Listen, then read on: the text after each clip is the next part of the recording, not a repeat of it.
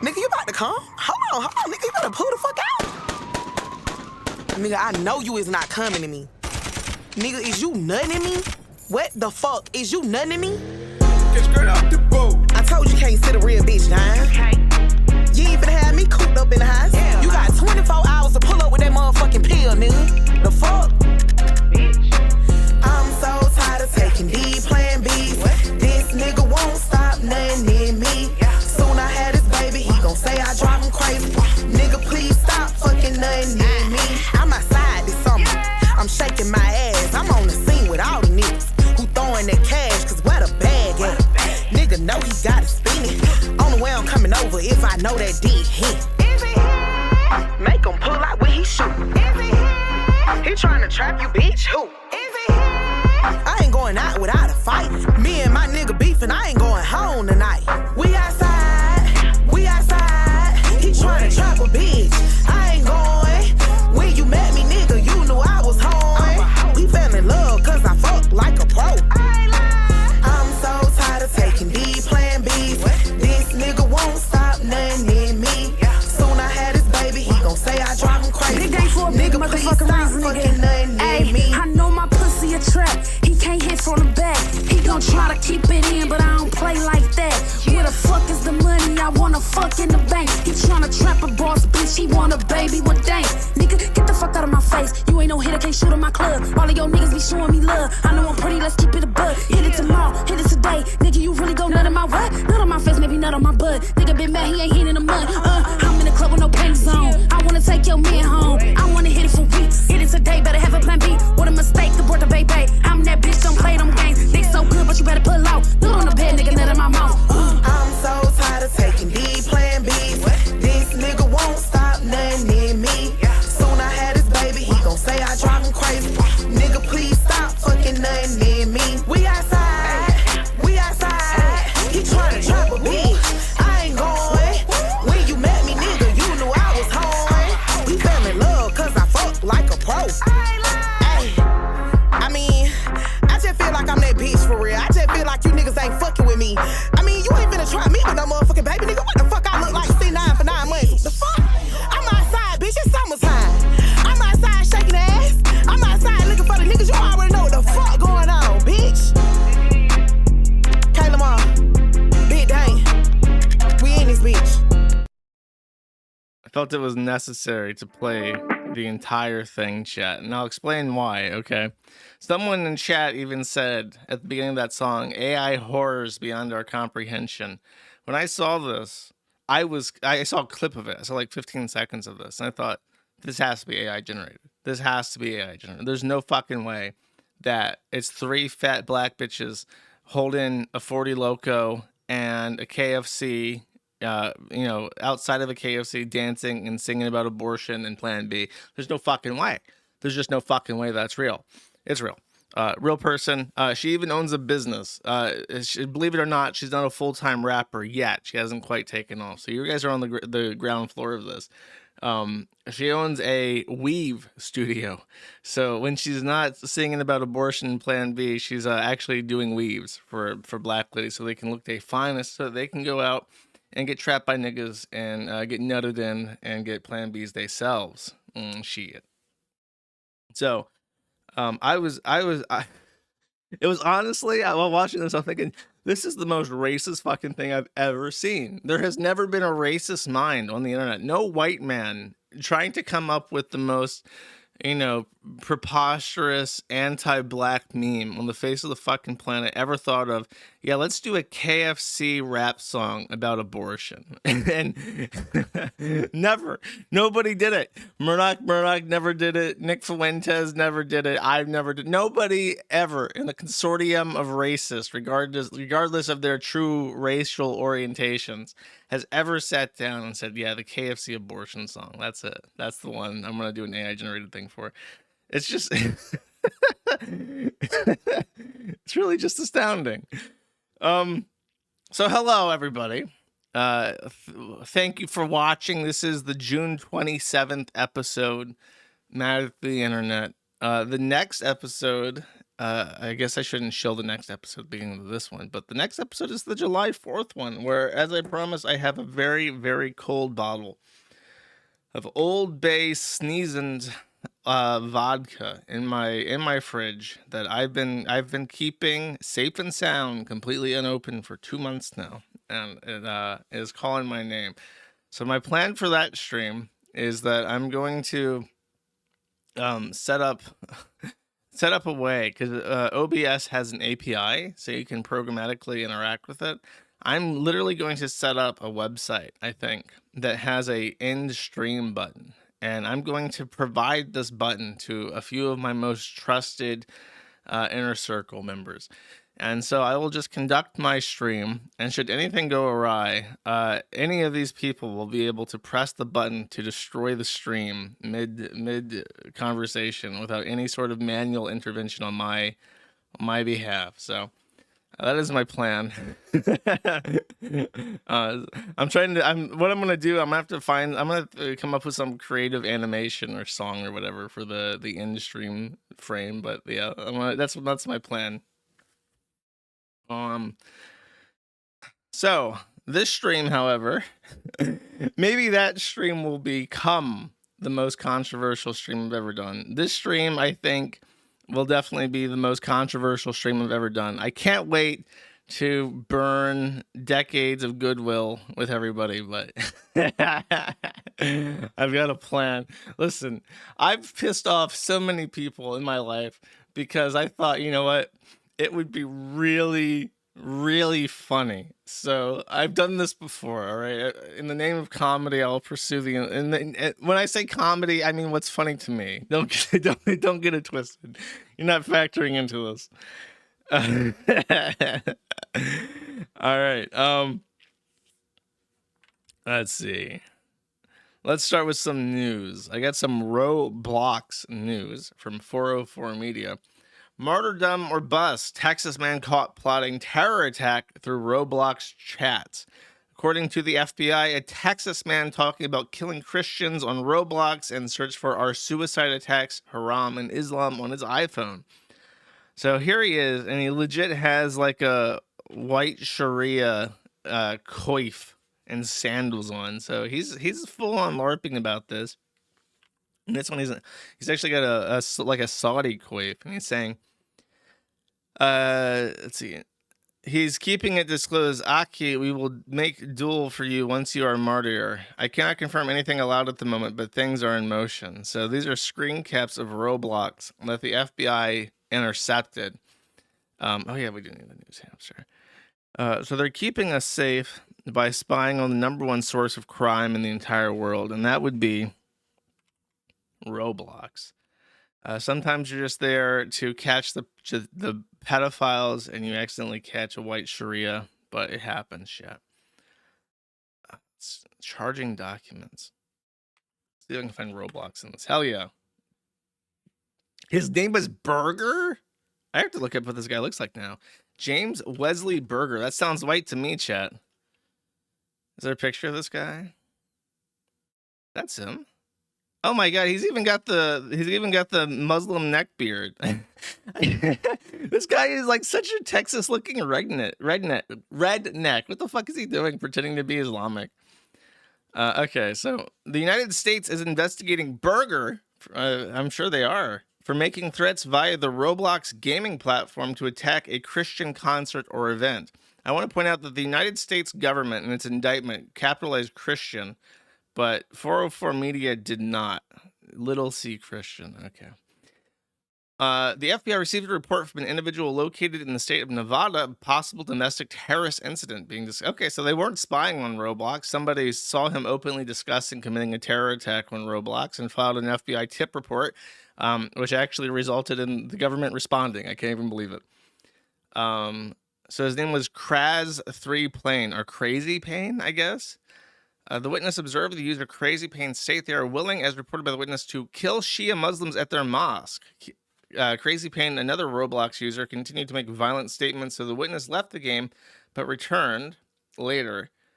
The witness observed Crazy Pain tell the other Roblox user, which I'm assuming is the guy with the red coif, because he's dressed in all white. It's hot as fuck in Texas. He ain't wearing no black. Let's see. He said to check his messages on Discord. Roblox replied to Crazy Pain saying they should delete the photograph of the firearms within the unknown Discord chat, saying, in case it was flagged as suspicious, the firearms should be kept hidden. He continued to speak on Roblox about the desire to commit martyrdom at a Christian event, that he wanted to bring humiliation to the worshippers of the cross. When the witness of Crazy Pain was asked if he was going to be at church service, Crazy Pain told them no, it was going to be at a Christian concert. Dude, the little kid. Okay, there's like a little kid. This is how I'm imagining this going down. There's a little kid who's the witness to this. And he saw that this guy was talking about an Islamic attack on the United States, and he left because he was like, that's freaky. And then he reported to the FBI. And then he thought, you know what? I should spy on these motherfuckers. So he goes back, and under the cloak of the veil of night, as a Christian spy for the Pope, for his holiness, he begins to ask a series of federal informant level questions regarding when the attack was, where it was, what would be used as the weapon. Just like, he's got like the Fed informant list just nailed down. It's like in his inner psyche. Let's see. He said it would be months, Shawwal and April. Based on my training experience, I know Shawwal is the 10th month of the Islamic calendar and follows Ramadan. It corresponds to March 31st to April 28th.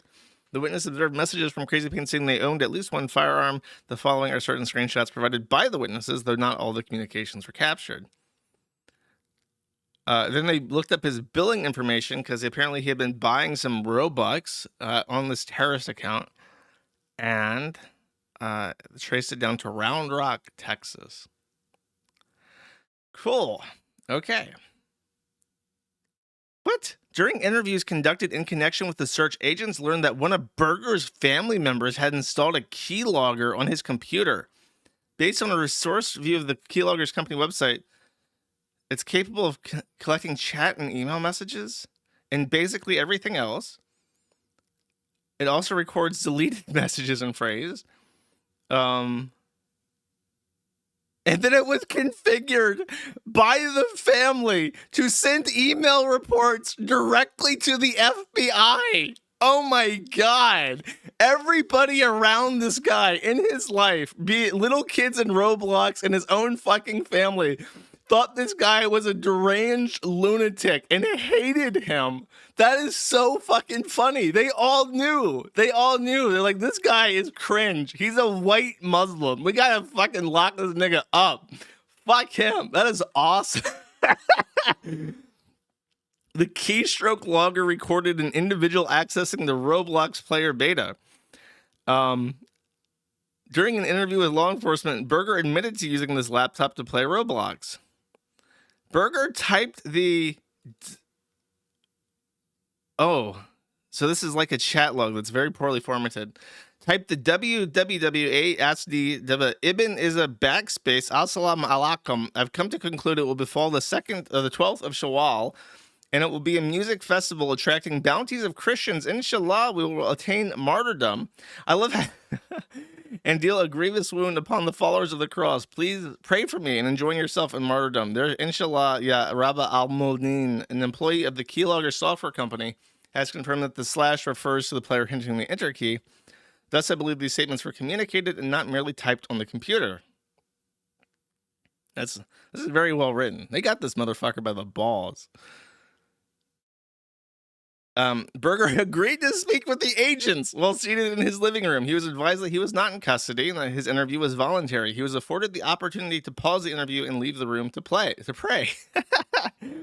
Asked about the goals of the threat against the Christian concert, Berger stated, at the time, it was a mostly heightened emotional response, but it certainly doesn't take away from the fact that, it is the concept of that would have occurred. The deaths of Christians, that's not something going or being shunned or shined away from. They were exaggerated. The end goal, it's the same. It hasn't shifted a bit. To obey and submit to the banner and laws of God or die trying. So that's the end goal. Get the hell out of the U.S. and if I can't, then martyrdom or bust. This guy is like a proper fucking Spurg lord. His entire family knew this guy's like a fucking Spurg, bro. He keeps talking about Islamic jihad and shit. We gotta fucking put a keylogger on his keyboard. He keeps playing that Roblox game. I bet you he's talking about like killing Christians at a concert on Roblox. That's funny.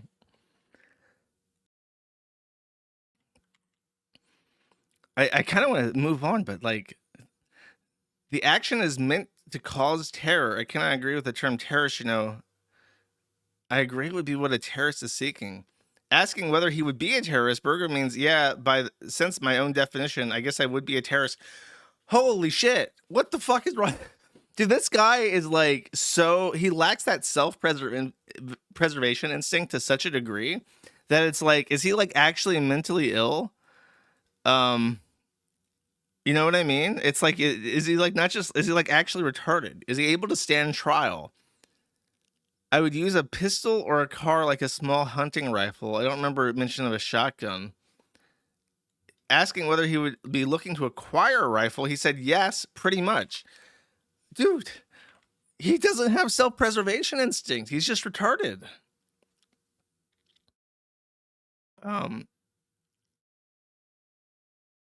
When I said the word grievous, Berger said the word wound, indicating he was aware of the specific statement. He said, how do you mean? He says, I asked, did you make that statement? And he said, yeah.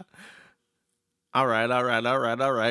Although Berger attempted to argue that Crazy Paint account in conjunction with another person, Berger admitted, yes, I use that account, and yes, I made similar statements. Okay. A search of Berger's Apple iPhone showed searches for, among other things, Lone Wolf Terrorist, ISIS. Lone Wolf Truck, ISIS propaganda. Which month is April in Islam? He didn't even know what a shawa was. He had to look it up so he could look like he knew what the fuck he was talking about. Festivals happening near me. Are suicide attacks haram in Islam? Ginger ISIS member. 38 round M14 G43X 223 G19 P8. These are all guns and calibers. Kill the disbelievers where you find them. Quran. Kill cops, not trees. What is the most effective knife type? What is the punishment for one who insults Allah or his messenger? Can Tao kill a woman who doesn't wear hijab? Is Abu Bakr a part of the Ahlul Bayt? Okay.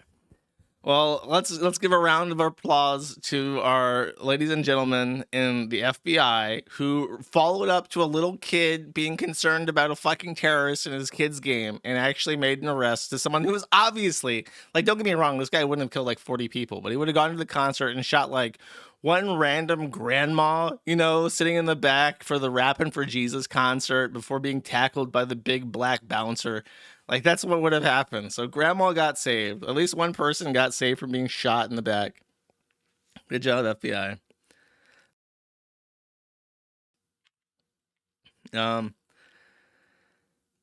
Next, payment processors are now censoring the furries. First, they came for the Nazis, and I said nothing because I wasn't a Nazi. Then they came for their shit posters, and I said nothing because I was not a shit poster.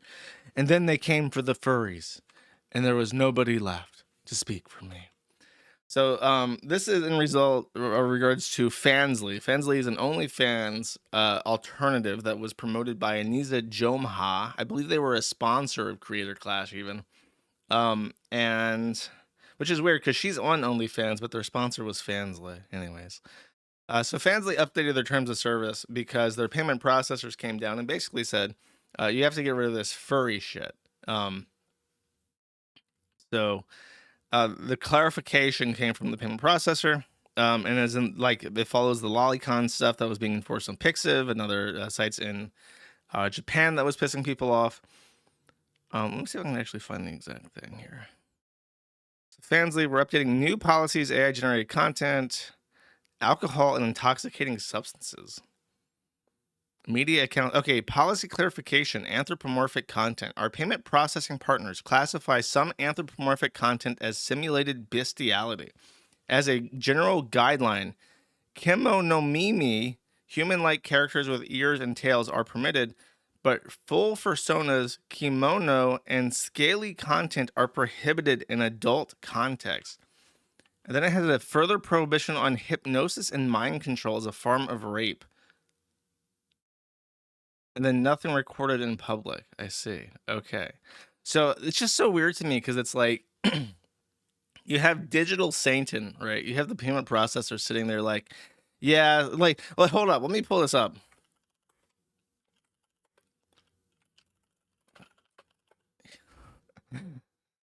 Here, it's this. It's this image, this old meme. And you literally have some fucking bean counting demon who works in like Visa Risk.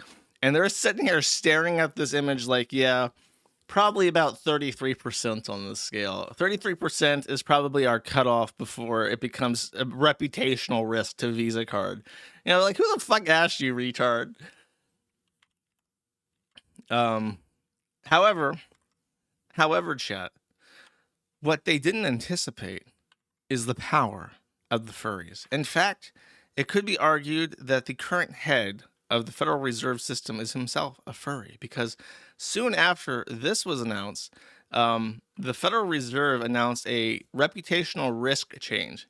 And in particular, before the Federal Reserve, in conjunction with other federal agencies, had requirements that financial services considered reputational risk in their loan and services underwriting. The Federal Reserve has joined other administrative agencies in lifting this requirement. So this is not like, okay, now everybody gets access to a payment processor. However, the requirement that they consider reputational risk is no longer a requirement. And I think this is like the last agency that has to lift this rule. So now the financial services and the banks can undo the reputational risk consideration. And they even say in this that they justify doing this because in the industry, there was a lot of complaints about this. So even the bankers were like, bro, this is fucking retarded. I don't give a shit about the reputational risk of associating with furries. Okay, I'm a banker. I don't have a soul. I'm already going to hell. I sold my child to Moloch. Okay, I don't give a shit. So the Federal Reserve is like, okay, look, the tides are changing. I guess we'll lift this one thing. Again, that doesn't mean that things have changed. It just means that they can change, which is better than where we were before, chat. That's positive. That's positive stuff right there. That's a good thing.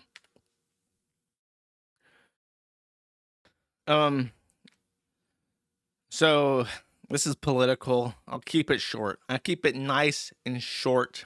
Cats, as it were. Okay. Here we have Donald J. Trump, President of the United States. Very, very spastic messages came from Trump in regarding a ceasefire. The ceasefire that he talked about was one of the weirdest ceasefires I've ever heard of. I don't think there's ever been a ceasefire like this in the history of mankind. Correct me if I'm wrong. I'm sure some military spurg knows that this is not true because, you know, the world's a big place. Lots of weird shits happen. But the ceasefire that he brokered between Iran and Israel was unilateral and had different terms. He told Israel they had 12 more hours after midnight to keep bombing Iran, and Iran had to stop retaliating against Israel. So it's a one-way ceasefire kind of imposed upon them. And I've never heard of that. I've never heard of a ceasefire that lets one side continue to lob bombs while the other did not. So the United States flew over with the B-52, the big, scary, pixelated looking jets, and they dropped 10,000-pound bombs to destroy Iran's nuclear program. Iran said there was no damage. The CIA says that there was actually catastrophic damage. And then Donald Trump said, look, mission accomplished here. Stop fighting. Actually, Israel can keep fighting 12 hours more because it's Israel, bro. Come on. It's Israel. You got to let them bomb you a little bit more. They gotta get the better deal. Otherwise, they're not going to accept nothing. So, apparently they agreed to this, and it happened so quickly. There was actually mass confusion on if Trump was just lying. And in fact, based on the timeline, it's entirely possible that Trump announced the ceasefire on his Truth Social or whatever, and then neither Israel nor Iran knew it was even happening. He just said it. I know this is I'm making this up. Maybe he did debate it, but in my head, he literally just went on Twitter or whatever and said, "Look, this ceasefire, it's happening at midnight, and Iran and Israel gets an extra 12 hours to bomb Iran." And both parties are like, "What the fuck?" I guess we got to do it. It's Trump. What are we going to do? So they both just agreed to it after the fact. Everyone was extremely confused for several hours trying to figure out if Trump was lying or not. And then Iran declared victory. Israel and the United States declared victory. Everyone's very happy, except Trump, actually, because when Trump said you have 12 more hours to bomb Iran, Israel was like, oh boy, Goyam, 12 hours where we get to punch and we can't get punched back? This is the greatest deal in the history of deals, maybe ever. So they just started bombing the fuck out of Iran immediately. And it was expected that, there's like a level of bombing and then the bombing would taper off over 12 hours. But Israel, when they got word that they could bomb with impunity, they just went crazy, right? So this was Donald Trump's reaction to hearing that Israel had just opened like a huge volley of missiles against Iran when the expectation was that they'd be coming the fuck down.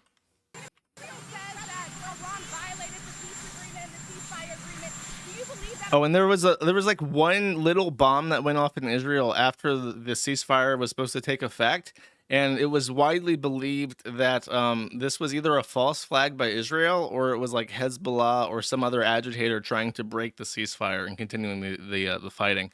But it was just one little bomb, and then Israel went crazy with all of its bombs. So this is what Trump's angry about. Yeah, I do. They violated it, but Israel violated it too. Israel, as soon as we made the deal, they came out and they dropped a load of bombs, the likes of which I've never seen before. The biggest load that we've seen. I'm not happy with Israel. When I say, okay, now you have 12 hours, you don't go out in the first hour and just drop everything you have on them. So I'm not happy with them. I'm not happy with Iran either. But I'm really unhappy if Israel's going out this morning because of one rocket that didn't land, that was shot, perhaps by mistake, that didn't land. I'm not happy about that. You know what? We basically have two countries that have been fighting so long and so hard that they don't know what the fuck they're doing. Do you understand that? It's just such a perfect incantation of fuck. Not many people can land fuck like that. And even the people that can, they can't do it all the time. You have to be actually really pissed off to say it like that. One more time. I like the entire part where he stops talking the first time. And then the press starts like yelling at him, right? And he's not looking at the press. All this noise is coming from the press. He's like staring off into the distance. He's staring out over the Potomac or whatever. And he's like, man, I fucking hate Israel. That's the face of a man looking at the beautiful Potomac and thinking, I fucking hate Israel. You know what? We basically have two countries that have been fighting so long and so hard that they don't know what the fuck they're doing. Do you understand that? And he's not even responding to anything anybody asks. He's just telling them. He's like, I'm so fucking angry about this. And when I saw this, I put this on Twitter. And by the way, banger, 1.5 million, almost 3,000 likes. Let me shrink this so you can see it with the hamster on. But it says, this was an interview with Gates. If I remember correctly, this guy was the Secretary of State for like 4 different presidents. I can't remember what his exact role was, but he was being interviewed for a official record of the White House, and it was the oral history of George H.W. Bush, so the first Bush in the 90s. And I've never heard of this before, but apparently the White House historians, sometime after a president's out of office, will try to interview orally as many people associated with the administration as possible so that it can all be documented for the Library of Congress. And we have this wonderful historical record of the presidents, including memoirs of living people who may not write books about their experiences. And in this instance, Brands, who is the historian, asked Gates, was there anyone that George H.W. Bush actively disliked? And Gates replies to him and says, Shamir. Shamir was the president of Israel at the time that George H.W. Bush, or the prime minister of Israel at the time H.W. Bush was the president of the United States. And he says this, Shamir, but I will say this, every president I worked for at some point in his presidency would get so pissed off at the Israelis that he couldn't speak. It didn't matter if it was Jimmy Carter or Jerry Ford or Ronald Reagan or George H.W. Bush. Something would happen and they would just absolutely go screw themselves right into the ceiling. They were so angry. And they just sort of rant and rave around the Oval Office. I think it was their frustration knowing that there was so little they could do about it because of domestic politics and everything else that was so frustrating to them. But he did not, I think, care very much for Shamir. I'm trying to think about others, but I can't think of any others. So this guy, who is one of the closest people to H.W. Bush, is asked the question, who doesn't he like? And he goes off on this lovely tangent about how every president that has ever served the United States since JFK, probably, maybe even before, would just think about Israel and something that they were doing at the time and get so angry. And they just know because of the Congress and because of apex control over the Congress, there's nothing they can do about it. Other famous instances of this include, by the way, Israel stealing enriched uranium from the United States. In fact, the company that we paid to enrich uranium was founded by the Mossad, and the owner of it was a Zionist Jew, and he exfiltrated enriched uranium to Israel so that they could make a nuclear bomb. In fact, it's believed they have access to a hydrogen bomb because they detonated the bomb off the coast of South Africa one time. And we couldn't stop them. We couldn't stop Israel from making a fake uranium enrichment company and exfiltrating uranium to Israel and detonating hydrogen bombs off the coast of South Africa. We just couldn't stop them. That's a conspiracy? I don't think that's a conspiracy. I think there's even reports from the CIA where they talk about how this happened and how they let it happen, basically. So there's that. There's the time that, by the way, this woman, let me just show you this. This woman was the prime minister of Israel for a long time.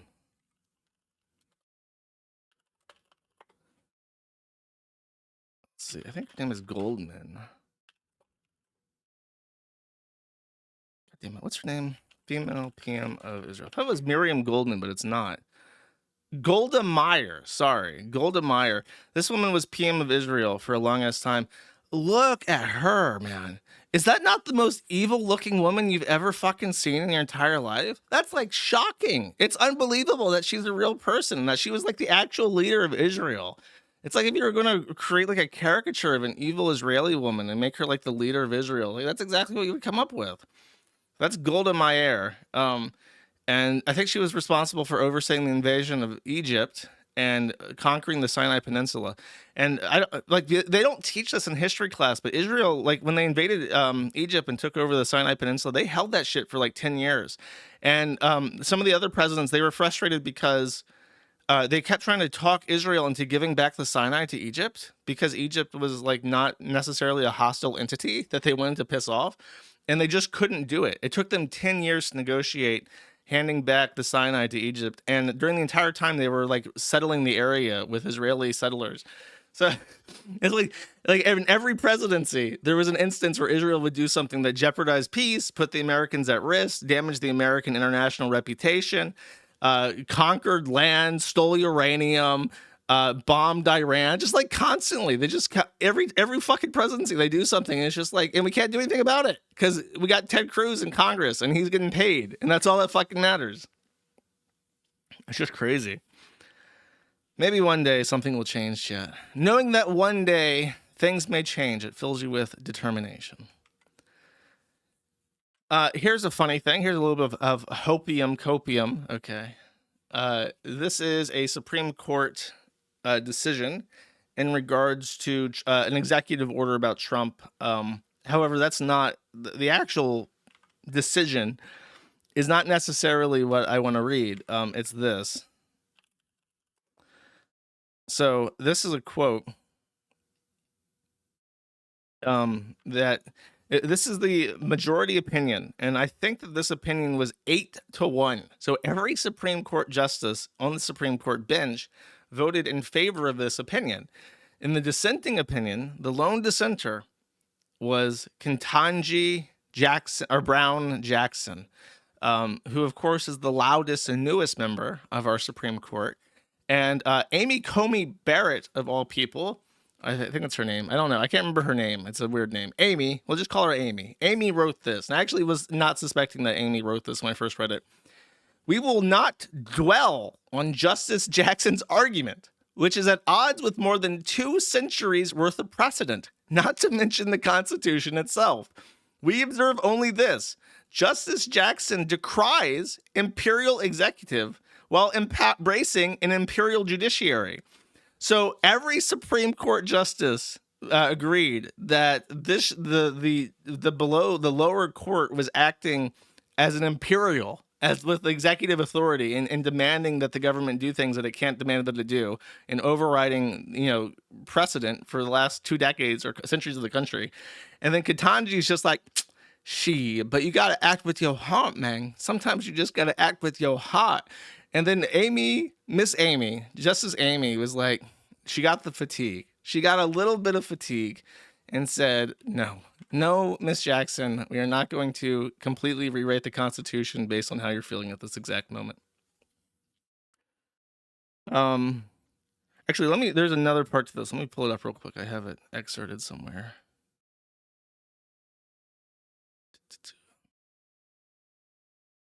I sent this to Hardin, which is why I have excerpts of it.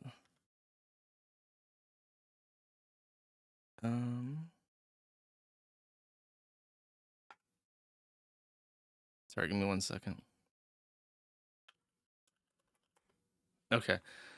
No one disputes that the executive has a duty to follow the law, but the judiciary does not have unbridled authority to enforce this obligation. In fact, sometimes the law prohibits the judiciary from doing so. Observing the limits, she cites James Madison. Observing the limits on the judicial authority, including as relevant here, the boundaries of the Judiciary Act of 1789, is required by a judge's oath to follow the law. Justice Jackson skips over this part because analyzing the government statute involves boring legalese. Post at 3. So at some point, Miss Brown decides to complain about boring She's a Supreme Court justice. There should be no such thing as boring legalese to a Supreme Court justice. If you put down a 500-page tax court ruling in front of a Supreme Court justice, he should be like, oh boy, reading material for the next 2 hours. It's like, I can't wait to dive into this succulent meal of boring legalese. If you put that shit down from a Thomas Clarence, he'd be reading it in bed at night with his nice little nightcap on and his pajamas and shit, putting himself, but he wouldn't be able to go to sleep. It would be a bad idea because he would just be so riveted by the tax court documents. He wouldn't be able to go to sleep. Miss Jackson, however, I ain't reading all that. she gets a court opinion and she's like, I ain't reading all that. That's nice. I'm glad for you though. We're sorry that happened. Whatever. So involves boring legalese. She seeks to answer a far more basic question of enormous practical significance. May a federal court in the United States of America order the executive to follow the law? In other words, is it unnecessary to consider whether Congress has constrained the judiciary? What matters is how the judiciary may constrain the executive. Justice Jackson would do well to heed her own admonition. That's a $1 million word there. Admonition. Everyone from the president on down is bound by the law. That goes for judges too. That is fucking crazy. I have never read anything so scalding directed at another Supreme Court because they work together. It's like you have if you work in an office and you have 9 coworkers and you just sit down and like, God, you're so fucking shit at your job. You know that? Like that's going to spike some tensions. And it's especially hard when you go to an office and you're all lifetime appointees. You're all going to be there for the rest of your fucking lives. And she's been there for less than like 2 years and you're already like, bitch, shut the fuck up. That's going to make things a little bit tense moving forward for the rest of your fucking life. That's just crazy. I just saw this and I couldn't even believe it. I thought it was fake. I had to look it up. And sure enough, it was a brand new opinion. I'm just like, holy shit, I've never read anything like this before, man.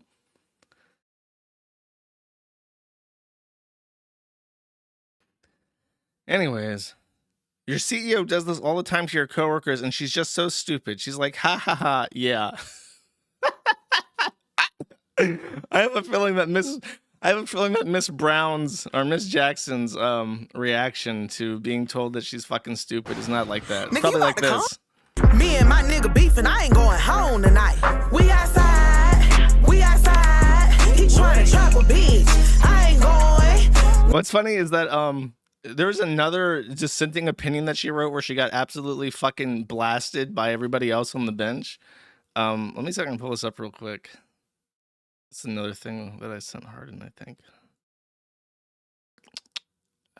Shit. I do have a save of it. I actually like physically saved the HTML file. Can this work? Here we go. Justice Jackson's misguided attack on written law. Actually, this wasn't even what I was looking for. Hold up. This one. Jackson Declaration of Independence. Okay, so the New Yorker wrote this. She issued a dissent where, again, everybody on the bench was like, are you like a fucking retard or something? And the media came out and said, like, yes, Queen slay. This is Justice Ketanji Brown Jackson's Declaration of Independence. She's no longer afraid to play nice with the conservatives. She's going to do her own thing and issue her own dissents, even if that means breaking with her liberal counterparts on the bench. Like, maybe she's just fucking wrong. Maybe if Sotomayor and the other bitch is like, are you retarded? Maybe she's just wrong. But no, the New Yorker is praising her. Yes, Queen. Dun, dun, dun. All sick of these Plan Bs. And it's just like, maybe she's unfit to be a Supreme Court justice.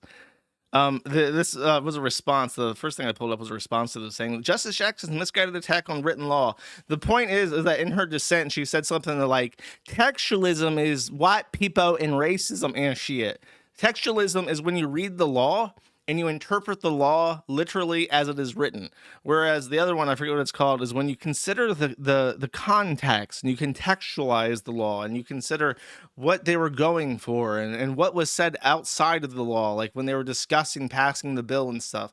And she's like, we need to consider the context. You got to put this in the context to see that I'm right and shit. And it's like, no, you should enforce the law as it's written, is usually how the court handles things, but not always. Not always, chat, but generally you want to stick to the law as much as possible because the law, technically, supposedly, is the will of the people because Congress passes it and Congress represents the people, right? So therefore, what is passed into law is considered the will of the people, and that's why it should be interpreted literally. But unless you're Ketanji Brown Jackson, then you didn't gotta consider the context of white supremacy and shit, man. Awesome, cool, very nice. Let's get out of the politics real quick. Actually, there's a little bit of a segue, political segue. We have our vice president, J.D. Vance, shitposter in chief, joined Bluesky, and he joined Bluesky to shitpost about, I think, trannies. This was the Tennessee tranny thing. So he says, hello, Bluesky. I've been told this app has become the place to go for common sense political discussion and analysis, so I'm thrilled to be here to engage with all of you. To that end, I found Justice Thomas's concurrence on medical care for transgender youth quite illuminating. He argues that many of our so-called experts have used bad arguments and substandard science to push experimental therapies on our youth. I might add that many of those scientists are receiving substantial resources from Big Pharma to push these medicines on kids. What do you think? For this alone, which is not a particularly inflammatory piece, he was banned. I'll remind you that Liz Fung Jones is like an investor into Bluesky, so he owns a part of it, which is why if I even make an account and don't post, I will immediately be banned. I've actually sent in appeals and asked, like, hey, can I get an explanation why my account was banned? Because I had something like Joshua Moon at Bluesky.app. I was like really early to signing up to it. And I was nuked before I even posted because Liz Fong Jones watches the Kiwi Farms. And when I posted my Bluesky account on the Maddie thread, he got it banned because he's in somewhere high up in their orchestra. So Vice President of the United States of America post just a question, really not even something too inflammatory. Just post a question like, hey, this is the Supreme Court ruling. This is going to decide how certain people live in this country. What do you think about it? And he's banned. Once they realized, because he went back onto Twitter or Zitter, and he posted that he got banned on Bluesky and basically made fun of them for being shit. They immediately unbanned his account, but obviously the damage is already done. You don't get to do that. You don't get to unban the account after you already make the mistake and be like, whoops, sorry about that. However, JD Vance, after joining Bluesky and posting 3 messages, rocketed to the #1 position. I think that this has changed now. Jesse Singal has lost his first place most blocked account on Bluesky, usurped by Vice President Shitposter in Chief JD Vance 1. Competing very close with Mark Cuban and Brianna Wu, who was going to get 2 mentions this stream for some reason. J.K. Rowling, by the way, threw down the gauntlet and said that she could beat all of them if she joined Bluesky, which would be very funny. However, I don't co-sign that, chat. I don't think that people should be drawing attention to Bluesky. As I mentioned before, Bluesky is like semi-federated, so it's trying to pretend to be the Fediverse, where it's like we're totally federated, guys. But the way that it works is just like not. It's not that. It's not email. It's like a centralized service, but they give you permission to use your own resources to host certain things. But really, all of their shit is centralized, and the only decentralized parts are like non-essential functionality. You don't actually store any of your data. You don't distribute the data on your own. There is no web of trust. There is a central authority that is the Bluesky thing that Liz Fong Jones controls, and the auxiliary components of this are superfluous and not they're just decorative, basically, is the best way to describe it. It's not actually a federated service. But because they're pretending to be federated, there are certain things that are available to the public that are not usually available for a properly centralized service. And in particular, statistics, which are some of the most important metrics and data available to a platform, is its statistics, because you can measure the health of a website. You can measure the impact of certain events on a website's popularity and what people talk about.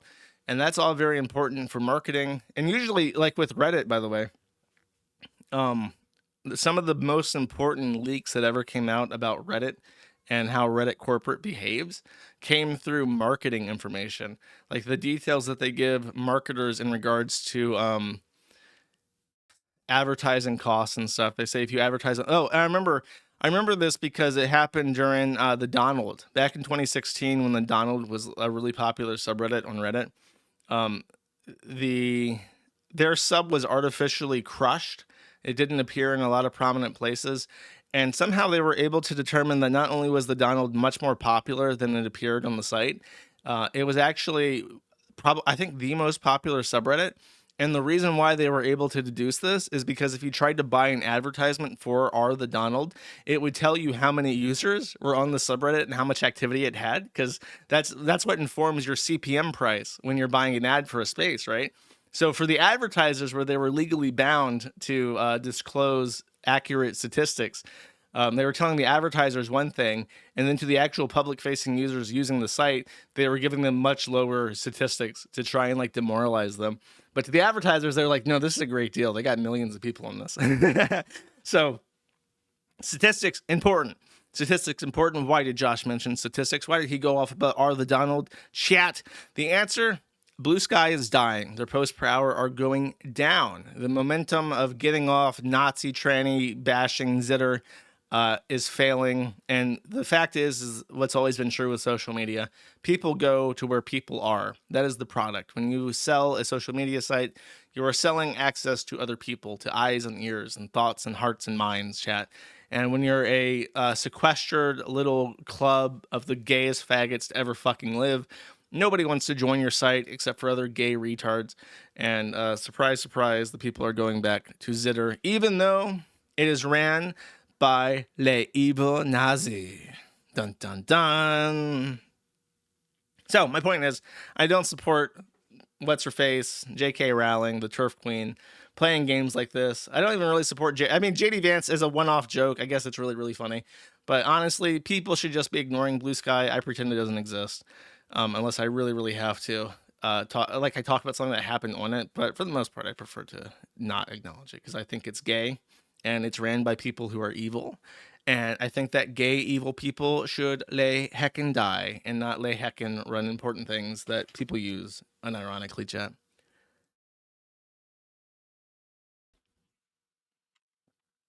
Next. James Stefani Sterling, also known as my most favorite wrestler of all time, the Stardust. And what has James Stefani Sterling been up to, chat? He has formally renamed his channel from the Jimquisition to Stefani Sterling, though he has not changed his @tag from Jim Sterling. But he's a heckin' valid NB. So, you can call him James, you can call him Jim, you can call him Stefani, you can call him the Stardust. It doesn't matter, chat. It runs off him like water off a raincoat because he is a NB and heckin' valid, chat. One other thing that he did, interestingly, or two things actually. First of all, he's changed his. I didn't even realize that he's holding a toy in these thumbnails. He's holding different toys in the thumbnails. Mostly this boat. I don't know what the significance of the boat is.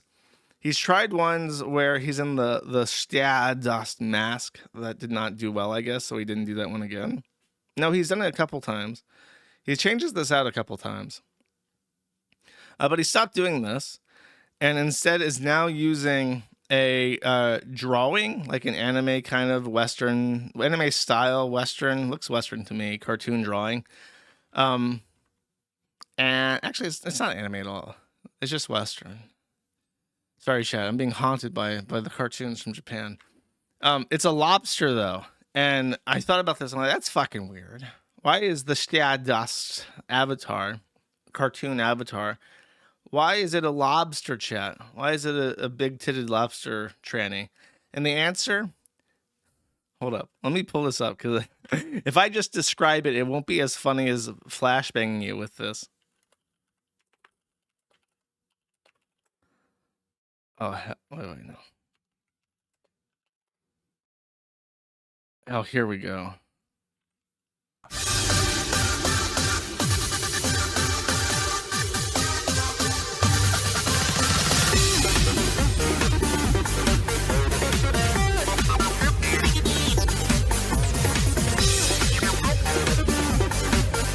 Where's the lobster claw?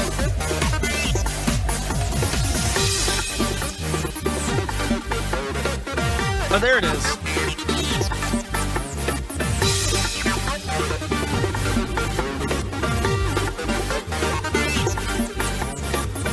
So he considers, unironically, this to be one of the funniest skits he's ever done. He's played it a bunch. And at the very end, he has these rubber lobster claws. And for some reason, he is so enamored by the lobster claws that I'm almost 100% certain that he is using lobster claws for his new avatar because he loves that skit so much. This is, by the way, you know how like PPP has like every fact about iDubbbz and Nick Fuentes recorded to memory? Jim Sterling is one of my personal fascinations. And as a result, I have like absolute, for a guy who can't pronounce any words right and who forgets everything all the fucking time, I've got the Jim Sterling lore on fucking lock. I'm like, the lobster claws. That's a reference to the Bethesda dance. What a valuable, how big is a human brain, chat? There's a significant chunk of that dedicated to James Stefani Sterling Stardust lore.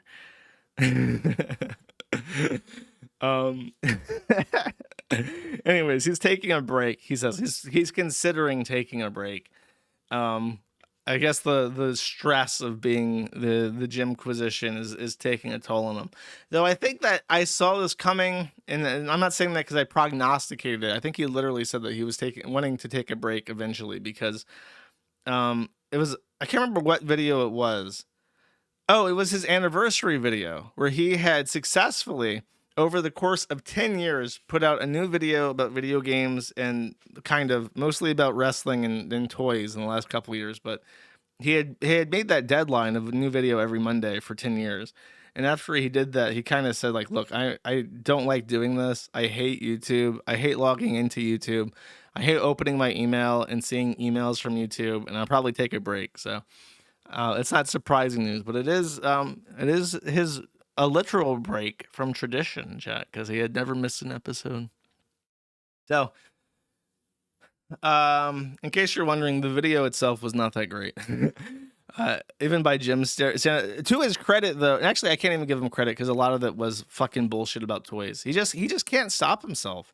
He just like injects so much garbage. He's like addicted. I honestly think that in his free time when he's like popping oxycodone or whatever and like lounging around in his chaise lounge and in his room surrounded by toys, I honestly swear I think he has like a YouTube playlist that has nothing but like TV advertisements for toys from the 80s and 90s, and he just like eats and takes pills and drinks and watches these advertisements on loop, and when one particularly enamors him, he injects it into his next video for the next Monday. That's the only explanation that I have, because it's always different and it's always like it's unrelated, you know. At least when I pick my music for my streams, I try to get it at least semi-topical sometimes, but it's like that but with cartoons or advertisements for kids shit. It's truly strange. And with that, actually, News Hamster, you are dismissed. Thank you. Next. We have an important update from Kaceytron. And I think it's really important. This is about the H3 lawsuit, and this is her statement. She really, really wants you to hear this. So I'm actually going to honor that request. And I'm going to play this for you guys, okay? People, a lot of fucking loser incel men who have a hard time deciphering right from wrong. To anybody that's looking for a space, that isn't afraid to speak up for those marginalized, that isn't afraid to call out some of the man's club that dominates so many online spaces unchecked. That's me, chat. That likes to keep up, you know, if you like to keep up on the drama. Wait, hold on. Like I said, I didn't proofread this and my grammar is not correct. But anyway, what I was trying to say.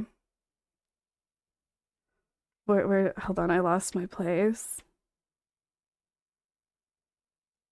Oh yeah, if you're somebody that's been looking for a fucking space, that isn't afraid to speak up for those marginalized, that isn't afraid to call out the man's club that dominates so many online spaces completely fucking unchecked, because so many fucking other people are afraid to call it out because they're afraid of, you know, poking the hornet's nest. Let me just say, like, fuck these losers. Fuck these losers. Not the people who are afraid to speak out. I get why they are, but the incels. But if you like to keep up with the reality TV drama, if you like to do some girling and gang and thing and whatever you do, welcome home, girls. Welcome home, little girl. You found your home.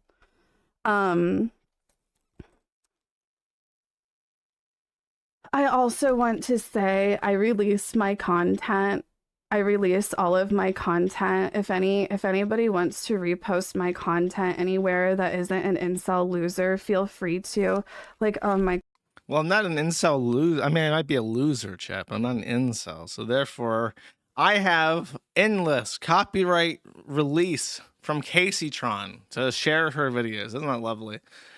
Of course, all my videos are fairies criticism commentary, and news reporting, chat. I realize that's another one. As the Supreme Court said that all citizens are journalists, so I am when I use clips specifically. She's like an actual weed addict, and her brain is completely fucking fried. By the way, someone clarified for me in the Maddie stream, the Maddie thread on the forum. I played a clip last stream that had 2 excerpts from the Kaceytron live stream, and it was just a cacophony of noise, like farting sounds, fucking nonsense, like slot machine sounds. And I'm like, is this like a detractor edit? Because, you know, with DSP and other lolcows, when there's copyright issues in particular, they'll take the video, they'll overlay some bullshit, they'll add some sound effects to try and like feign fair use or whatever, or make enough of a fair use argument that you don't want to sue over it. That was her actual unedited stream.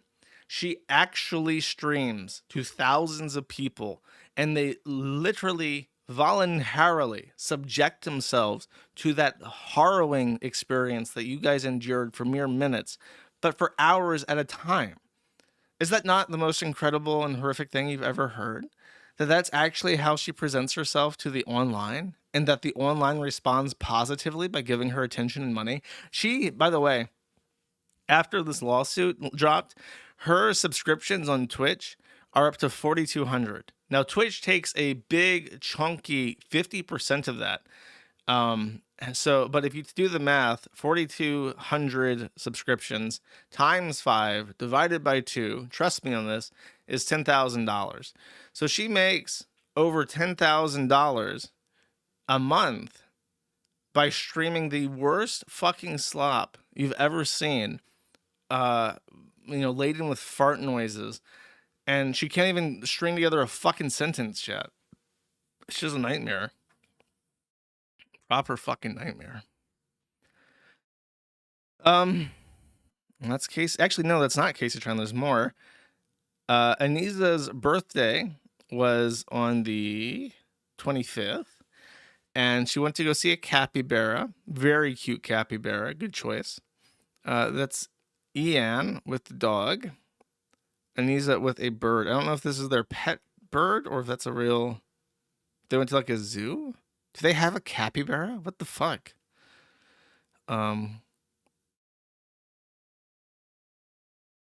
Capybara. Capybara seems annoyed by her, but, you know, such is life. They always look like that, to be honest with you. Rusty Shackleford says, wait, you and Ethan have the same birthday? And she says, Soulbound, it was destiny for us to battle on this mortal plane. Wait.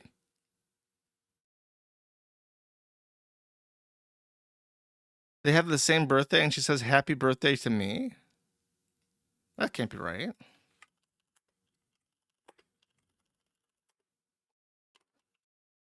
That's not possible, chat. iDubbbz's birthday. His birthday is October 1st. She's like lying. She's like, she forgot his birthday, chat. She doesn't know her husband's birthday. So on her birthday, she decided to use the birthday spirit to endow some goodwill, birthday blessings, to Kaceytron, saying, for my birthday, I would like everyone who can afford to go donate to Casey's GoFundMe for legal fees. It would mean so much to me. I started y'all off with my own donation, so you know how important it is to me. Thanks in advance. Love you all and appreciate the happy birthday wishes. And this is, oh, look, she changed the logo. I pointed out how horrific oh my God, her GoFundMe logo was from last stream. It was like a picture of her, like as ugly as possible, with like her eyes bulging out weird. And I guess she took my advice and said, you know what, that is probably not how I want to portray myself on the internet. So she did change it, it appears. But Anissa Jomha gave $1,000 to help the poor little Kaceytron, who only makes a measly $10,000 a month off Twitch. Hopefully that will help. That's literally all. She had to dip into her SSRI funds for that shit. Actually, she's back in Canada now, so I think the Canadian taxpayer is paying for it. Maybe that's why she had $1,000. Now that she's back in Canada, Canadians are paying for the SSRIs. Well, that frees her up from the American healthcare system to give as much money as she can, chat. That's very nice. And then Kaceytron replies again to a little slappy fight with Hambly and says, this isn't about copyright. This is about evoking incel support. As someone who has been the target of incel harassment for plus 10 years, there's a lot of them, and few who speak up against it. Men who delight in humiliating women for clicks. I am so tired of being a target of this. So her being sued for copyright infringement is not merely her being sued for copyright infringement because she chair streamed an H3 video and then ignored his copyright takedown notice. It is about fighting the incel chuds, chat. H3, by the way, posted an update. Because he chose to sue 3 women, many people were concerned about his incel chudliness. And H3, of course, being a progressive retard reformed Jew living in LA, took that to heart and said, okay, I gotta do something about this misogynist label. So he posted this. He said, "Good evening. I've been thinking deeply about everything going on, specifically about the accusation that I'm a misogynist for suing 3 women. You are all correct that it's not fair. That's why I've decided to add SeanDaBlack to the lawsuits for gender equality. Sean, be sure to thank all your snarker friends for their constructive advice." To which Sean replies, "The fuck?" So now we have 3 women and a black guy, just to make sure nobody can call Ethan Klein a misogynist. Very nice, Ethan. I gotta say, I'm quite impressed by our boy and his incel chudly behavior.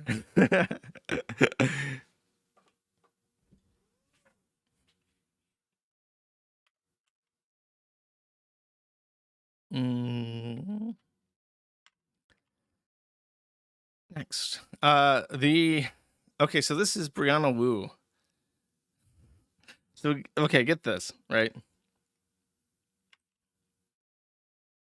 Zoe Quinn was popular.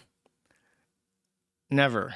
But she was most notable during Gamergate, which was 11 years ago. I have to like put up a timer somewhere. I have to have like an actual clock on my wall. You know how like in like banks and the stock exchange, they have all the clocks that let you look up and say, oh, it's like 3 p.m. in Tokyo or whatever.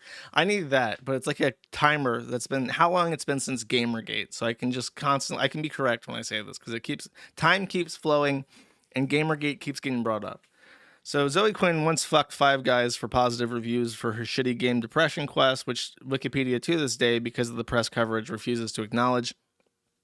During Gamergate, there was a little bit of a catfight. Brianna Wu, at some point, declared herself the primary target of Gamergate, to which Zoe Quinn had a confused face about because she was actually the primary target of Gamergate because she's the one that fucked 5 guys to get the positive reviews for her shitty Depression Quest. Brianna Wu literally fabricated evidence to inject herself into Gamergate for attention. And because Brianna Wu had connections in the press, was able to actually do this successfully. Zoe Quinn has basically chat,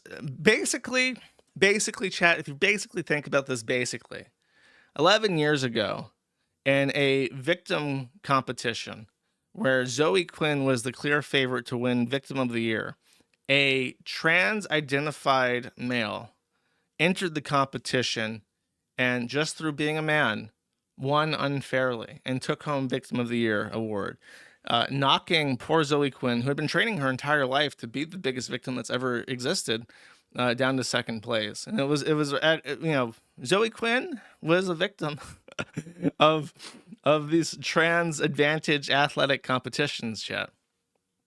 And unfortunately, just because of the time and the year it was and the politics of that era, Zoe Quinn could not come out and say that it was fucking bullshit that this tranny was lying and making Gamergate all about their self when they were the main target.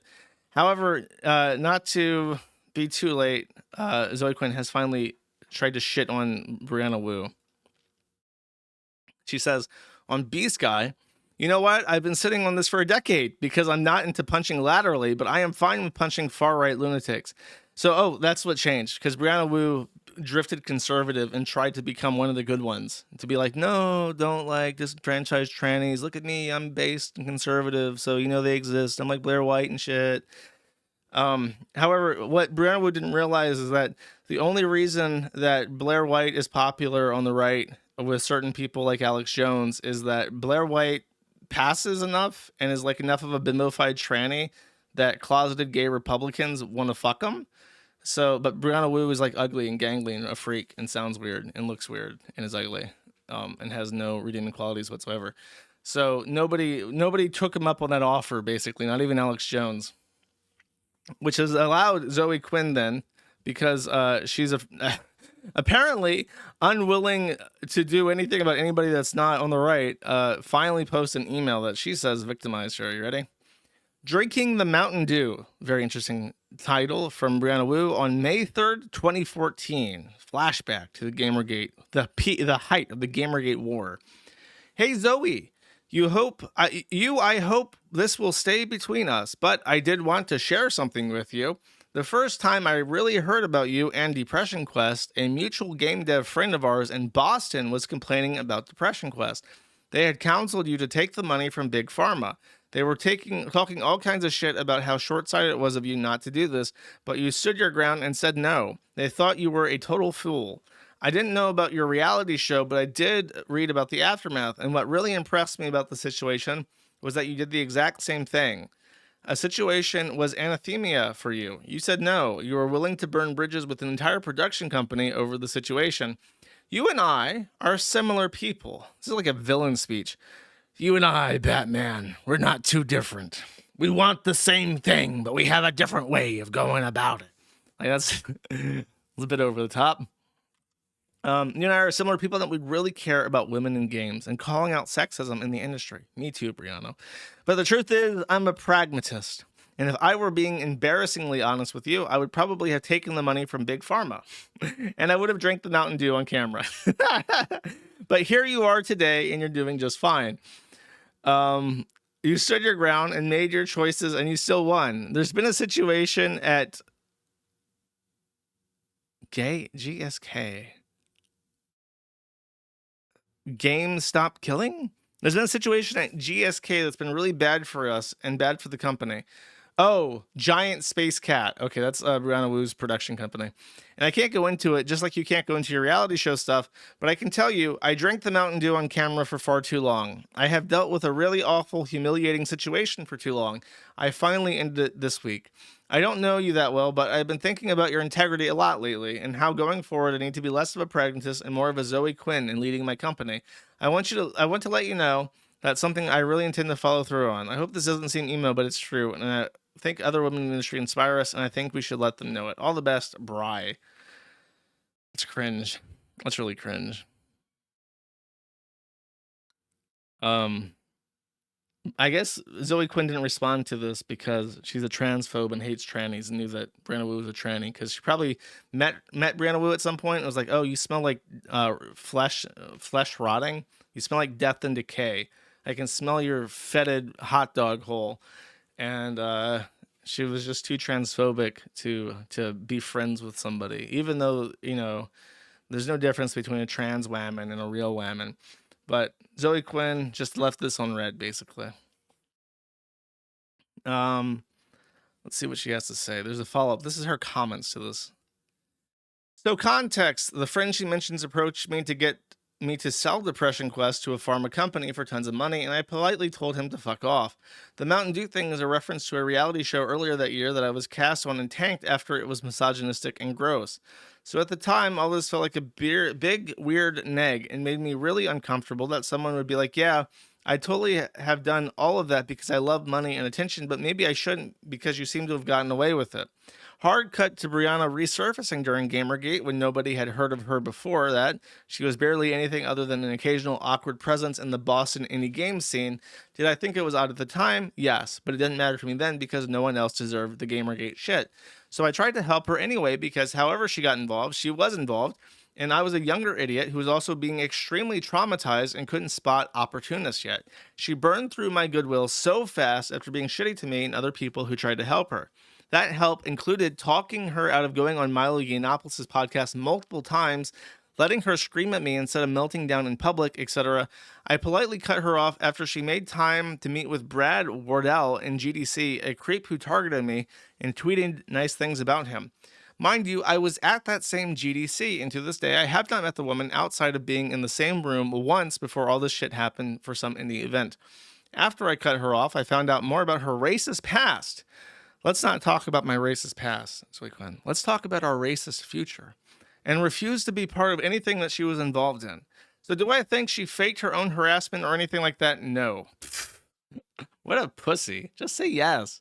Just say that this gross tranny is a loghouse Republican and always was and was a racist cunt in the past and then became a woman, quote unquote, and then tried to steal all my glory for money because they're a opportunistic, thieving freak, mentally ill.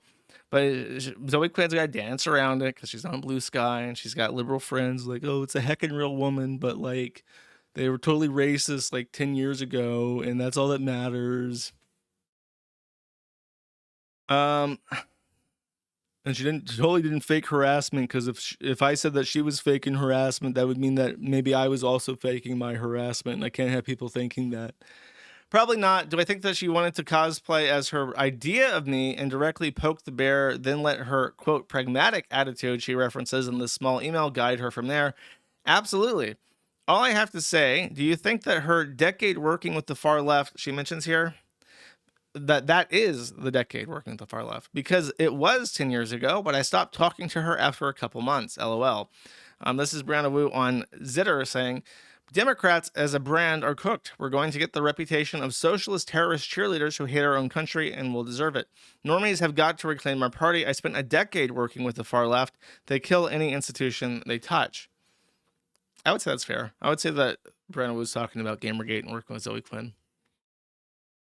Zoe says, anyways, people have no idea how much fucking restraint I've had toward a number of people over the years, but she doesn't deserve that protection these days because she's attacking vulnerable communities. It healed something in me to see that she's the fourth most blocked person on this app, LOL. Anyways, it's a lovely afternoon, and I have peppers to blister. That's nice.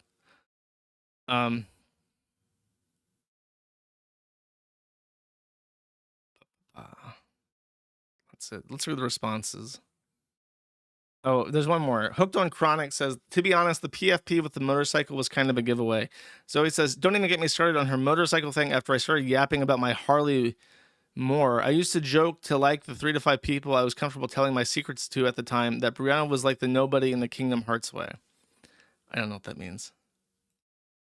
Okay, reactions. Patrick Klepek, which is a familiar sounding name, says she tricks so many damn people. E says, I attended that panel at the University of Northern Iowa years ago. Excited to see you and get a robust discussion about Gamergate that feels like several lifetimes ago. Bill Bone says, lol, this is how I found out you popped out of your hole. Welcome back, bud. And Zoe says, William, I guess there's like a Gamergate reunion. Now that there's like a loser table on the social media, the loser side is getting around and jerking each other off. Philip Tibetowski says, the way this is written, I don't even know how to describe it. Amazing. Kate Bush's husband says, holy fucking shit. Randy Lee Harper says, holy shit. I have spoken to Randy Lee Harper once. Here's a fun fact. Randy Lee Harper told me, I think Randy Lee Harper was literally who? Four. Zoe Quinn was literally who one. I think that Anita Sarkeesian was literally who 2. Brianna Wu was literally who 3. And Randy Lee Harper was literally who 4. Randy Lee Harper is an actual game dev. Of all the 4 people, the feminist SJWs of Gamergate, by the way, Randy Lee Harper is like the most legit. She's actually contributed code, I think, not just like documentation of this, but actual code to the Linux kernel. And she knows how to actually program games. So, which is why she's fat and the least attractive. So, I spoke to her, and actually, that's really mean because I'm comparing her to Brianna Wu in this instance, which is not true. I'm just saying that's very mean. I feel bad now. Anyways, I spoke to her on Facebook very briefly, like in 2014, and she told me that the literally Who's had made a pact to say that they would never, ever, ever talk about Kiwi Farms because talking about 8chan is what made 8chan take off. So there was like an actual media blackout on discussing the Kiwi Farms because they didn't want to make the Kiwi Farms bigger than it already was. So if you ever go back through Gamergate and you look through all the tweets of Zoe Quinn, Randy Lee Harper, Brianna Wu, etc., none of them ever mentioned the Kiwi Farms even a single fucking time, ever. And that was because there was an actual blackout to conspire against me. Kaylin Wash says, it's been so fucking frustrating having watched her get her plausible deniability grift shenanigans on over the years that's almost a relief that she decided to go mask off so we can just drag her ass with impunity now.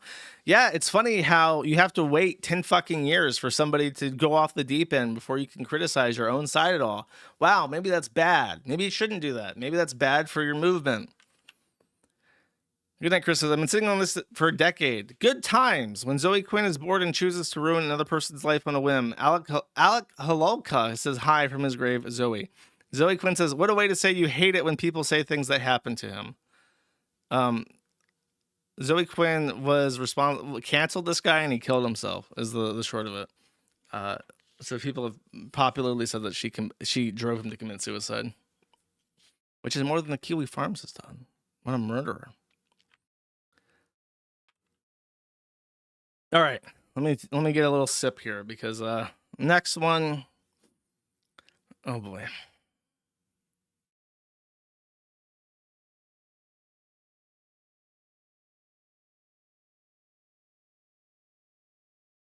Speaking of people driving people to suicide who are not the Kiwi Farms, we have Michaela Rains, who is the founder of the Save a Fox Foundation, who committed suicide this week, allegedly over a sustained harassment campaign from a Reddit snark subreddit. There is a lot to this, and I'm going to give a very, very surface level observation, basically with the limited time and interest that I had in this. This is what I was able to scrape together.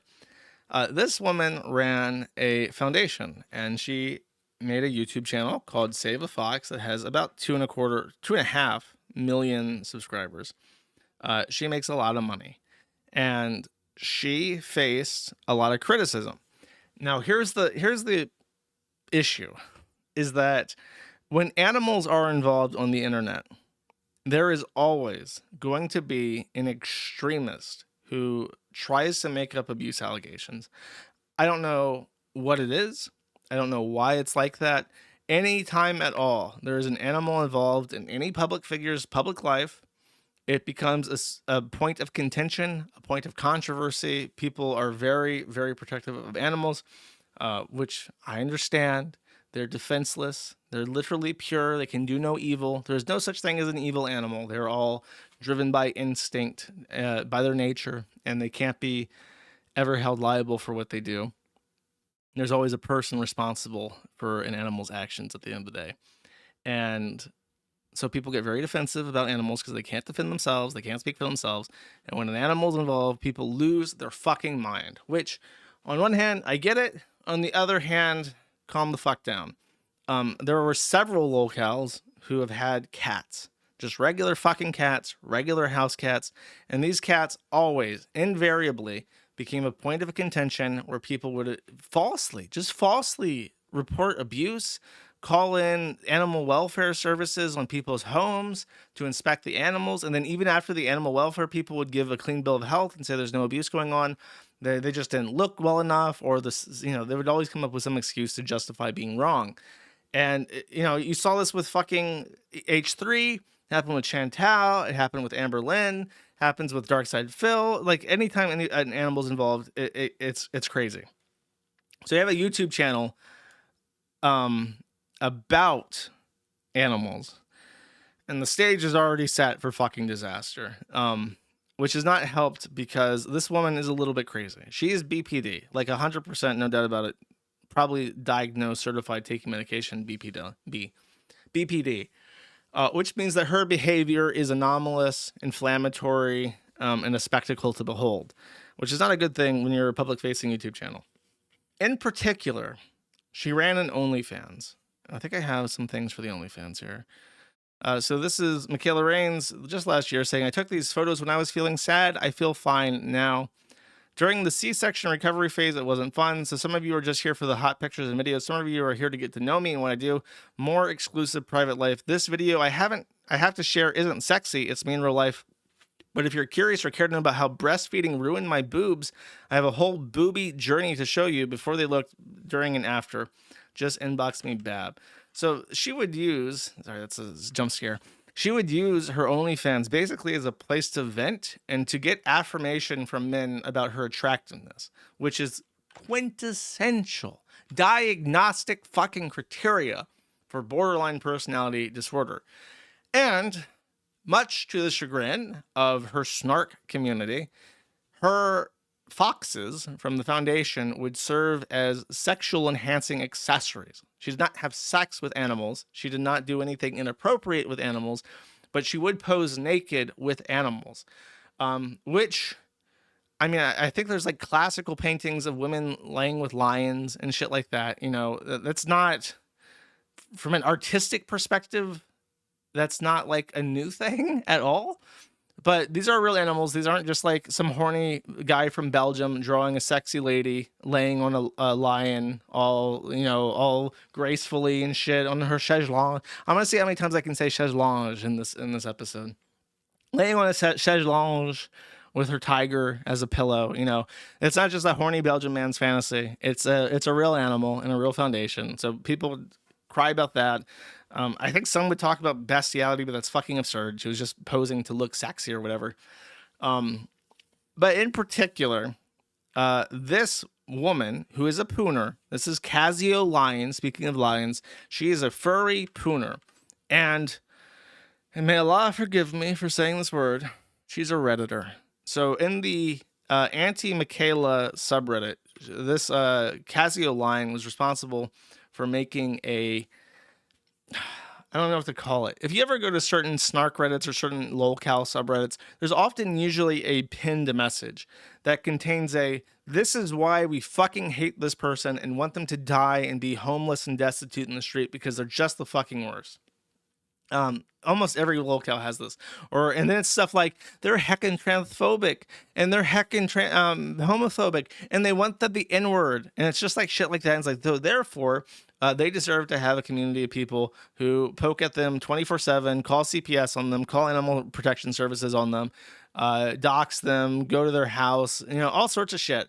And you might say, well, you're throwing stones.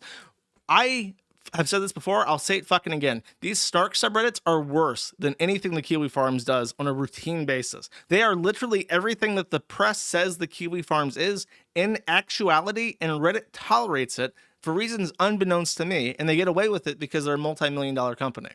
And it's very frustrating to see. They actively encourage doxing. They actively encourage going to people's houses. They actively encourage calling CPS and animal services. They do it constantly.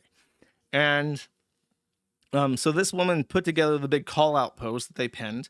And when, of course, people go to the subreddit to see, you know, her husband, I'm not going to play the video, but her husband posted a video about her committing suicide. And it's just like, you know, he's obviously completely fucked up over it and it's not funny. But in it, he mentions the online harassment and the snark subreddits. So people naturally flow into the snark subreddit to see what the fuck's going on. And what's the first thing they see?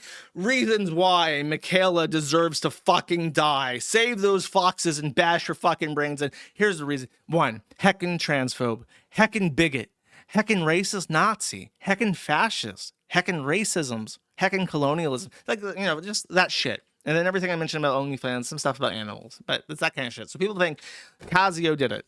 Casio initially said they weren't going to back down. Here's a post on the Fur Affinity. The Floof King, she calls herself. Hello, Casio here. You act like I went to Michaela's house, sliced her open, and left her out to bleed. All I did was put together a few sources pointing out some things she did wrong. I had no hand in bullying of any kind. Even if I did, you're no better for calling me slurs, telling me you're going to dox me, and sending me instructions on how to kill myself. You ask if I'm proud of myself. If I killed myself with the guides you sent me, would you be proud of yourself? Get real. In case you're wondering, yes, Casio Lion was doxxed. No, not by the Kiwi Farms, but by the Shardy. Here's a real picture. I'm only going to mention this in passing. Here is the Soy Jack Party in real life meetup. I'm not fucking joking. This is a real meetup of Soy Jack Party users. I don't know which one of them doxed Casio Lion. I'm assuming this guy. I don't know why. Instinctively, my brain thinks this is the guy right here. He did it. Now, the FBI might want to be investigating this guy. There's just some things about their look and their shirt that is making me think that the FBI should do a little bit of an investigatorino about him. I don't know what it is.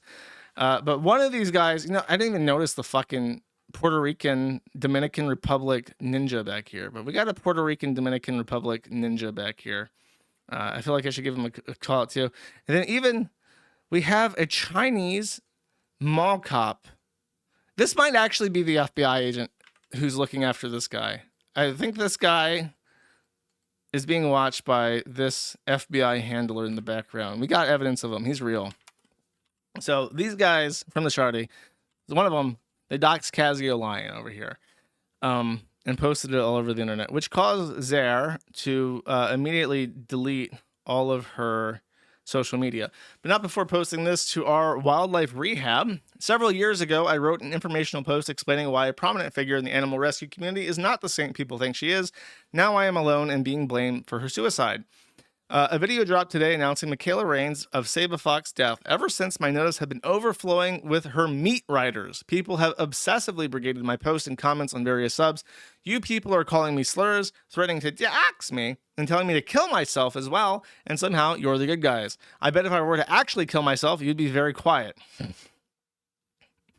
Listen, we have a rule in the Kiwi Farms. Don't just talk about it, do it. Don't bait. No baiting over here. Talking about meat riders. Talking about that meat rider, no baiting. We got a no baiting rule in the Kiwi Farms, okay? When I first found out about what happened, in the very heat of the moment, I felt no remorse. Then a pit made itself known in my stomach and began to expand. But how? With the way you people are behaving, the guilt is starting to wane. I am proud of the fact I was able to raise awareness of her wrongdoings. What I am not proud of is that people took her death as an invitation to hold me personally responsible. I am proud of what I did. I'm just not happy about the accountability. It's like that meme, me reaping. Or me sowing. Fuck yes. Me reaping. Ah, shit. This sucks. Let's see. Can I zoom in? You probably won't believe me when I say this. Oh, wait, no, wait. I heard that. Do people really think Michaela went, oh no, 2 years ago, a small furry creator on the lowercase I internet, which one, said I'm not perfect, time to kill myself. You probably won't believe me when I say this, but I was never a part of the SAF snark subreddit. I never even knew it existed before today. Since the initial announcement, over 40 people, yes, over 40 of them, spelled with a U for some reason, which I guess means that she's British, have wished various things like bankruptcy and homelessness on me and telling me to rope myself and do what she did, among other graphic instructions to suicide, parentheses, one person even told me to create mustard gas, as if they're any better for it. This just in, you're not. However bad you think I am, you're only proving yourself to be worse. When you kill your enemies, chat, they win. Another thing I've seen is people pulling the autism card. Newsflash, autism doesn't give you impunity from animal abuse. I should know since I have it too. Oh, I couldn't tell because you're a pooner. If Michaela cannot be blamed for her fox's easily preventable deaths, then I cannot be blamed for her own death. If you're going to blame anyone, blame the Tumblr users. What's this mustelid and the fox video cute for bringing to my attention everything wrong with Save a Fox? I simply compiled the information they had given me. That is not bullying. From What's This Mustelid themselves, Ethan specifically pointed out the loudest voices affecting Michaela were people she knew in other animal sanctuaries, not a random Tumblr blog that gets less than 100 notes on each post. This post probably won't make things any better for me, but what you're doing now certainly isn't making things any better for you either. Wow. She has no tact. This bitch is retarded. I made one post putting together various sources, and that was it. Get a fucking life. No, child, it's you who will get to fucking life. So Casio down bad has since DFE'd. I guess the hate and harassment got too much. So let me, for the fairness of this investigative journalism, which I am doing, let me present to you Casio's evidence. And the most damning evidence is anecdotal stories from former Save a Fox employees or volunteers who reported that Michaela was very difficult to work with because she is BPD, and BPD people are just the worst. In case you're wondering, BPD people are genuinely fucking terrors. They exist. BPD people, the defining characteristic of somebody with BPD is that they exist to cause problems. That's it. That's the mental illness. They exist to cause problems. When I say most people want to just get by in life, most people don't want to deal with bullshit. Like whenever I get like super jolly about people, I'm like, look, you know, most days you can be around a myriad of diversity because most people are just trying to get through the fucking day. BPD people are not. BPD people exist to find a way to make it so that you cannot get through your day, which is why people don't like them. So here is the text messages detailing what working with Michaela is like.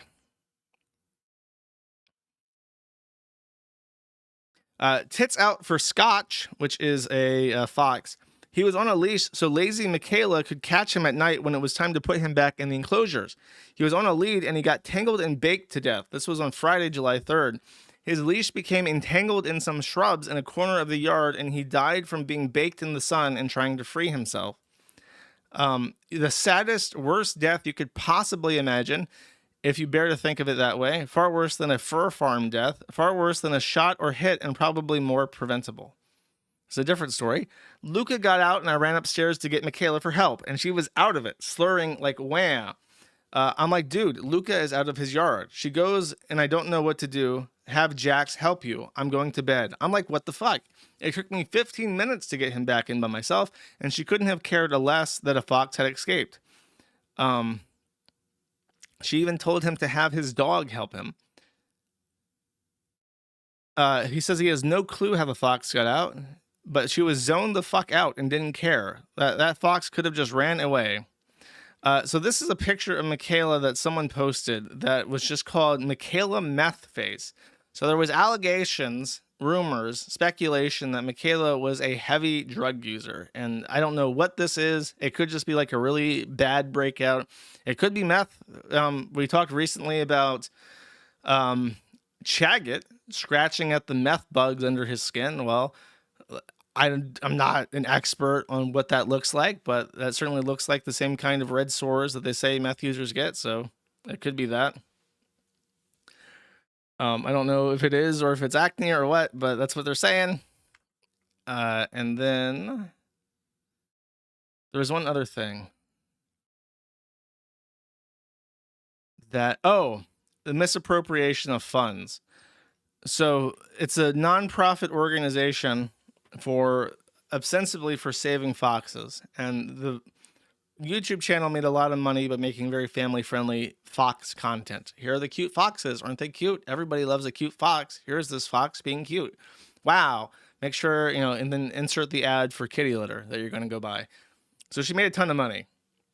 Now you would think a organization like this making a ton of money would expand operations, get employees, kind of furlough their ad rev back into their charitable purpose, something like that. Her husband then bought a $400,000 car. I was told it was $400,000. My mind kind of stretches to imagine what kind of car could be $400,000. I think it's it's the kind of car that what's her face, Trisha Paytas got. It's like is it a Rolls Royce? Or no, not a Rari. I don't know what it is. It's like a really fancy car that they deck out for you, all custom and shit. I think it's a Rolls Royce. But yeah, I don't know. It was a $400,000 car apparently. I'm not sure what exactly kind of car. But there's that. Supposedly they live very extravagantly, so that would mean that a lot of that money, more than the animal people would appreciate, going back into her lifestyle as opposed to the charitable purpose. And the big criticism, and probably the most legitimate and direct criticism that I can find, would be that her way of getting foxes was that she would buy them from the fur farms. So these foxes have a very plush fur that's coveted by fashion industries because it's so soft and nice, right? So to get real fur, the most easy way to do so would simply be to breed the animal and then slaughter it for the pelt. And obviously, animal people have an issue with this, especially with cute, cuddly foxes, right? However, among even the animal lovers, there is a consensus that you should not buy animals from farms, because what you would want them to do is to stop breeding these wild animals that are not domesticated altogether. You would not want them to simply give you individual living foxes. You would prefer that they shut down completely. So by buying foxes from a fur farm, you're not saving a fox as much as you are a customer of the fur farm. You are directly funding their operations to breed and harvest pelt from these foxes. So the idea that she was buying the foxes, not simply rescuing injured ones from the wild or whatever, that rubbed a lot of people the wrong way. Probably, you know, I don't know if Casio is lying or whatever, but if she was getting trouble with animal sanctuaries in her life around her, probably over that. Like, you're giving, you know, your YouTube money to these fox farms, and, you know, we don't like that.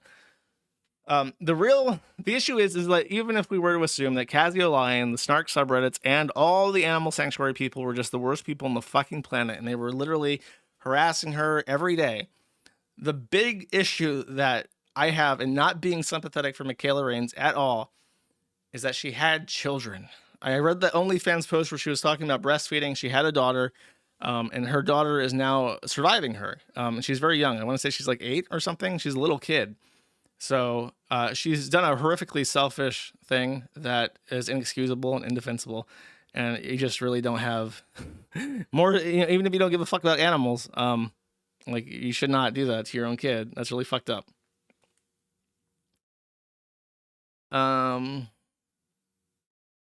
I'm so sick of people crying about breeders. Nobody wants your fucked up animal with PTSD. My Neezy, I would highly recommend subscribing to my locals channel at matattheinternet.locals.com and watching the episode that I did about designer pit bulls. Exotic pit bulls. Sorry, that's what they're called. Very fascinating look into what a purebred, healthy animal looks like from that perspective. The issue wasn't that they were breeding dogs. The issue was that they were breeding foxes, which are wild animals. And it wasn't a domestication program. It was a pelt program. So that's what people had issues with. 3x pimpy, 2x bait. That's right. Good job, chat. You remembered the meme. All right. That is Michaela Raines. It's a really, really deep dive, by the way, because people really fucking had fiery opinions about this. I will take the safe fence sitting approach to this. One other thing about buying the foxes. The other thing that she did is that she would request specific colors. Like, she didn't say, if you have any that are sick, give them to me, I'll buy them or whatever. She said, I want one that has a black pelt. I want one that has a white pelt. I want one that has a red pelt. So she would have a preference for which color, which is like buying a pet as opposed to saving an animal. Okay. Actually, I kind of want to do a poll. Okay. Can we do a poll about this? I want to see. What side are people on? Poll. Who do you feel... How do I word this? Who is in the right? Okay. Wait, let's just do it this way. Whose team are you on? Quote, and then Michaela. Wait. Save a fox or Casio Lion. I'm gonna be inflammatory. You have to pick if you're gonna be on team. Why can't I send that? I send it on this one. Okay, you have to do ! Vote 1, save a fox, or vote 2, Casio Lion. Those are your only choices. Those are your only choices. As in a true and fair democracy, representative of its people, you must vote if you are between our two candidates that accurately represent our constituency. Can I kill myself? You can always kill yourself.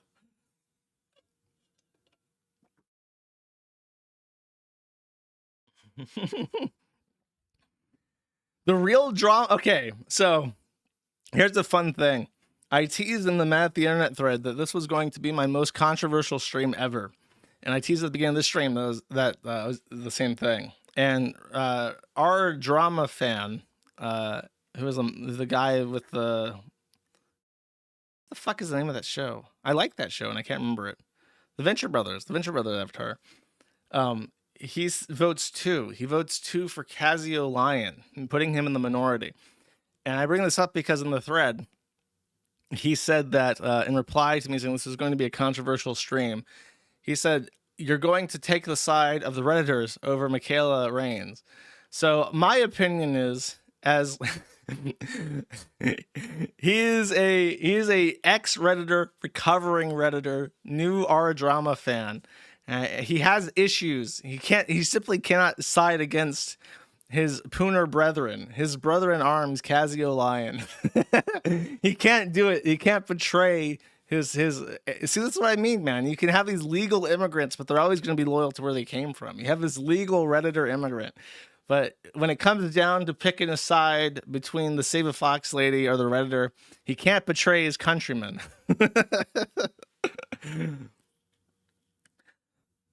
For the record, I without knowing more, I can't really make an informed opinion. However, she's an OnlyFans hoe. So I'm not on her side, just instinctively. It does seem like the whole thing, the whole reason she's doing the cute fox gimmick is not even self-enrichment, but to like be told, oh, you're such a good person. Oh my God, I can't believe you do animal rescue for a living. That's so noble. You're so good. You're such a good person. And that kind of sickens me. Sickens me. I don't need to be told I'm a good person. I know I'm the best person ever, chat. I don't need external validation for my insane, unhinged things. I simply have a immortal furnace burning hot, giving me all the validation I could ever need. I know it's the right thing because I ordained to do it, chat. Okay. This is the lowest turnout for a poll I've ever seen, so I assume that most people simply chose not to vote. However, that means your vote did not count. But 78% said they were voting for Save a Fox over poor Casio Lion. Oh yeah, the OnlyFans. There was one other thing. She was not nude in this photo, but supposedly she posted like a picture of herself posing with a fox on OnlyFans, and her kid was like in the background somewhere. So it's like the kid wasn't being exploited. There was no nudity. It wasn't a porn shoot, but she got posted to OnlyFans, which is like, should be a little bit more conscientious about these kinds of things. You should consider the optics, perhaps.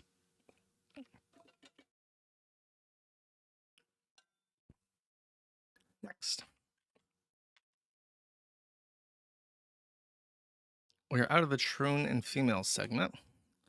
I am being told we have a breaking. We have a statement from our dear leader. He wishes to speak directly to you now through the uppercase I internet chat. Let's see what he has to say. I don't have to do anything. The things you're begging, I can ask for contributions whenever I want on my own stream, and I can conduct myself however I want, and you'll like it. Too bad. That's my prerogative, and you have no right to try to boss me around and tell me what to do, because you're not my dad, and you're not my boss. I'm my boss. Get it, Chief? Okay. How about wasteful spending? I can spend my money however I want. Right now, I could literally blow thousands of dollars on nothing, and you'll like it, because it's my money. It's not your business. Deal with it, Chief. All right. Diet, I can eat whatever the fuck I want. Me too. Because it's my life, not yours. Therefore, deal with it. I can shove delicious Takis-encrusted chicken sandwiches into my mouth on stream, and you'll watch it, and you'll like it. Get it, Chief? You don't get to boss me around because I'm nobody's bitch. I don't know where you thought this was coming from, that this is going to go well for you. It's not. I can do and say whatever I please, and people will watch it and like it and support it, and you will still be sitting there miserable because you were sitting and watching clips on X. So true, King. So relatable. Such a relatable, down-to-earth guy when you really think about it. So that was a clip of, I mentioned last stream that DSP was begging harder than ever. And so he's been getting some shit for that in his chat. And that was his response to a person who was calling him out for it. And I kind of want to shout out the guy. Apparently this guy, when he does these, I don't know if this came from a tweet or if this guy actually, I'm going to give him a sticker just in case if he made this, because I think his idea is that to make this fair use, he green screens it and then you can do whatever the fuck you want with it. And it's very funny. I like it a lot. So that's DSB. He's very angry. He should try he should try smiling more. You know what I mean? I wish I could do that with other lolcows. Imagine if, like, I don't know, if Chris Chan could just project himself like as a talking head, like from The Wizard of Oz, onto my stream. That would improve the stream, I think. That would actually elevate things. You could, I have to, dude, that's how you do it. That's how I do the super chat system if I ever rework it. Back in the day when we had that Russian dono chat thing, I had a soundbite for $100 donations that were from Keffels.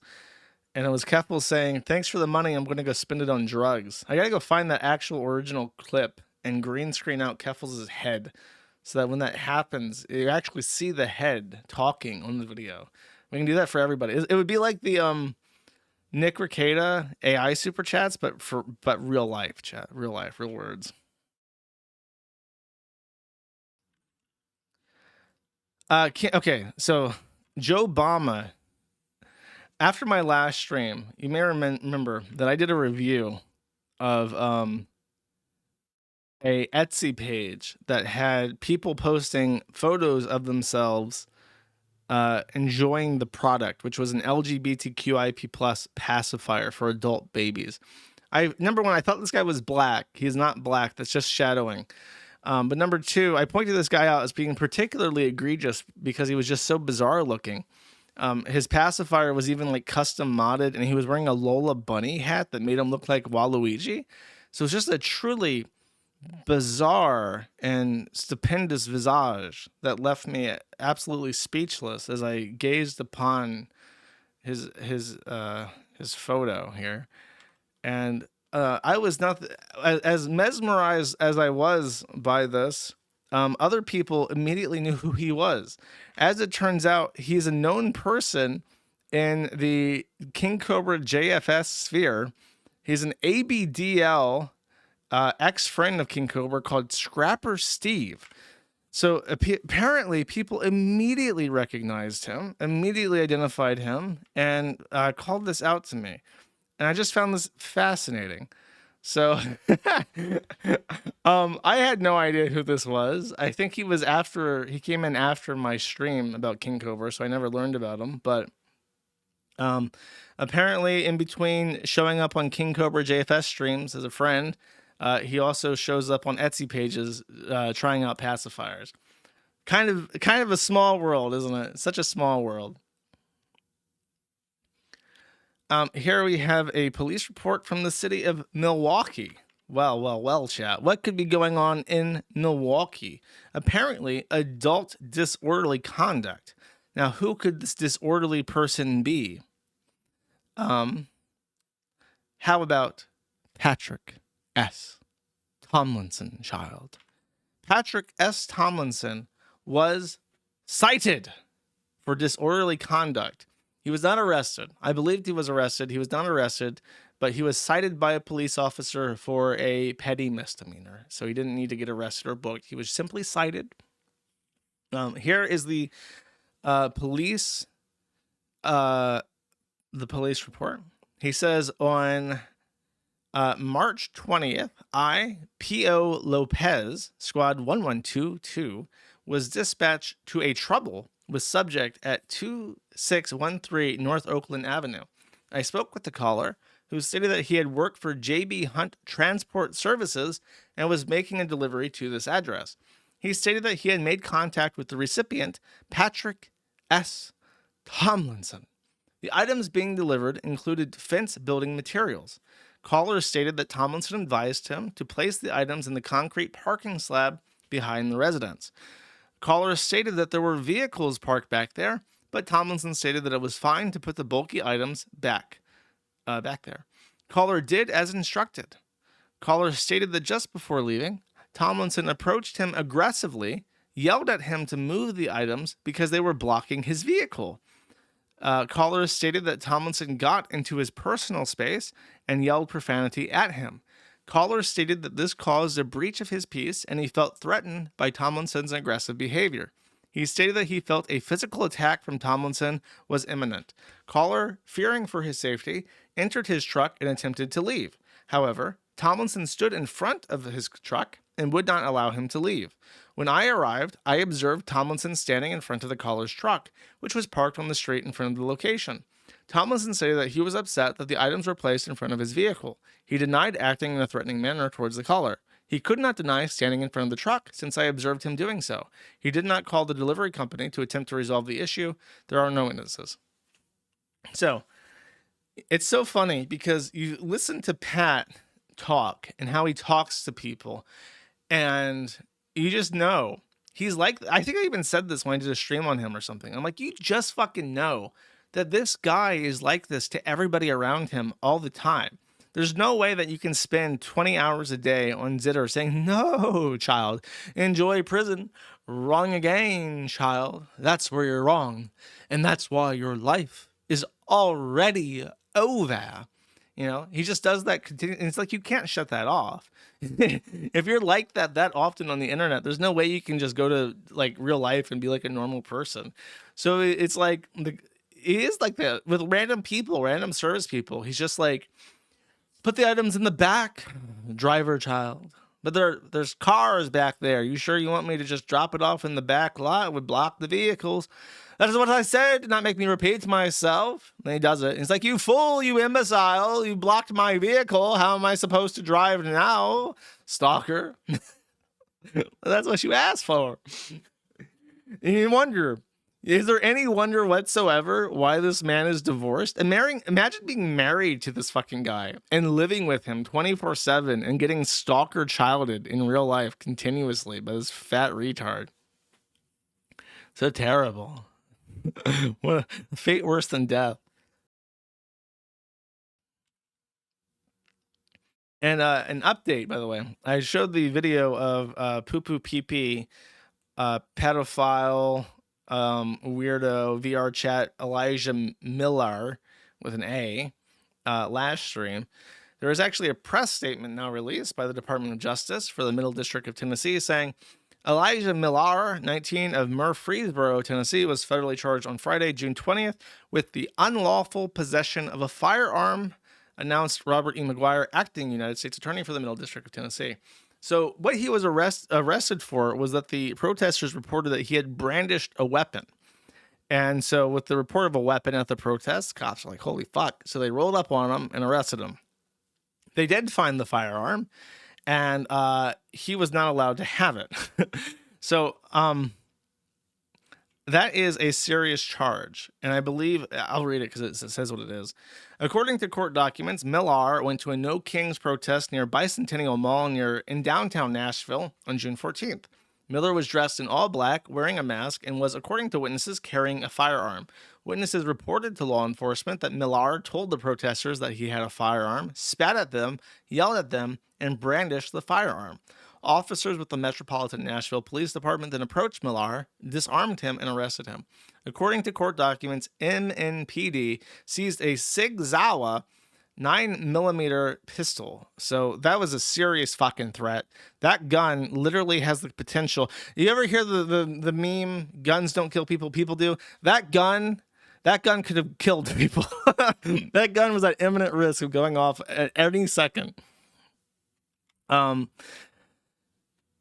it sees a Sig Sauer 9mm pistol from Millar at the time. Days later, officers at the Murfreesboro Police Department encountered Millar and received another loaded 9mm firearm from his waistband. According to the federal criminal complaint in 2023, the Chancery Court in Ruthforo County, Tennessee, entered an order appointing an emergency conservator for Millar, finding that he was at risk of substantial harm to his health, safety, and welfare, and prohibiting him from receiving or possessing a firearm.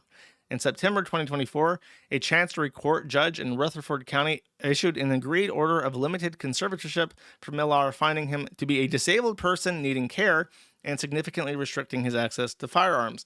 The right to peacefully protest government action is guaranteed by the First Amendment and cannot be infringed upon by armed individuals whose actions put people in danger, said Acting United States Attorney Robert E. McGuire. Our efforts to hold firearm offenders accountable are designed to keep all members of the public safe from potential violence. If convicted, Millar faces a maximum of 15 years in federal prison and a maximum fine of $250,000. He is 19 years old and is facing like the majority of his life in jail, in prison, in federal prison. So if you're wondering, in the United States, if a judge says you can't have a gun, it's actually a really big fucking deal, and you're not actually supposed to have a gun, and they really fucking mean it that you're not supposed to have a gun. And the reason, I mean, this guy should not have a fucking gun. He's a lunatic. So that's why the punishment's so big, because you know everyone has a right until they lose it to have a gun. So if the courts are going out of their way to try and deprive someone of their rights to a firearm, there's probably a really, really, really good reason for it, unless you're in Illinois or some shit. But he's in Tennessee, based Tennessee, so we can rule out that there's some activist judge just trying to disarm everybody. I think that the poo-poo pee-pee pedophile was probably a danger to himself and others. Lock that ass up. Lock him up.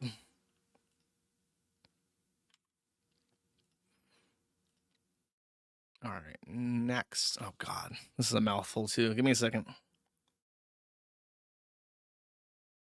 Outside of Memphis? You mean Memphis 10? My boy Ethan Ralph is from? He Tennessee Titans all the way. Actually, he's not Tennessee Titans. What does he root for? Oh, he roots for Kansas City. Does Memphis usually... Do people in Memphis usually go for Kansas City Chiefs over the Tennessee Titans? Oh, you know what?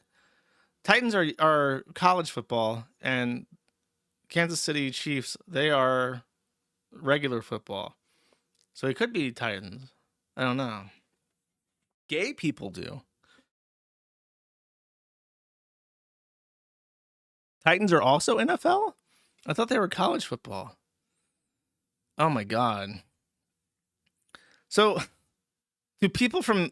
Okay, look, I know he's from West Memphis, Arkansas, so this is a redundant question. And of course, he would go for the Kansas City Chiefs over the Tennessee Titans. But would people in Memphis go for the Titans over the Chiefs?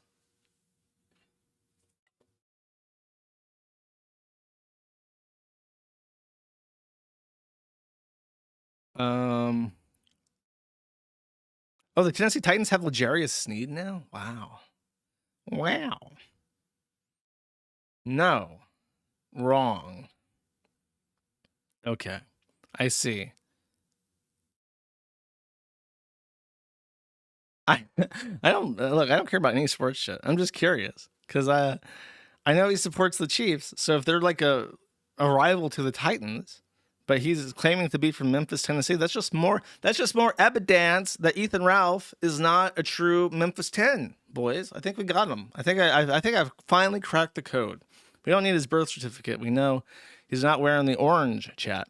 I've learned that, by the way, I've learned from country music that orange is the color of the Tennessee Titans. And I think that actually the rivals are not the Chiefs. The rivals are the Alabama one, right? The Alabama boys in red. I've learned this from country music, chat. I've figured this out. Okay, I got it all locked down, chat. Why? Don't get upset at me for not knowing your sports trivia. I'm not fucking grilling you on old school RuneScape. Hey, by the way, during old school RuneScape, who's the name of the bad guy at the end of the Quest Underground Pass? Oh, you don't know. Oh, he doesn't know obscure trivia about shit nobody cares about. What a fucking loser. He doesn't know shit. Fucking idiot. Dumbass motherfucker. Doesn't even know the boss of Underground Pass. Fuck you, bish. I got 2 birds up right now, chat. I got 2 birds for you, chat. Bish, motherfucker.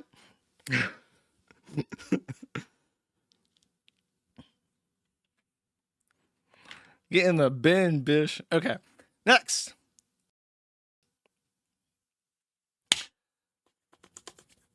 Let's talk turkey. Let's talk real business. So, if you are a member of the European Union, if you are a resident alien or national of the European Union, I would implore you to go to stopkillinggames.com or to the Kiwi Farms and click this link and go to this page. And all you have to do to sign this petition, I would like you to sign my petition. Can you sign my petition? You must enter in your nationality, and then you have to fill in a little bit of information so that they can verify who you are. It takes 30 seconds. And the initiative is to get the European Union, the EC, to begin negotiations with the video game industry to force them to add to their game contracts moving forward a plan for the end of life of their product, so that at whatever point the company begins to drop live services from their server clusters, shut them off permanently, they will provide to the license holders of their game a some way to continue playing it. Either update the game to include a single player thing, release the binaries that include the servers so people can self-host and do LAN or do like private servers, something like that. That's the initiative, and that is a very good thing, I would feel on its face. Though apparently, when you submit this request to the EC, that's like your starting point. That's like the best case scenario. And generally, at some point, the European Union and the industry will meet halfway and provide something that makes nobody happy. So you might be wondering, why promote a democratic process for the European Union that's fucking gay, and the only thing they've ever done right is get phones, iPhones to have USB-C chargers? Like, why even bother shilling for the European Union, juice? This isn't like you at all. In fact, this is betraying your principles. Well, that's where you're wrong, stalker child, because I'm not betraying my principles. My principles are airtight. Even if you don't give a shit about video games, you should still sign this petition, because there is an enemy of all freedom, peace-loving people on the planet, and his name is Malding Faggotry. That is his real name. Actually, it's not. It's his persona name. His real name is Jason Hall. He prefers to go by Thor because he's a faggot, but his furry name, as you can see, for his like little otter or whatever persona, is Malding Faggotry. And Malding Faggotry is the enemy. He is the Staatsfiend gegen uns alle. Okay. And he must be taken down. He authoritatively declared some time ago that he was going to be the end of the Stop Killing Games movement. Let's hear his exact words, chat. Let's get this transcript up. There's only one part of this video that I want to play. This guy's very autistic, by the way. And it's just so unfortunate, because it's like, he's just like this weird dude. And he's very obviously like a little spurg. And he's like, I want to make video game better for everybody. And it's like, he can't do it because this Nepo baby, Malding Faggotry, has ordained himself to be God and says he cannot do this.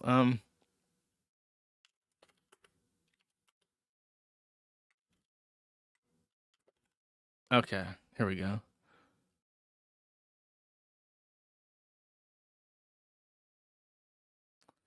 See this guy? He's got like the full head of hair. He's got that intonation. We talked about his voice before, how supposedly it's fake, supposedly it's not fake. Regardless of if it's filters or not, he has that radio voice. So he's like the exact opposite. You have this weird looking guy that just wants to play old video games. And then you have this guy that's like this fucking industry plant that is like super normal looking. And he has decided that he's going to bully this poor nerd and ruin his Stop Killing Games initiative by spreading outright lies. More in particular, the big lie that he told was effectively, if you let this evil nerd pass this petition, the European Union would send in the Stasi to every game development studio in the world, guns drawn, zigzawas at the ready to drop game devs in their fucking place if they did not agree to be contractual slaves to the European Union and edit every live service game that ever existed to become a brand new single player experience. That is the lie that Malding Faggotry said. about the Stop Killing Games initiative. And as a result, his little chudlings went after the poor nerd, Curse Farms, and spread lies about his initiative to try and ruin this poor lad trying to save video games. And let's hear what this shining genius, this former Blizzard employee, his father, who was one of the first 10 employees of Blizzard, and then who coincidentally just got hired by Blizzard, just coincidentally happened to be hired by Blizzard, a company that just coincidentally happens to make some of the most profitable live service games that have ever fucking existed in human history. Some of the most profitable, always online, no end of life plan online services that have ever fucking existed. Just so happens to be the Nepo baby of somebody involved in a company like that, talking shit about a petition to make games permanently available to the customers that bought them. But let's see what he has to say about poor Ross. Shit. It's shit. Not only do I not want to back this, I'm going to actively tell people not to. That is awful. That is a horrible goddamn direction. That's awful, dude. No, eat my entire ass. The level of stupid that I just had to receive was like sitting on Twitter for 12 hours. This shit sucks. That's a really stupid ass move. That's an incredibly stupid ass move. I think this is ass. This is complete garbage. All of this can eat shit then. I drop the mask entirely. I have no qualms about that. They can eat my entire ass. The whole thing. That sounds stupid as shit. Oh, yeah. I can see why people like him. It's like listening to Mr. Rogers. See, I mean, he's just a dopey autismal. And he just wants to say, do you, if you're in the European Union and in the time between me saying, sign this fucking petition and now, you haven't already signed it, you are letting malding faggotry win. He is sitting there, his little fingers pressed together going, yes, my child will ignore the petition. Meanwhile, poor Ross, working, slaving away, spending his own money to support his initiative. He's saying, no, my child will sign the petition. It's happening. You don't want see this fucking guy? Hold up. You see this fucking guy right here? Do you want him to be happy? Do you want this man to know happiness ever again in his life? Because right now he's very happy. He's very happy with you, lazy child who hasn't signed the petition. He's very pleased with you. He's going, yes, good. Be lazy. Do not sign my petition. Do not sign it. Yes, Blizzard should make infinite money forever. Yes. Don't let him be happy, chat. Because here's the thing. This user, Boing Boing, is a roommate of Malding Faggotry, or was. And during the World of Warcraft debacle, which I talked about, where basically Malding allowed his entire team of hardcore World of Warcraft classic friends to die as he scuttered away like a little roach, scuttered away as a frost mage roach. All his freezy spells ready to go. Mana gem at the ready. Archmage mana reload ready to go off cooldown. He had all the mana in the fucking world to cast his freezy pop spells. But what spell did he cast, chat? He cast Blink, as in the teleport spell, to get the fuck out of there while all of his friends died. And he lived. And since then, it was a Pyrrhic victory, because even though he allowed all of his streamer friends to die a horrific death that he could have prevented, he was never allowed to return to World of Warcraft. He was booted out of his guild, OnlyFangs, and he says there's now like a force field that prevents him from playing World of Warcraft. So he may have saved his character, but in the end, it didn't even matter. For the coward's toll is always death in the end, chat. But one of the things that came out after the whole World of Warcraft debacle was that Kiwi Farms user Boing Boing decided to post and say, hey, I know this guy. He was my roommate once upon a time. So I think it's a woman even. She made a serious concerted effort to dig up all her old phones and try to restore the data that was on them because she happened to have pictures that could prove it.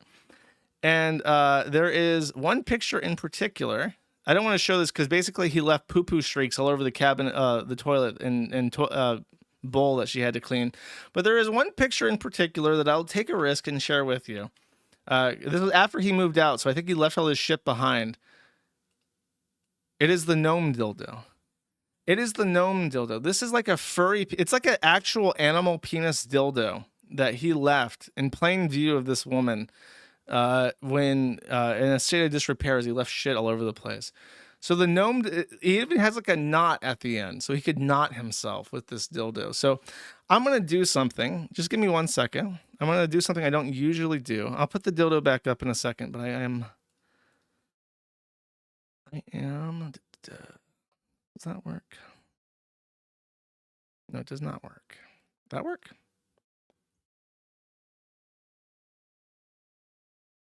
No, that does not work either. What? Come on now.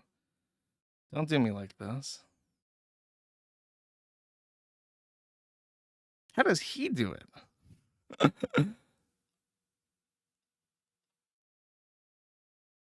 Oh, wait, that's okay. Wait, hold on. Oh, there we go. Oh, fuck yeah. Yeah, buddy. Okay. All right, so chat. Here's the deal. I don't think I've hammered this home enough. So let me explain. All right, actually, let me do one more thing before I fully.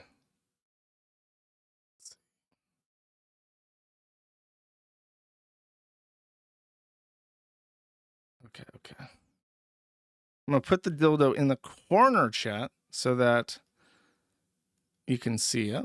Okay, this is really looking really good now. Okay, so let's do this. So if you do not sign, if you're an EU resident and you don't sign this petition, right? So this is what's going to happen. Why can't I paint? There we go. Okay. So he always has this little roachy wizard hat with the little thing down it. Okay, and then that looks bad. Let's just do this. We're gonna give him a little happy face. Okay. Big crooked lying nose. Okay. Actually, let's do this. I'm not very artistic, chat. There we go. Now you can tell that's teeth. We're gonna give him a nice little nose here. Okay. And then he's gonna have really long hair. Okay. Like a witch, chat. He's like a witch. And now he's going to be bent over, chat. Okay. This is him thinking about you, okay? Not signing that petition because he really fucking hates video games, chat. And then this other hand, okay, will be reaching back there, okay? And it will be securing the animal dildo, okay? And actually, I'm gonna make this a little bit bigger, chat. Let's draw the dildo first so we know how big this is. Okay. And actually, you know what? Oh no. There we go. Okay, I saved it. There we go. Okay, nice and big. We can do this. It has that little animal dildo thing.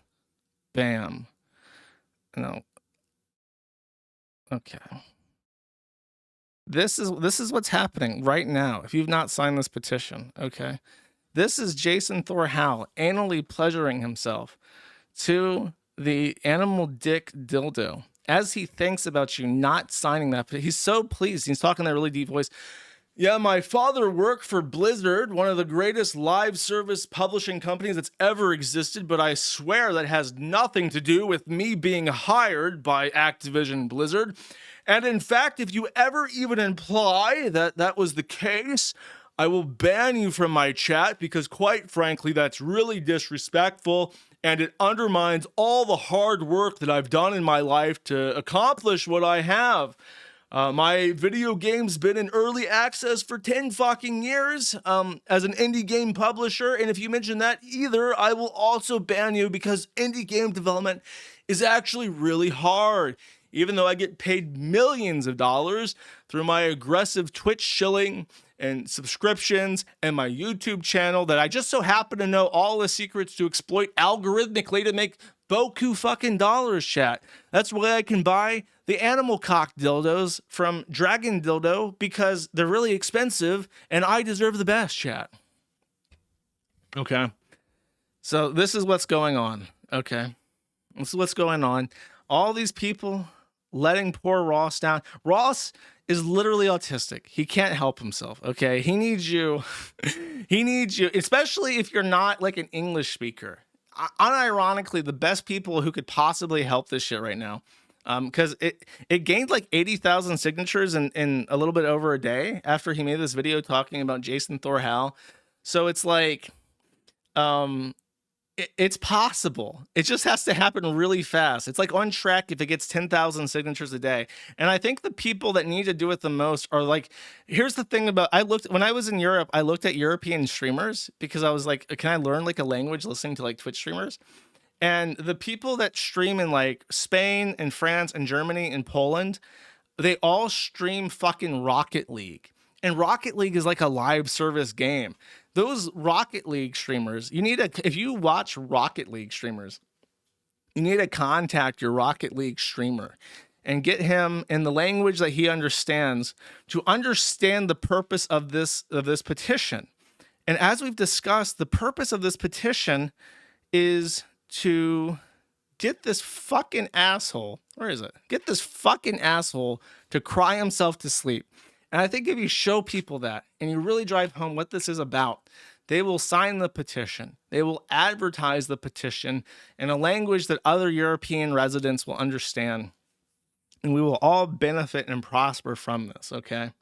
Tell your mom, tell your dad, tell your brother, get them to sign. Show them the picture and they'll be like, ay Dios mío. Un Americano horrifico.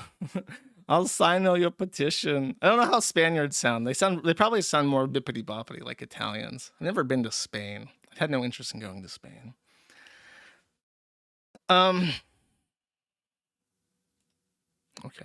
That's literally all I have to say about this. That's it. That's all I gotta say.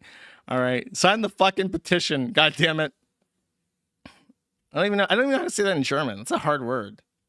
Sign is like Unterschrift, right? Unterschrift, deine Unterschrift on die Petition. I can't imagine that that's translated to anything in German. Hold up. Petition in German. I am not a robot. Fuck it. I'm going to depel them. Petition in German. Petition. Also known as an Unterschrift-Aktion. I like that more. Unterschrift-Aktion. It sounds like Antifa, anti-fascist action, but with Unterschrifts instead. Okay, do that. Unterschrieben. That's it. Unterschrieben Sie. Bitte. Gegen. Unterschrieben gegen die Malding Schwulette. Okay, that is your commandment. And that's the high order from the Bundeskanzler. All right, sign that shit. Such a beautiful language. All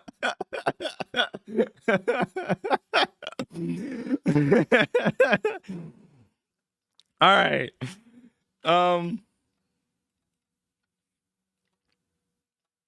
right. Next.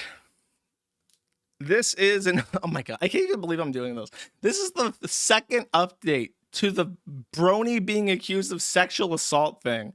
So here's what happened, okay? In case you don't remember, there is a big brony cartoon YouTuber who was accused, who has a wife, I believe, and he was accused of raping a 19-year-old brony girl who is called Emu Emmy. I believe is Australian. However, Emu Emmy did not publish her accounts firsthand. She went through someone called Kim. I like Kim Possible a lot, and some other A-log of this brony guy.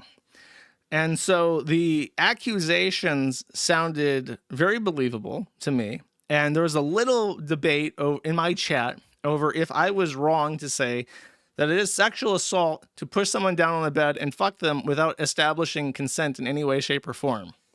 Because my chat is retarded sometimes. My position was that if the accusations are true, which is what I said, I was very careful, and I said if the accusations are true, that is definitely sexual assault. However, immediately afterwards, the next stream, I reported that the A-log who facilitated the expose in the first place was suicide baiting because SaberSpark put out a very strong, very well-crafted statement that completely and totally denied absolutely everything.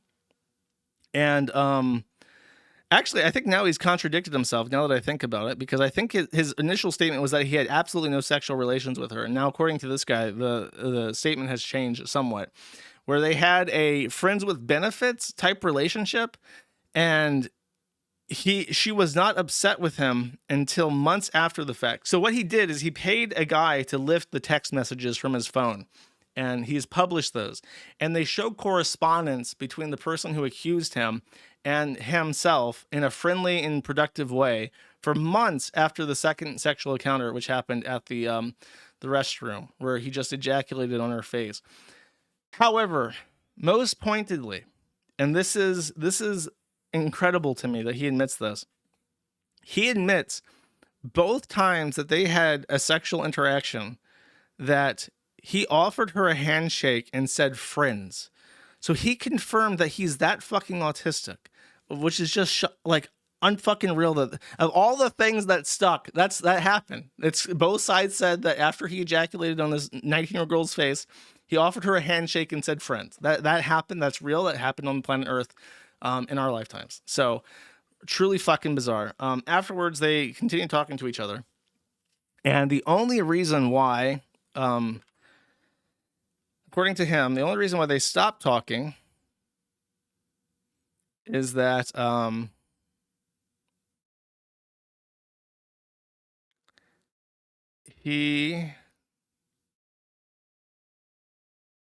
where is it? Oh, he unfollowed her on Twitter, and she freaked out at him, and that's when he eventually went no contact with her. But I'll just read the points point by point.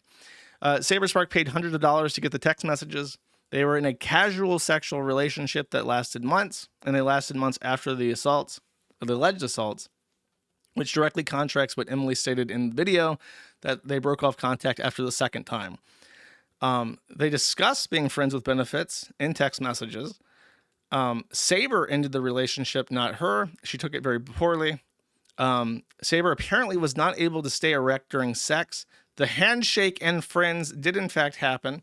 And then after the second time, and this is kind of where it's like, okay, she's fucking nutso. She did a pregnancy scare. She lied to him about having a IUD, which is a intrauteral contraceptive device. And so an IUD you basically don't feel. So you have no way of knowing if it's there unless they tell you. So if they tell you they have an IUD so they can't get pregnant, then you have no way of knowing if that's a lie. So he had unprotected sex with her the first time, as was discussed, and she told him that she might be pregnant, which is what coaxed him to meet with her a second time, where he then ejaculated on her face and said friends again. And after that, he made it clear that he did not want to release. After it was clear that, after she cleared up that she was not actually pregnant, that explains why they went from sex to whatever the fuck that was in the bathroom, by the way. He didn't want to have sex with her again. That actually makes sense. That story makes sense because he didn't want to have sex. They were already having sex, so why not have sex a second time? Because he was afraid of getting her pregnant because she was doing a pregnancy scare. Okay, I got you. That's following logically. That tracks. Let's see. Then after the scare was over, he basically started ghosting her. She continued to try to talk to him. They had back and forth. And then after the unfollowing her on Twitter, she went crazy. Then, to make things worse for her, she was coaxed by the I Like Kim Possible a lot and the other retard that wanted to jump off a bridge into doing a expose story about SaberSpark, which was horrifically bad and went nowhere and was immediately refuted by him. So yeah, that's kind of fucked up. Apparently she was molested when she was 8 years old. Apparently she's got BPD. Apparently she pulls like the "I was molested at 8 years old" thing like a lot. Like if you ever upset her, she is known to do that. So people don't like her. She is crazy. But she hasn't actually, I don't think she's spoke. Has she actually spoke? No. So she's like ghosted. This is all coming from this other bitch. And I don't know. Let me show if I can show this on screen. Because there is a screenshot, and I don't know if this is real. I'm not showing it on screen. Apparently, she never did anything nude, but she registered a Chatterbait account called "I Suck Dick a Lot" and wanted to get into being a cam girl, but never did. This is Kim Possible, not Emu Emmy, the girl, the accuser. But KP says that. I hide this. This is her response. "I asked you guys to stop talking about this publicly in the server. I don't know the exact specifics of the new information. What I do know is that there's general implication there was some kind of sexual encounter, and unless you were there or someone recovers video footage of said encounter, I'm stopping this in its tracks. We, as third-party people, can never really know." I mean, you're the one that did the whole stream on it, lady. "I'm stopping. Is the accuser perfect? Doesn't seem like it. Is this also leaning into some perfect victim ideology? Absolutely. I understand some parties are hurt by the situation, but there are multiple parties hurt, and I am tired and not even being a consideration." Woman gets ejaculated on in a bathroom by a brony. Unrelated third-party woman most affected. This is a complicated situation. It's really not. Where multiple things can be true, fucking enough. Do not bring up the situation in my server for the time being. It's upsetting and triggering. Due to the subject matter, point blank. You're afraid to discuss it via DMs, though. Well, I mean, try and fucking stop me from discussing it in DMs. Crazy bitch. This is in the chat. The 18 plus venting. What did I miss? I'm not going to say I can't force people not to talk about this. Trying to hide the situation doesn't make you look good. Ash, this is the second Ash. Ash the Rally Cat says, especially when other servers are already discussing it on Twitter and YouTube, which are more public than a Discord server. KP responds and says, "You're making a lot of assumptions about my reasoning, and if you're going to make an assumption that I made this decision because I'm trying to hide from the situation, politely, fuck off. Same note, any more disrespectful and dismissive takes, I'm not tolerating it, you know." Well, I hope that the lesson is learned, chat. Never stick your dick in crazy. Casual relationships will blow up in your face. I'm sure Saber Spark will recover from this, but you know what? It probably could have been fucking avoided. I'm sure he regrets his penis decisions. And I hope you've all taken this as a valuable learning lesson moving forward, chat.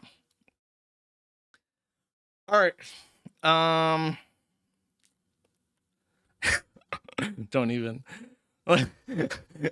Me goes on 20-minute diatribe about how life-ruining fucking crazy bitches is and how this could have been avoided if he just didn't enter into casual relationships with mentally unwell people that were molested at 8 years old. Chat, yeah, I would. There's no chat. These mans, you can't do nothing with these mans, chat. Speaking of, I don't know what to call this. I have no way to. There's zero possible way to segue from Saber Spark and his bad penis decisions to this. But Destiny has blocked. Let me say this in full, actually, so that it has the weight that it deserves. Stephen Bonnell II has blocked Nathaniel J. Bonnell I. Destiny has blocked his own flesh and blood child on the social media platform formerly known as Twitter. Why he has done so is unknown to everybody. However, I will say this. Poor Nathaniel here seems to be in a little bit of a fatherless rut. And I say this because we're going to go look at his Twitter timeline. So here's pictures of Hitler with his daddy issues. Something about Jews.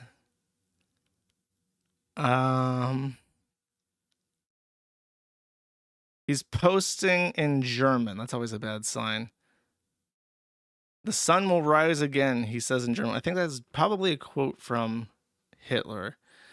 Jews will make great lampshades. Now you might be thinking, based Hitlerite Destiny Child. Cunny is love. Cunny is life, says Destiny's Child. Chat, the kids are not okay. Okay, the Hitler posting might be funny, but he appears to be getting groomed pretty fucking hard. Now, granted, I think he's like 13, so I suppose being attracted to girls his age is normal and healthy for a young boy. However, if he had a father in his life, his father would be telling him, don't talk about child pussy on Twitter because it's never going to go away. You will be 45 fucking years old and people will be finding your Cunny is love, Cunny is life posts on Twitter, Nathaniel. Don't do that. He got followed by Next Wave America National Social Zoomer and says, we fucking won, Hitler salute, ASCII emoji thing. I think there was pictures of him face swapping himself with Hitler. Oh, this is a great one too. Why women get elves, and then it says what liberalism does to a woman, and it's a normal looking girl being tatted up into a monstrosity. And then what conservatism does with a woman, and she has a baby. Nathaniel says that hoe on the bottom looks like a man to me, which I think that it's normal for teen boys to not find pregnancy and motherhood like attractive because you're a teen boy and you don't want a baby. But yeah, what a fucking take, bro. I think he's also an atheist. This is like what's his face? Who's like Will Smith's kid? If you base faith on facts and evidence, where is your faith? You're only believing because you know it's true. Thus, there is no faith in the word of God. So don't substantiate your beliefs with evidence because then it's not faith alone. Cool. Awesome. I think that there is no lower category of any form of media than a teenage boy's take on religion. I think that is the absolute bottom of all things fascinating on the planet. In 7th grade, I used to legit pray that my hot teacher would take advantage of me, he retweeted. Rape Anzu, which has he's a cunning groiper because he has the snowflake in his username, got retweeted. And he says, follow him, this is his account. He's fucked, man. Destiny, you fucked up. Oh, here it is. Here's what I was looking for. So here's the face swaps of him on Hitler. It's just like, this kid's toast. This is what fatherlessness does to a MFer in 2025, our year of the Lord, okay? This is what being a directionless, rudderless teenage boy with infinite, unlimited, unrestricted access to the cyberspace does to the fragile psyche of a child. This isn't like even unique to Destiny or this kid. Nathaniel's not special. This is just what happens. You connected a little boy to the internet with pornography and weirdo cults about cunny, and then they're like a pedophile Nazi that eats their own shit and brandishes a weapon at a rally. You know, if something doesn't happen, he's going to be like Elijah Millar and he's going to federal prison. Like, and the thing is, he is... there's nothing like there's nothing wrong with him as a person. Like at like a basic level, he's just a teenage boy, and teenage boys are the dumbest fucking people on the entire planet. But he is particularly vulnerable to actually being groomed by psychotics on the internet, not because he is somehow inferior or dumber or more susceptible, but because he is Destiny's child. And so as a trophy, people are going to naturally try and befriend him and give him stuff and give him attention and tell him how cool and funny he is and try to hook him up with their friends. Like they're going to do that to him and make him feel really good and really popular because they want to get at Destiny. So it's not that he's particularly stupid or particularly, there's something wrong with him. It's that because of who he is, and because he is unprotected as a teenage boy with no father figure, he is going to get fucking hounded by psychopaths. It's not even a political thing. If it wasn't the fucking cunning groipers, it would be the trannies, and he would be trooned out. Like probably what happened to Elon Musk kid. He's a target. He's a fucking target. But yeah, this is fatherlessness in 2025, chat.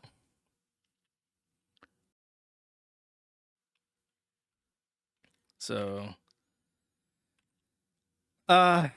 Prague chat. Is that what the cool kids do? You got to Prague. Is that an emoji and kick? The Prague? It is. Give me the Prague Pepe chat while I take a drink of water chat.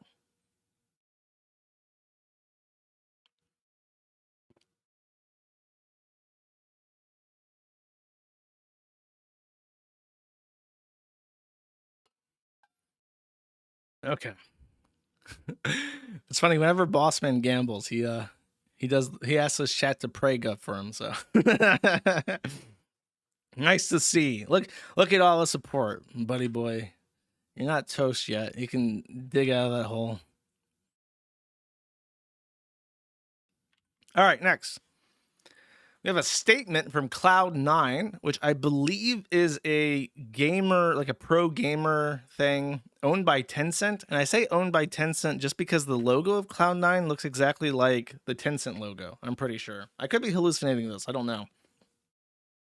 He says, or they say, official statement from Cloud9. We are aware of the recent incident involving Joseph Mango Marquez and fully acknowledge the concerns raised by our community and partners. Following an internal evaluation, we have made the decision to release Mango from Cloud9. Okay, so who the fuck is Mango? Let me check the notes here, chat. Let me check the notes. Ah, he's a Smash Melee player. Shit. Oh, shit. What the fuck? Uh-oh. We got a Melee player. We got a Melee player in a text scroll. Oh, jeez, dude. So, let me warn you. I have not seen these clips. I offloaded this to somebody, a little helper. And I said, helper, number one, determine if these clips can be played on my stream. Number two, determine if they should be played. And the determination was from the helpers that yes, this can be played. And yes, this should be played, chat. However, they warned me. This is cringe. This is cringe on par with Six Hexenhammer 666 groping his girlfriend on stream. It's apparently extraordinarily uncomfortable. So, if you are someone of a weak disposition who does not want to see extreme cringe, you may look away now. I am a person of weak disposition who can't handle extreme cringe, but I'm being paid, chat. So, let's do it. See, we're not drunk, guys. Yeah, we're not drunk. But Mango, on the other hand. Oh, man, look at that face. Look at that face. Oh, my God. That's already... He just, like, tries to, like, jump over their chair and, like, straddle her with his crotch. And he's like... She's like, ah! Ah! Ah! On the other hand. No. Oh, dude. He's humping toes. No. Dude, she's like... They're... Oh, jeez, dude. He's like hip thrusting at them, and they're like trying to avert eye contact like he's a homeless man. End the stream. End it. End the stream, Mango says. End the stream. Look at the chat. What the hell? Mango, the fuck? Surely not. He is drunk. Mango, go away. No. Mango, so creepy, bro. Bro, stop. Oh, hell nah. There's no way. Someone get him out of there, lol. Infinity Odin is If Infinity Odin was at this party, he would have saved this man's entire life. Mango, horny and freaky. Bro, and then Sammy says, that was too far. I think they're calling out for Agent. I don't know who Agent is, but maybe he's like a bouncer. They're trying to get his friend to help him. Someone even said canceled in the chat, so they knew it was coming. You're trying to do no, point it down. Emily's chat. You trying to do thug round or no? It was his fan. Wait, did he say what? Chat. You trying to do thug round or no? Man. Mango's humping Emily. Mango's humping Emily. I'm not. That's okay. Come on, buddy. Get the fuck out of there. Okay, I'm ready to play. And he just walks away. What kind of fucking friend is that?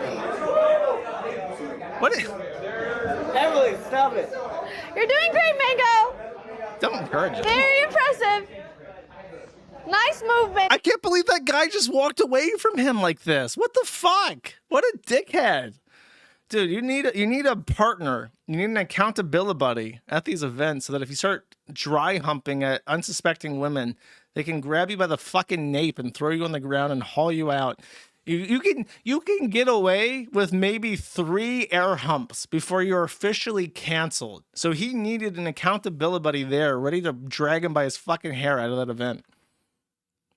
Karaoke? We're doing it here. Here? Well, apparently everyone. Oh no, he's back. He's back. He's ready to dry hump the Asian trying somewhere. to here because we got drinks and it's easy to set up. He like pushes him out of the way.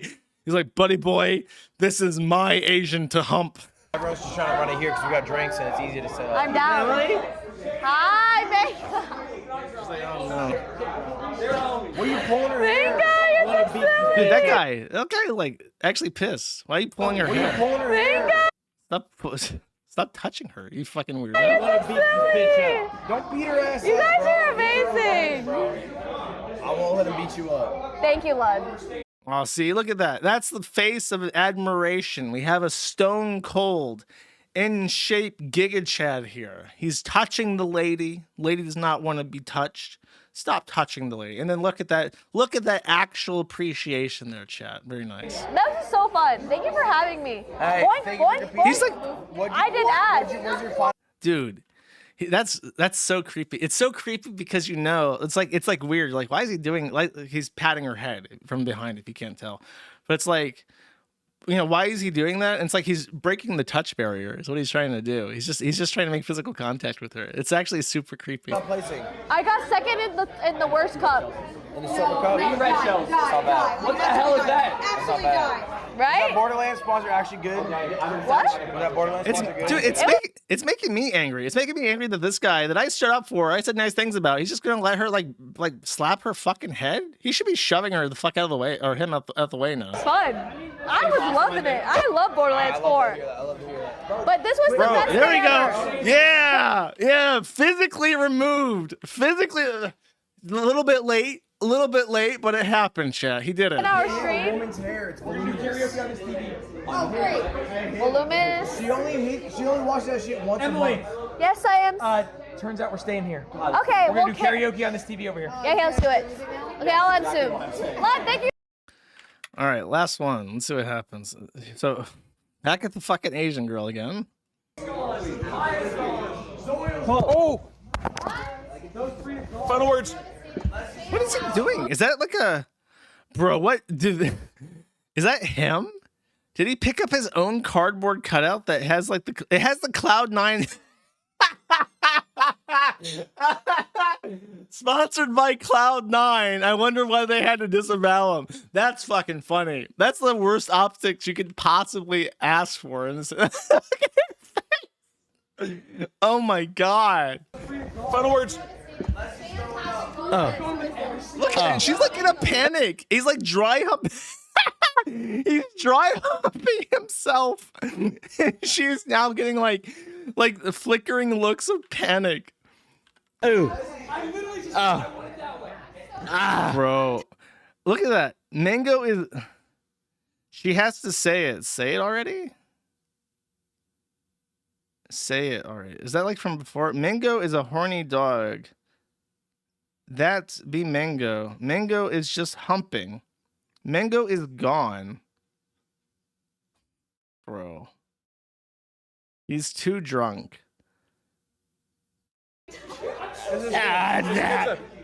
Wait, should kids do drugs? Okay, all right. Did someone finally pull him away? What happened? Did that guy pull him away? All right. Oh, Mango's so funny. Okay. No, he comes back. Holy shit. Okay. I'll just end him with my child. I'll meet you at karaoke. All right, yeah. Okay, bye. That's crazy.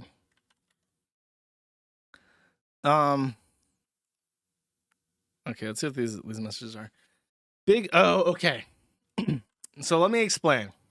I know who Big Eagles fan is, Big Hat Lala. So you may not know this or would not assume this based on Mango's based on the footage you just saw. But Mango's actually married. And when he was getting canceled, Big Hat Lala, Big Eagles fan, his wife, went onto Twitter and said, "Why are you all freaking out at me and freaking out at my dear husband, Mango? What has happened?" She says, "I'm bothered the most by the fact people say all this shit, but ain't no one said shit to me. Not a single person came to me at all. Now everything's hearsay on Twitter. I just want people to leave me alone. Y'all fucking forget there's an 11-year-old child involved. Stop texting me. Stop messaging me on all social media. Just fucking stop.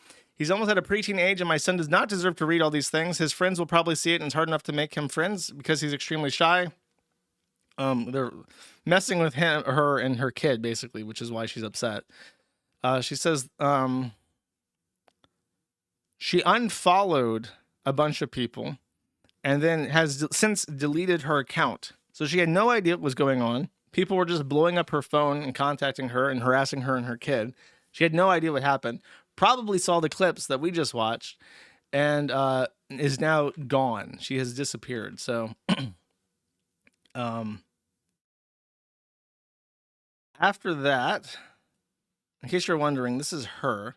So he has a child with her, who apparently is 11. I thought he was much younger from their pictures. I'm not going to show the kid, but that's them together. She's in her Eagles jersey chat, so confirm that is the Big Eagles fan right there. Obviously, way out of her fucking league. And I'm just going to say it. I don't mean to be an anti-chinky racist here. Okay, But I'm just going to say that he was already married to Better. I don't know why he's like horn dogging on this like Hapa woman at the Melee convention. Very bizarre. He was banned from Twitch for dry humping drunk at a convention chat. And then I think his friends even caught shit because I think this is the guy in the first clip who had, or a second clip that had like the opportunity to pull him off. This guy, is that him? I'm a face blind retard chat, but I'm pretty sure that's him. So he had the opportunity to end this before it became a full on fucking disaster, and just didn't. And apparently he knew that Mango has like an ongoing problem with alcohol and is like an alcoholic. So he came out obviously and condemned this in the strongest possible terms. And then a lot of people were like, "Bro, you were right there, and your friend was right there being a retard. You didn't do anything about it. You even knew he was being a retard, and he just like half committed to oh, that's Ludwig. That's like one of the guys from the Hacks drama, right? He was involved in that somewhere, isn't he? I've heard him before. Anyways, he caught shit for not being a good friend, which quite frankly he fucking deserves, because he needed an accountability buddy, and somebody just didn't step up to the plate there. Let's see, Twitter. He posted a statement, by the way, that I want to find. His name is C9 Mango on Twitter, so he has to update that at some point. Should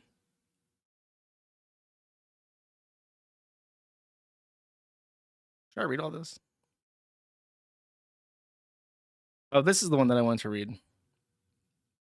C9 dropping me, probably getting banned from tourneys. Fucking shit, man. No one to blame but myself, but man, never thought I could hit this low. Probably won't hear from me for a while. I'm sorry, everyone. Wish I was better. I had it all, and I toss it in a trash can. Many such cases, chat. Many such cases. Many such people thinking with peepees and not brains, chat.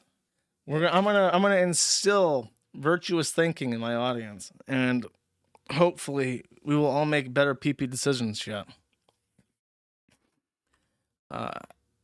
Okay, that's that. Next,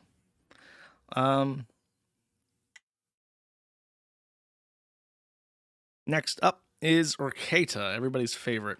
So this is the real picture of Aaron Imhall. I don't know what the fuck is going on in this picture, but someone needs to fix the lighting or the camera that exists at the Kandiyohi County Jail, because it is fucked beyond belief. Just completely fucked. So why is Aaron M. Holt in jail? He's already out, but why was he in jail? The answer, he talked about Kayla Rekieta. So here's a fascinating little development, okay? So when Aaron M. Holt was convicted of revenge pornography, he took a plea deal which allowed him to get out scot-free for $50, basically, which is how we established the price of one Kayla nude unit. It is $50. However, his plea stipulated things which are, according to the Kiwi Farms legal team, unconstitutional. But the issue is that the stipulated order that he agreed to was agreed by him. So therefore, even though the order is unconstitutional, the way that it works is that even if you receive a blatantly unconstitutional order, you generally will have to comply with it unless it is actually physically incapable for you to do so. For instance, if a judge orders you to lift a car, you can't comply with that because you can't lift a car. But if a judge orders you not to talk about somebody, that is unconstitutional, but you do have to comply with it until it is appealed. The issue is that Aaron M. Holt agreed to this stipulation, and generally speaking, the court will allow you to agree to things that generally it could never impose on you if you actually agree to it. So that's an important thing that a good lawyer would watch out for. The court can tell you not to do certain things, but only if it's allowed to by law. However, it can agree to things that you agree to, even if they're very unusual. For instance, I remember a long time ago, there was a woman that got arrested for like some kind of really, really petty crime that was committed at a Subway. She lost her shit at a sandwich artist in a Subway and committed a crime that was serious enough that she went to jail. She agreed to, as part of her plea deal, to get a job at Subway for like a month. Obviously, we have anti-slavery constitutional amendments, right? So a judge could never order you to go work at Subway for a month, but he might accept a little quirky plea deal that involves working at Subway for a little bit, because I think that's actually a really fair way out of it. Okay, you don't go to jail, but you do have to work in service for a month, and then you'll get some fucking appreciation for what it's like to work in service, you bitch. That's completely fair, but you have to agree to it. Aaron M. Holt agreed to an unconstitutional prohibition on him talking about Kayla Rekieta. It is constitutional to be prohibited from talking to somebody, but it is not constitutional to be restricted from talking about somebody unless you agree to it, which he did. It would be the job of his attorney to say that you don't want to agree to this because you are a talk show host on the internet that covers internet drama, and the juiciest drama you know anything fucking about is about the Rekietas. So eventually, if you agree to this plea deal, you will eventually run afoul of it. And there's nothing that we can do about it because even though it's unconstitutional, you fucking agreed to it. That's what a good lawyer would say. His attorney did not appear to give him that rundown. And as a result, he is bound to a court order that he would have to work very, very hard to undo. Because in law, it's always easier to stop something from happening than it is to undo the thing that already happened. So he would have to try and throw out the plea agreement, and then he would have to get a new plea agreement and have to get that ruled unconstitutional and so on and so forth. And then he still has like a violation of probation thing for violating the court order, regardless of if the order was valid or not. It's like a huge deal. So he shouldn't have accepted the plea deal to begin with. And in doing so, he actually threw out a lot of his own arguments in his defense. So he put himself in a really bad position, which allowed him to inevitably get caught up. And fun fact, Rekieta has been hinting that he wants to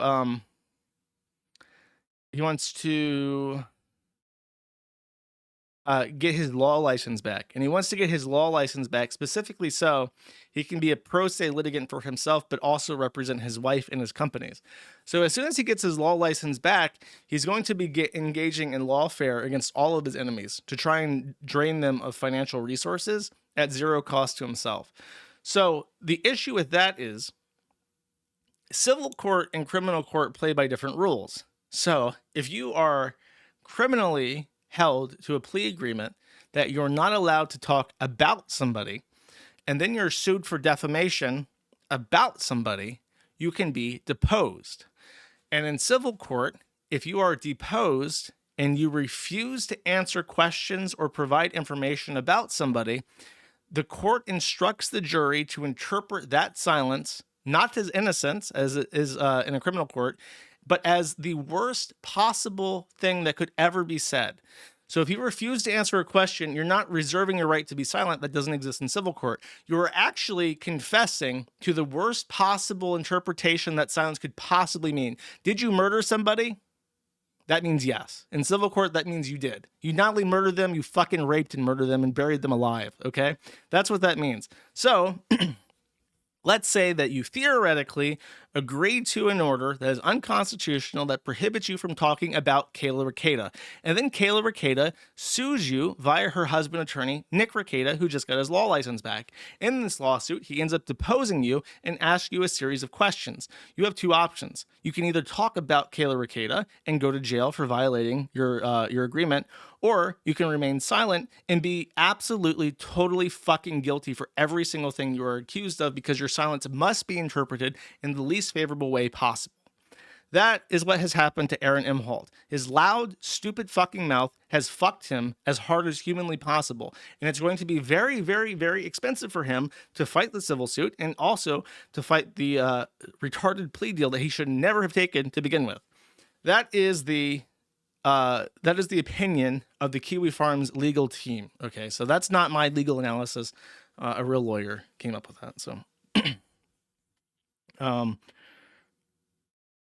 Nick has literally played 4D chess when it comes to Aaron Imholt, which is made much easier for Nick because Aaron Imholt seems to be playing against himself quite a bit. So he's really not in a good position. His bond was set by the judge at $100,000, which he has paid, I think, because you only pay a tenth. So he got a bondsman to give him $10,000 to pay this. So he's already out, but that's his bond. And I think child molesters in Minnesota get less than $100,000. But the reason why his bond was set so high, by the way, is because the plaintiff, or the state, raised that Aaron Imholt himself on live stream said he wasn't concerned about a violation of his plea agreement because Minnesota is so easy on criminals.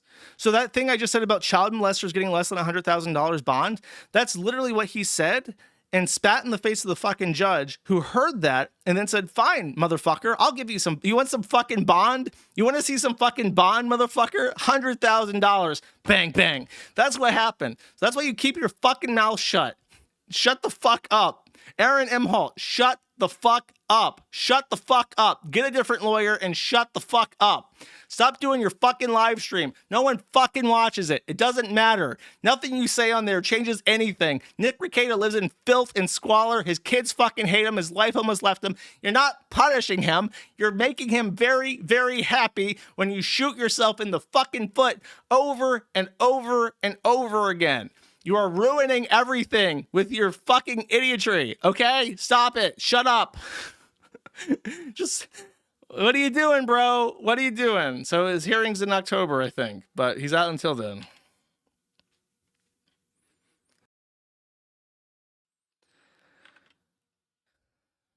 Oh, one more thing, by the way.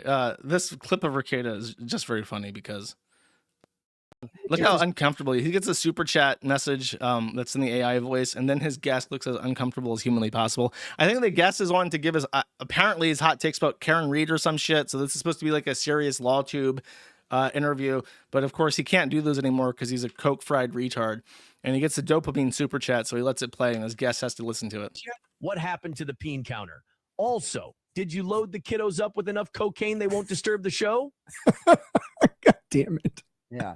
So he looks super impressed by that. He loves hearing about penises and children being doped up on cocaine. I'm sure that he heard lots of stuff, like when Rekieta announced this interview or whatever, he probably got lots of shit on Twitter. And then when he hears it on stream and hears him laughing about it, he's like, oopsies. Shouldn't have done that. And then afterwards, by the way, last thing on Rekieta, our boy Nick met up with his best friend in the entire world, Patrick Melton, and gave us what is probably the worst photo of Nick at least, but one of the worst photos I've ever seen. Look at this motherfucker. Look at this fat, greasy chomo wearing his own merch.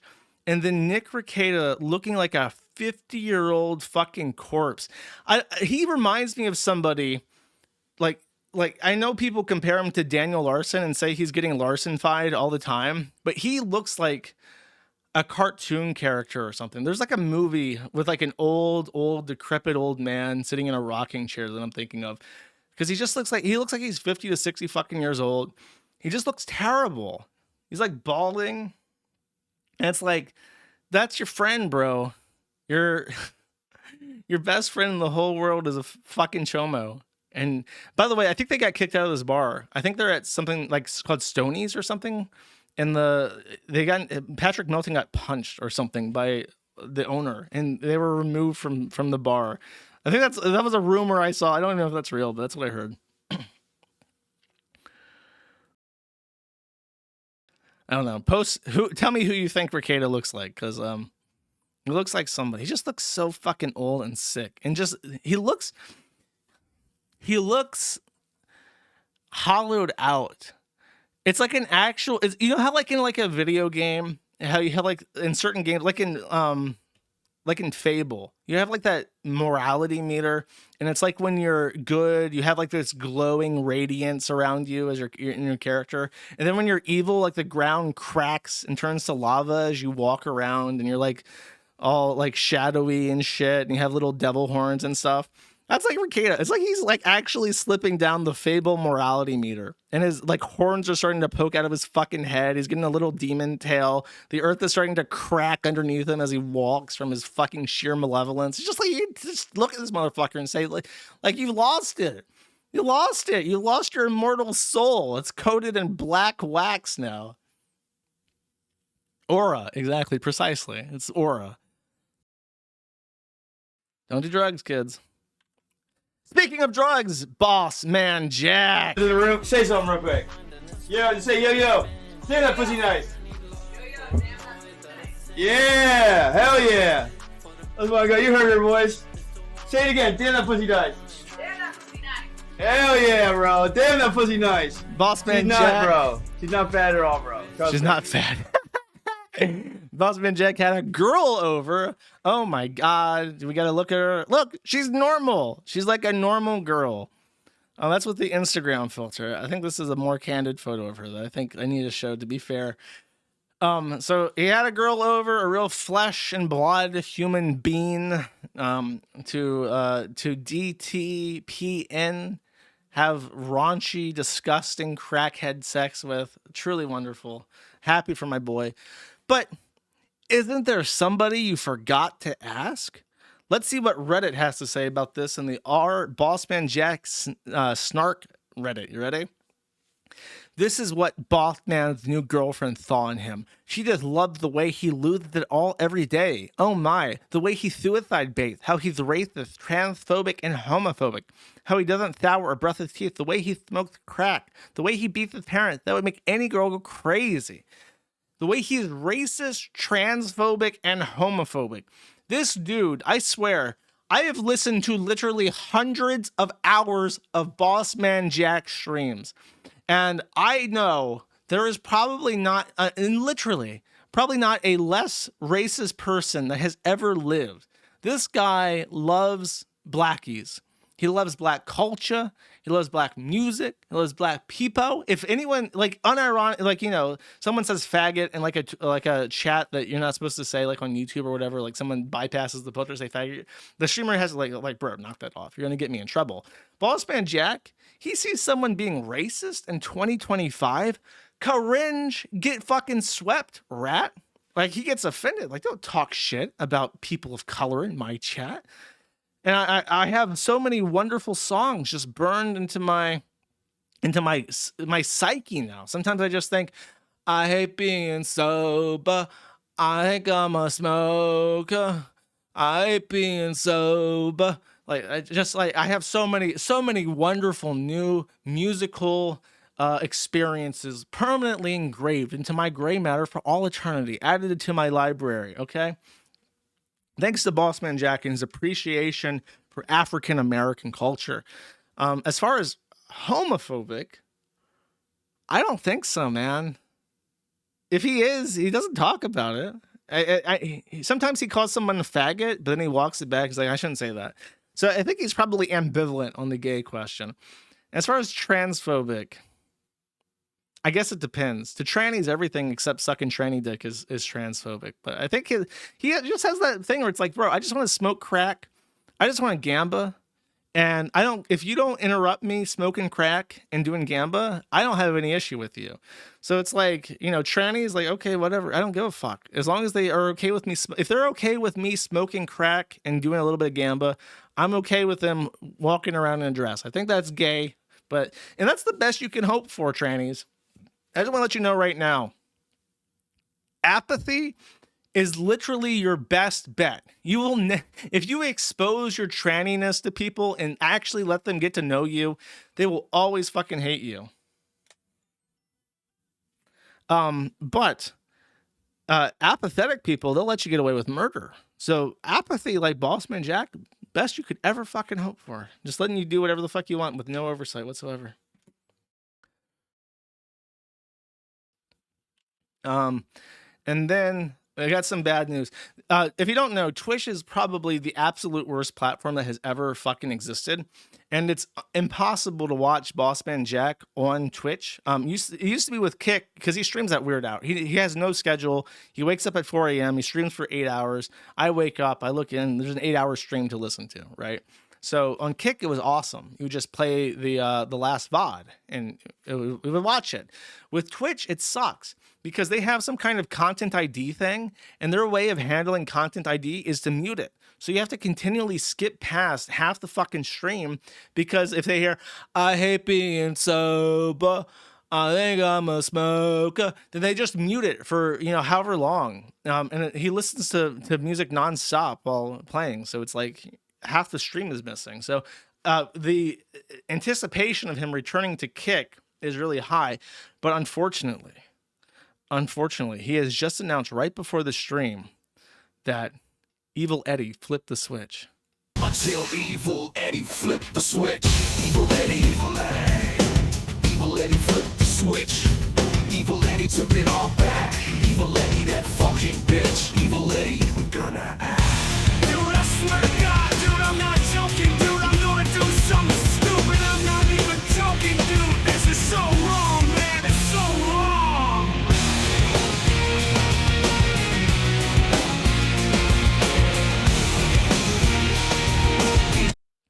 Okay, so Evil Eddie, as a Kick stream, how do I tag this motherfucker? Can you guys tag him in the Kick chat and tell that motherfucker to unban Bossman Jack? This motherfucker, Evil Eddie, makes like $1 billion a month off crackhead gamblers. They have given him an empire. They have allowed him to single-handedly undercut the largest streaming platform in the world.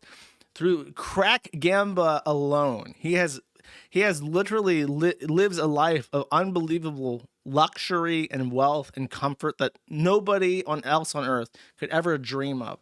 And all he's got to do is sit back and let the crackhead gamba money roll the fuck in. And he can't even get my boy, Bossman Jack, unbanned. Motherfucker, Eddie, he made you. He made you, Eddie.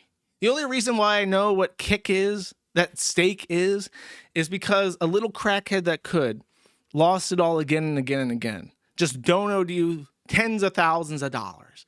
And I'm supposed to be okay with this oppression, this betrayal. My boy wants to stream on Kick and promote your fucking products. And you're telling him, no, you cannot promote my products. What do you mean? And you know how fucking shit Twitch is? You know how fucking big of a pain in the ass it is to have to skip past all the muted segments on his VODs? The Kick VODs actually work. It's the only thing on the site that fucking works reliably. Bring them back. Bring them back. Who do I got to email as a verified partner of Kick to get this motherfucker back on my platform, okay?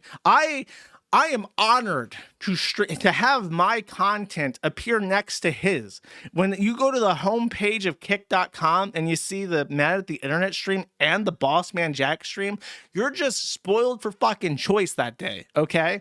So I don't want to hear any of this shit. No fucking excuses, okay? Twitch doesn't deserve him. I've never visited Twitch in my entire life. I've gone my entire life never watching Twitch streams except for like minutes at a time. Okay, just to like get a glimpse of what a new game looks like. But now I'm actually spending hours on twitch.tv listening to Bossman Jack, whose VODs are mutilated because they suck ass. Okay, fix this shit, fucking asshole. Wait, refresh Bossman thread for Kino. That sounds like a trick. That sounds like a fucking Ratatouille rat statement if I've ever heard one before in my entire life. What's going on here?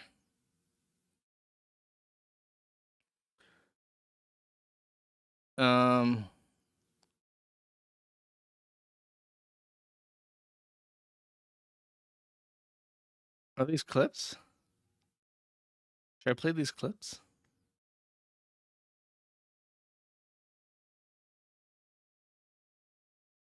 Let's see, what is this? I'll play this clip.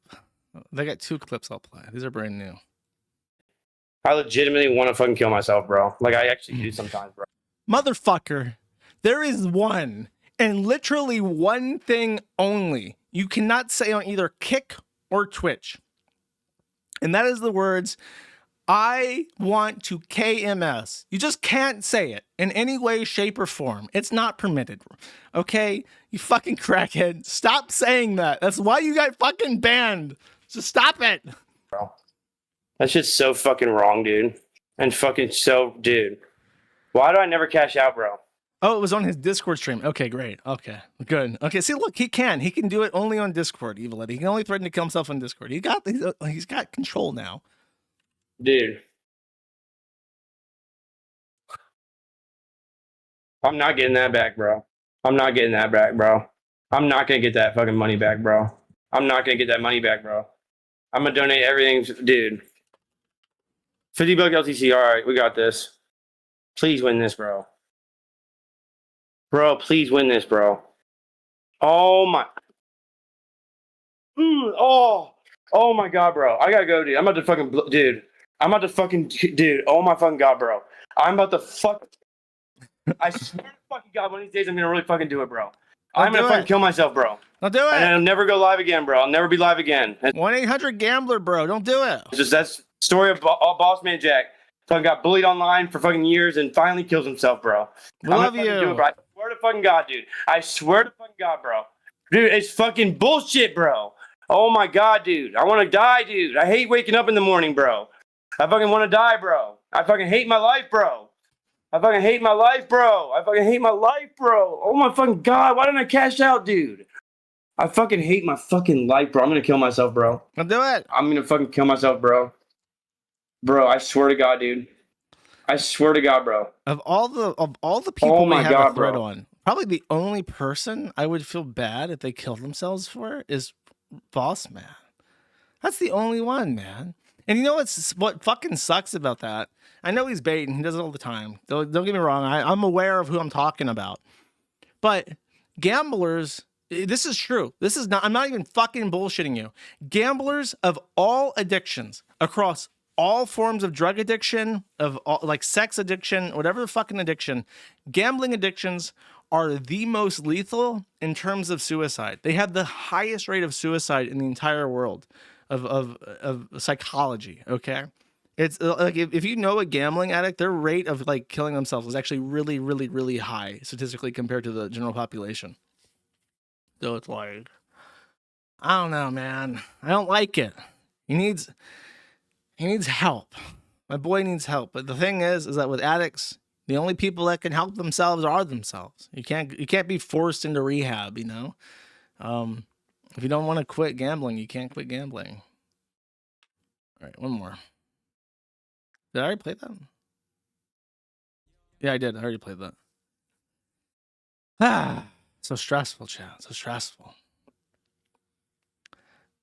All right. So, Here's your VTuber and Medicare roundup. This will be probably my most controversial segment of all time. I am unironic about that. I'm going to piss so many people off in so many different ways that but no, I'm bored. I gotta spice things up a little bit. Here we go. Okay. So, first things first. This account, Girl on a Mission, looks like your average run-of-the-mill Amberlynn verse A-log account. Just a name referencing Amberlynn Reid, a picture of Amberlynn Reid eating. Pretty standard, pretty typical Kiwi Farms femme poster. There's an issue. 2019, the site was hacked, and a list of email addresses associated with accounts was leaked.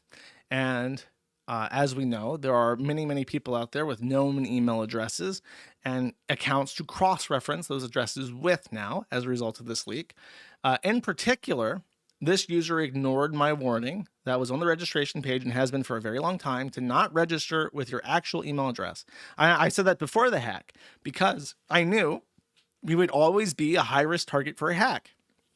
So my policy is, instead of trying to absolutely 100% secure this huge empire of fucking hardware and software, instead of trying to make it absolutely impervious to hacking, just do my best is all I can do. Let's just not keep information that's valuable. And let's train users to be smart and to use VPNs and to use Tor and to use alias email addresses and forwarding emails that protect their identity. So that has always been my policy. And I've always warned people not to register with real email addresses. This person ignored my good advice. And as it turns out, they are somebody known to us. This is Shondo.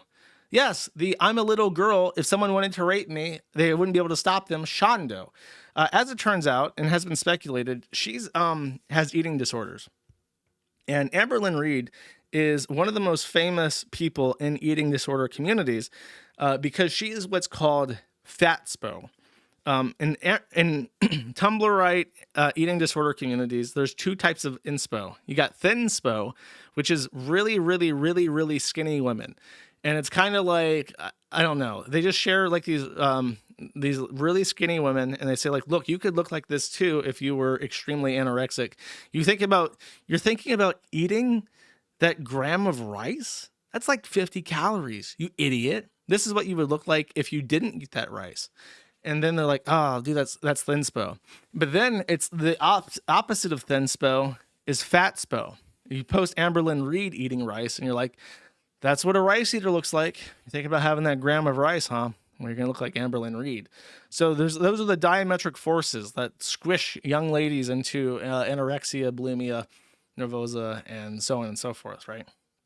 So Shondo, who apparently is known to have eating disorders, very typically was an Amberlynn Reid A-log and had a forum account. She even said that she had a forum account, which is what prompted people to try and find if she was in the leak, and she was.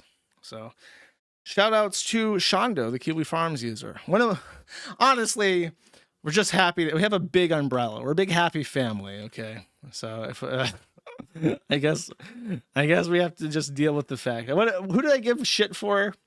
Oh, I gave the VTuber shit for the Elijah Millar stuff. So I guess I gotta eat shit for having Shondo on board. What can I say? That's just how it is. Second, we have a second clip from Catboy Ranch Dressing. Very appreciated. Great user, by the way. Who found this clip, so I guess I might as well play it. Lolly gang represent. Before I was a hag.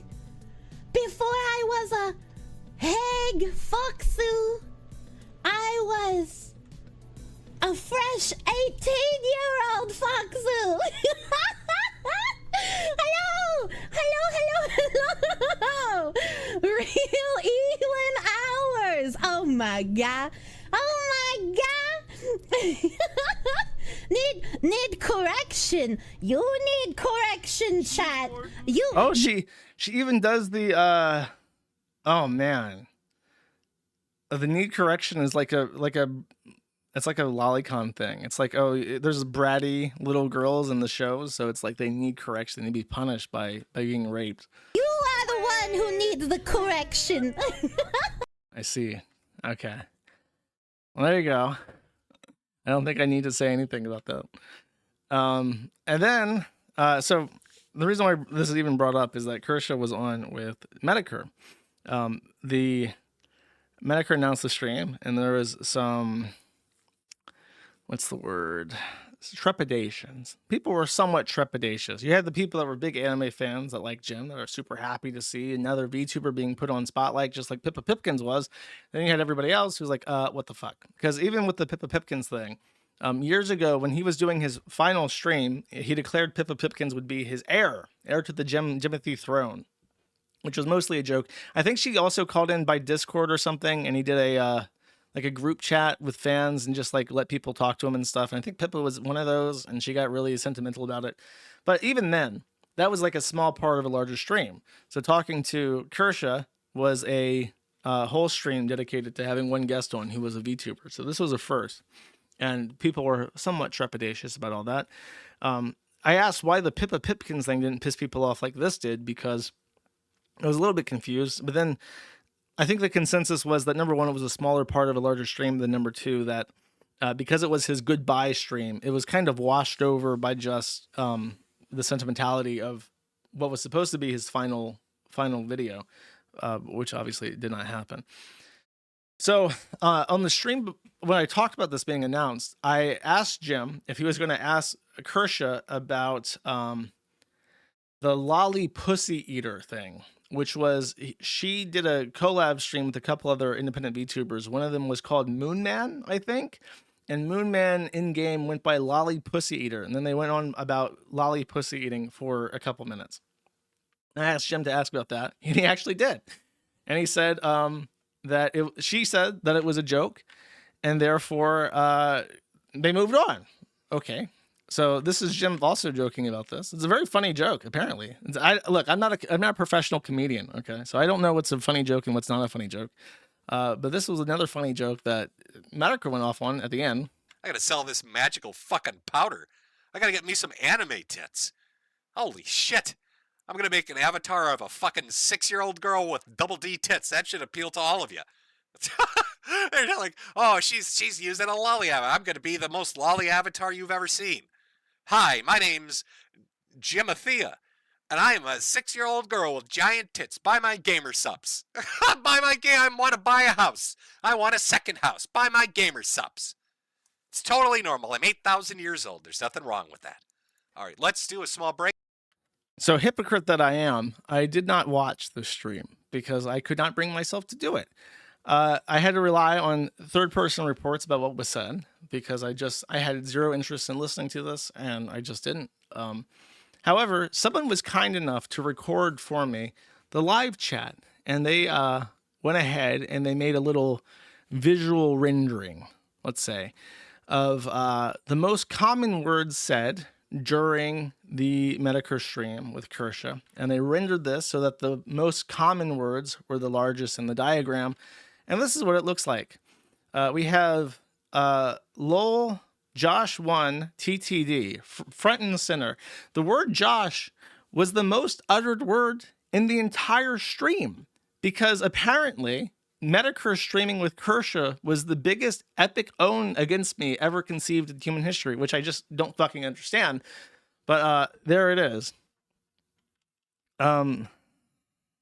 Pizza is mentioned quite a bit.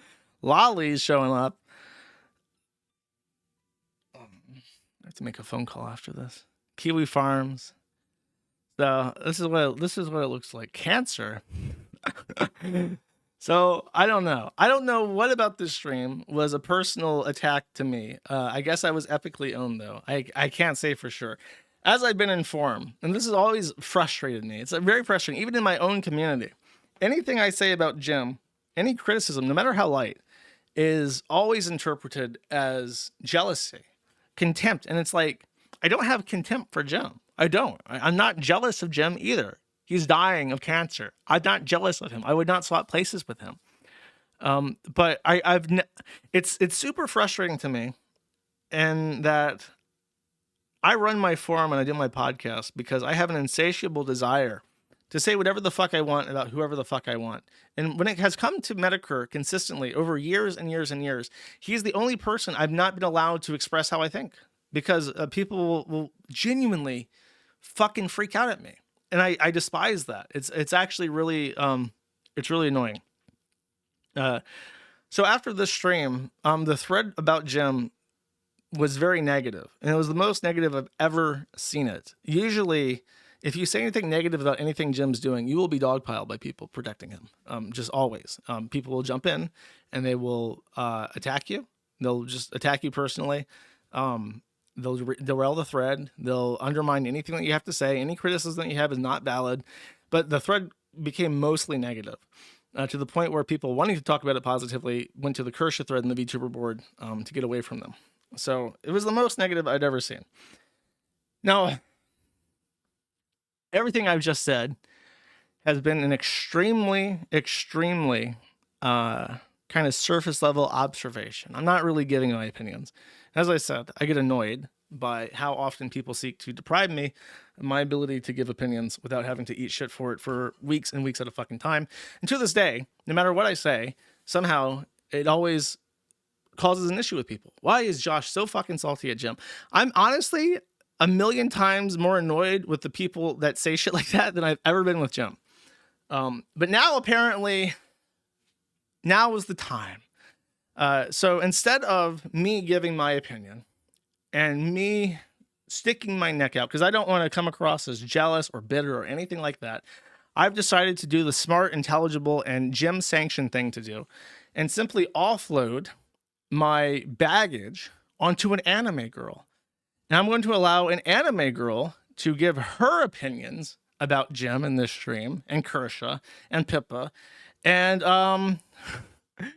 I'll be completely and totally immunized from the consequences of it, because based anime girls are always based. And if you get mad at this, it's just your fault for being mad at a fucking cartoon character, chat. So let's see. Oh, there it is.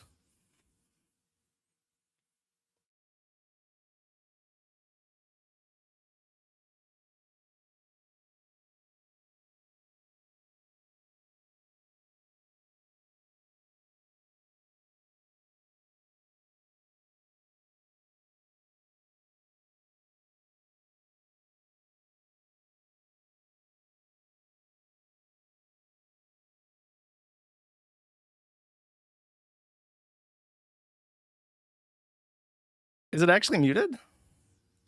Muted and gay. Okay, hold up. That's annoying. Did I fuck it up? I actually fucked it up. I did a whole thing for it too. Okay, 1 second.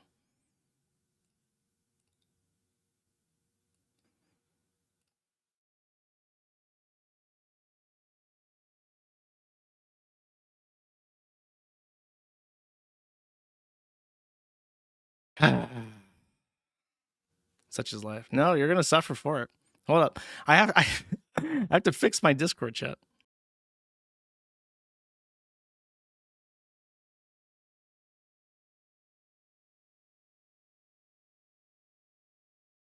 Oh, I see what the issue is. Okay. No, chat, you're going to suffer. You're going to suffer.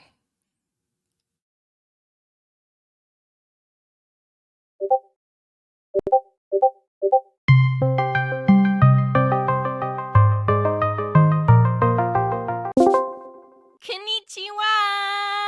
Hello! It's your favorite VTuber, Doki Doki Chan here. I am a based anime girl. You know, I am super based because I don't like niggers! That means you have to care about what I say, by the way. Anyway, chat, today we're talking about Jim Medicare. He did a stream with my colleague, Kersha. She is so kawaii. She is also a based anime girl, just like me. Kersha doesn't like trannies or black or gay people in video games, which means she's basically. Oh, what a brave stance you took, Kershi. Your torch lights the way. You know, Kershi is the biggest fan of Shadman. Literally the biggest. I mean, she's fat. But it's okay. She definitely didn't know about him drawing those kids. She definitely didn't know, Chad. Wink, wink. Speaking of lolies, we can't forget Jim's heir, Pippa Pipkins. Pippa is just a little anime girl, and if one day Jim held her down and smelled her little wabbit armpits, there's just nothing she could do about it. She is so little. Look, chat, I'm not saying that Jim is a pedophile. He just really likes anime. I mean, he's a bit of a weeb, and he just loves those nip cartoons. And you know what they say about nips? They love kids. Hey, it's just part of their culture, okay? Shit. Can you blame him, though? I mean, he has to make money for Jade. He's gonna die any day. I hear he's gonna get an extra large Pippa Pipkins themed coffin so he can be buried with all of his anime figurines. It's gonna be so kawaii. Anyways, that's why he streams with VTubers, because I mean, even though they get less views than him, and he turned off the super chats with this stream, well, it's for Jade. Like, it is. Like, it definitely is. And you know, there's nothing really wrong with simping for anime girls when you're married, like, right? I mean, Jade understands. Like, she's not like other girls who would be upset about, like, her man sniffing some girl's armpits or anything like that. She's cool with that, I think. And he's dying. Like, you gotta remember that he is dying. And if he wants to spend his last days on Earth in the loving embrace of a kawaii, cushy, butt-shaped mouse pet, then we just have to respect his wishes. That's it from me, your favorite VTuber, Doki Doki Chan. And I just want to say, sayonara! Hello, chat. Have you endured enough punishment? Don't make me do it again. I will do it again. I don't know if I can co-sign all of that. I actually had to cut out some of the anime's dialogue because it actually went a little too far in a few places, chat. A little too far in a few places. I had to wind it back in, okay? Well, I mean, I guess, as I said, I have nothing to say. I just let an anime say it for me, and therefore I'm immunized from all consequences. You know, that lovely note, chat. Let's go to the money zone. Let's look at the money zone and collect the money, chat. Make sure to leave a comment, like, and subscribe. How do I super chat? All right. As I said, thank you for watching. Next stream, by the way, will be the 4th of July stream, where I'll be getting drunk. As all my best ideas happen when I've become intoxicated, chat. Not after that. Kurt Eichenwald, anime masturbator for $10 says, glorious Kiwi Emperor, you're my special little boy. Only you read my super chats because I'm your pay pig and you're my special little boy. I won't super chat anyone else ever again because I'm your pay pig and you're my special little boy. Thank you, Kurt Eichenwald. Humble Guardsman for 5 says, put the blood in internet blood sports. No back and forth videos. Corn demands blood for the blood god. I guess you're talking about Card. I have to coordinate with Card to get a date for the interview. Don't take my kidneys for 5 says, Fent and Steel. Your kidneys, I guess. Crunchy K for 1 says, nothing. Thank you. Bunker Housing for 5 says, I signed the petition. I'm doing my part. Insert proper Starship Trooper clip. All the best opinions are most accurately depicted through reaction GIFs on Twitter. Thank you for signing the petition. Bunker Housing for 3 says, they were in a studio.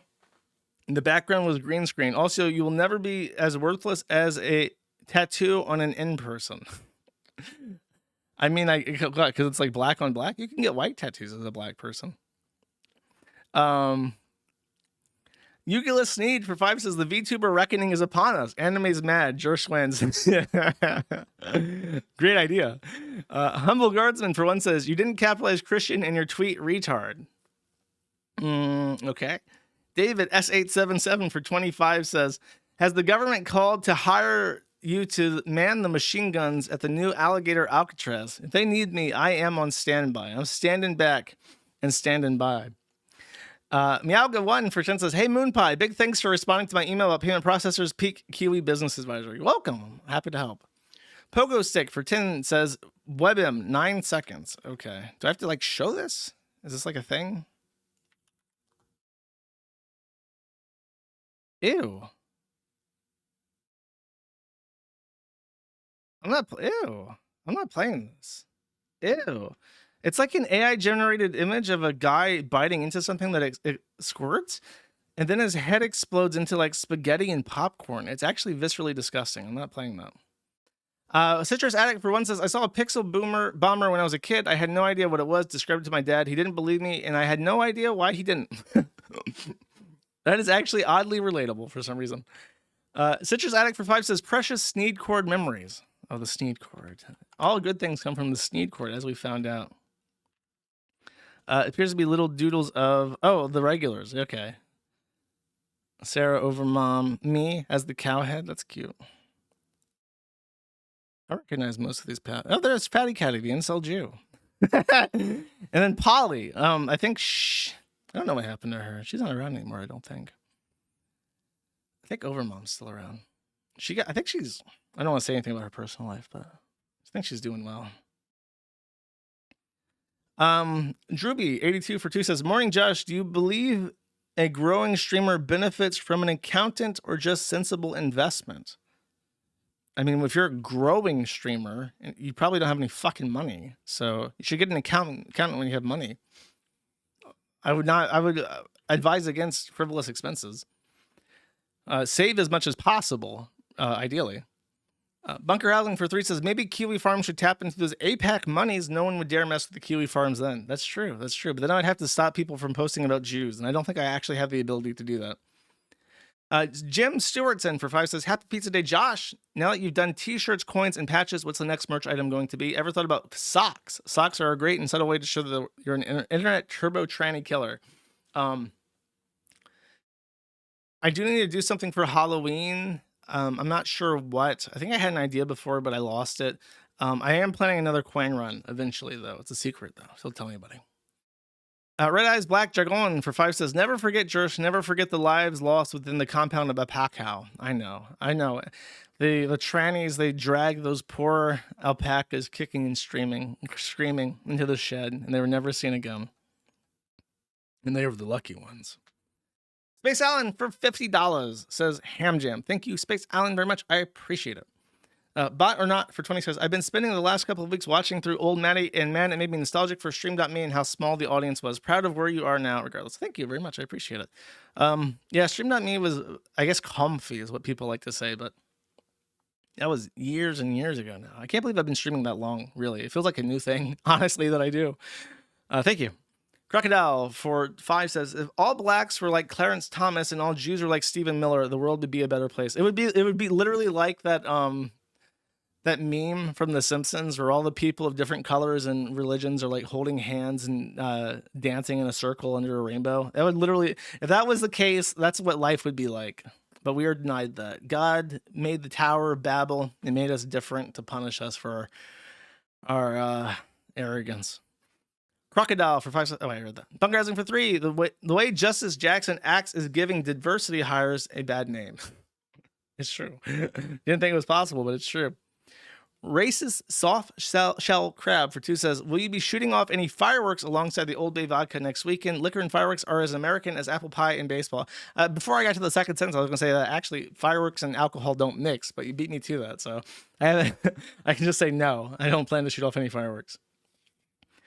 Asian tech support for $50 says, I miss my boy Cats. Well, he is dead, so I don't know what to say to that. Don't ever ask me to write a eulogy. Yeah, apparently a lot of people miss Cats. You're in good company, brother. Thank you. Citrus Addict for 1 says, Jim's new PFP is based on him from the Powerpuff Girls. He's a supervillain evil tranny with lobster claws and a drag costume. It's not subtle, even though it ties in with the other shit. Is it really? I know exactly what you're talking about. Is that actually what he did? I thought he was just doing the fuck Bethesda crab thing, but I wonder if that's why he likes the claws so much, because he likes him. Him was creepy. If you've never watched the Powerpuff Girls, there is a literal demonic tranny devil character that's a reoccurring character, and he's supposed to be like the prime evil. And there's a really weird thing where it's a male, I think, but he talks in falsetto and he has an echo to his voice. And it's kind of like Bane, where in the Dark Knight Rises, Bane's lines are all ADR'd into the movie. It's not his actual, like, he's muffled when he talks. So they ADR his lines over him because his mouth's not moving anyways. And as a result, there's always this sort of like dominating feel to how he speaks, because it goes over the music, it goes over the sound effects. It's just like hard in ADR'd into the audio. And when him talks in the cartoons, this weird falsetto with an echo is also like super ADR'd in over everything else. And it's really creepy and unsettling. It's really creepy as a kid. Laserdisc Spinman for 3 says, those were 30,000 pound bunker busters they dropped on Iran, not 10,000 LBs, the MOPs. Well, there you go. I don't know anything about warfare, but apparently they dropped. That's fucking heavy, bro.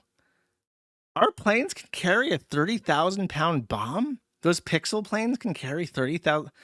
That's like a train. That's like the caboose of a train and like a couple wagons loaded with coal. You know what I mean? That's fucking heavy as shit. How big are those pixel planes? They must be more. In my head, they're like really small, but they must be like fucking unbelievably huge if they're carrying 30,000 pound bombs. That's really fucking big. I bet you they're massive. 2 of them? They can carry 60,000? What the fuck? In my head, I've never seen one in person, so I've always thought of those planes as like tiny, like fighter craft. But now my headcanon is different. They're like the size of an alien spaceship blowing up the fucking White House. That's crazy, bro. Okay, fine. I will. I'm curious. B2 bomber size. I have to prove my fucking humanity. B2 bomber size.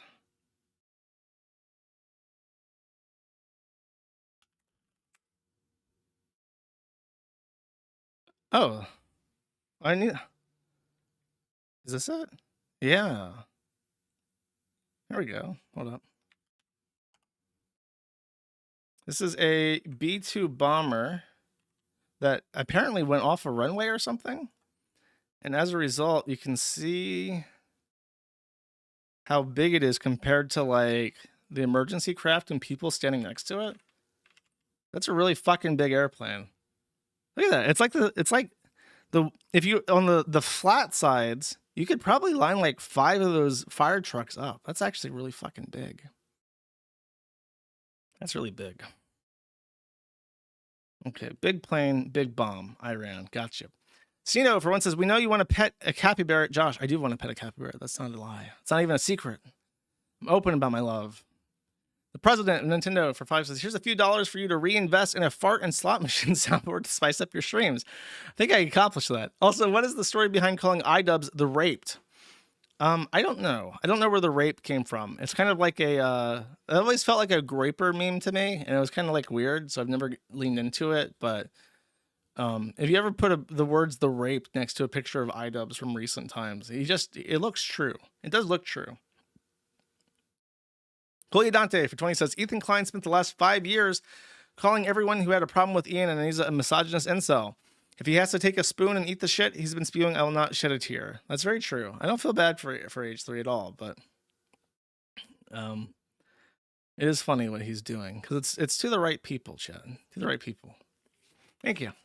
Docs Found for one says, Ralph Barnhart on the Maddie thread points out the fat rapper woman from the opening video is the one that tried to sue Lyft for not giving her a ride because she was so fat and lost.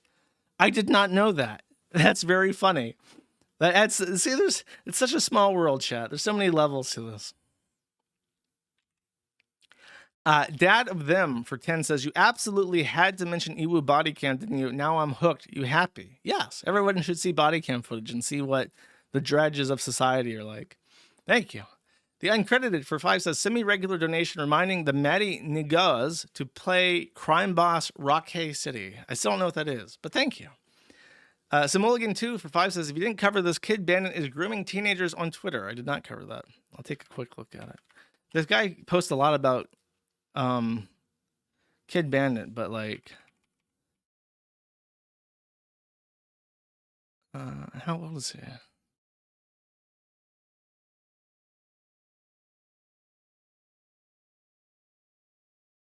How old is the... Oh, he just graduated middle school, so he can't be too old. Apparently he's hanging out with this fat... I don't know what the fuck that is. Black, I guess? King Bandit, my son was so freaking impressed by your kicks. He told me that after the AF wrestling show, when I get to Santino Bros, I'm going to ask her, Kid Bandit, to train me. Thank you for inspiring this future wrestler. I guess that's him. My son just graduated from middle school. He yeeted on stage. Can I get a yeet? And then people in the LGBTQIP plus community were calling him a groomer for that.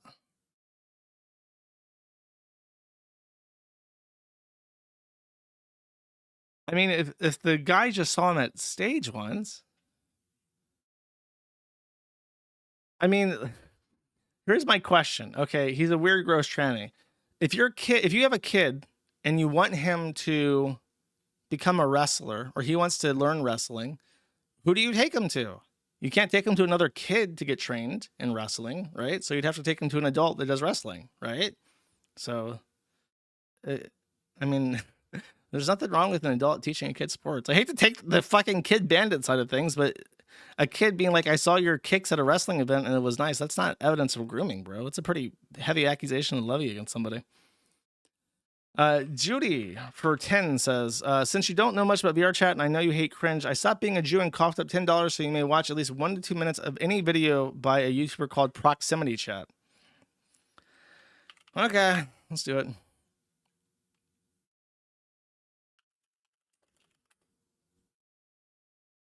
Proximity Chat, 284,000. Okay. Starting a furry civil war on VR chat. Okay. Hello? Hey. Nice to meet you, man. This guy's doing an impression of that other guy that did those griefing videos years ago where he just goes, hello? Hello? Like in this really deadpan voice. He's doing the thing. Is this the same guy? No, it's like an impersonation. Hello? Hey. Nice to meet you, man. So do you know the crazy girl that was yelling at me in my last video? Run! You just tell me to run? Bah! Run! Bah! Run! Apparently they believe that I wasn't the one who recorded them. They believe it was one of their friends who was working with me. I'm not sure why they believe that, but I think it would be hilarious to run with it, go with the lie. I'm gonna find them. I feel like I've like heard you My on... biggest pet peeve in the entire fucking world is TikTok subtitling, where each word is showed one at a time, even words like on. I fucking despise that.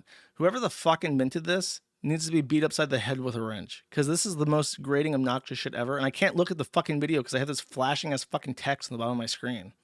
YouTube before. On YouTube. Do you by chance watch someone called Proximity Chat? What some dickhead in this group decided to do was take a video of me having an anxiety attack and send it to Proximity Chat for them to put on YouTube. Yeah, it was Siren. It was the person named Siren. They told us that. Excuse me, what? Stay right there, stay right there. Where the fuck is Siren? Because Siren's just been going around telling people in here that I'm on fucking YouTube. So you can tell Siren to get a fucking ass in here right now. Siren, get your fucking ass here now. Siren, don't fucking run away. What do you mean? Going around telling people about the fucking YouTube video that I'm in. I'm not. You know Oh what? my God. This is for your own fucking good. You're fucking tranny boys. Banned from the fucking group, and I will be telling Jack that you are to never fucking return. Wow. Whoa. Yeah, I've just fucking banned Siren. She's banned. She's not fucking coming back ever again, and you can fucking tell Jack that I said so, because that is fucking out of hand. She's saying, oh, I don't know nothing about no VGO, I haven't done nothing about it. Yeah, she's going around fucking telling people about it. Right, as of now, Siren is fucking banned. She's never to return to the group ever again. Permanent fucking exile. What is going on? Siren's been exiled because she's gone around telling everybody Exiled. about the fucking YouTube video that was taken of me against my will. She says she knows nothing about it, and yet she's going around fucking telling people about the whole thing. Now I've got people coming up to me asking me about it, which is exactly what I said would fucking happen, isn't it? Do you mind not standing around watching? This ain't no fucking sideshow. Move the fuck along. Wow. Feisty in here. I confronted Siren about the YouTube. He's like peeking around the edge because he literally, like, they're in VR, so if he just hides behind the edge and looks around, and the guy can't see him. That's so funny. Video that was taken of me, yeah. She's like, oh, sorry, I know nothing about it. I don't know about no video. I don't take videos of nobody. Yeah, she's gone around in here fucking parading it about, letting everybody know about it and telling them all to go and watch it. And now I've got people running around all over the place coming up to me saying, hey, you're really familiar. Are you Talking about the fucking video, exiled from the fucking kingdom, banished. Okay, that's pretty funny. I might watch those. I like the Daniel videos, and there's another guy that's like the gay Australian that sucks cock. He does pretty good videos sometimes too. TP Deluxe for 5 says, you think that little gun of yours makes you tough? No, real power comes from studying the blade. Get Xavier Ravenblood to train you on how to use kitsune form and dual-wield katanas. Very tempting. Very tempting as an entry-level sport. As I said, you need somebody who's an adult, who's trained to teach you how to do things. Citratic for 5 says, Alec Halaka made some lovely music in his following years. Would you be willing to let this instrumental play out during Super Berries? I mean, I guess.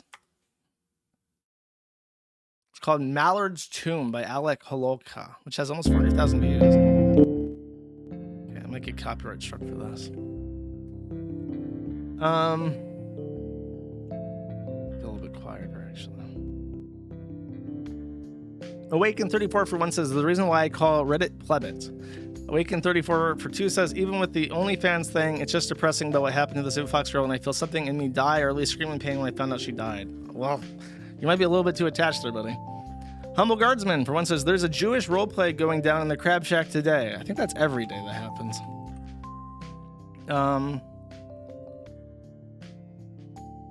Pancake Luchador for 5 says, have a good one, Noel. Thank you, I will. I think. Kurt Eichenwald, Anime Masturbator for 10 says, Glorious Kiwi Emperor, please make up for my previous extremely parasocial message. There's a picture.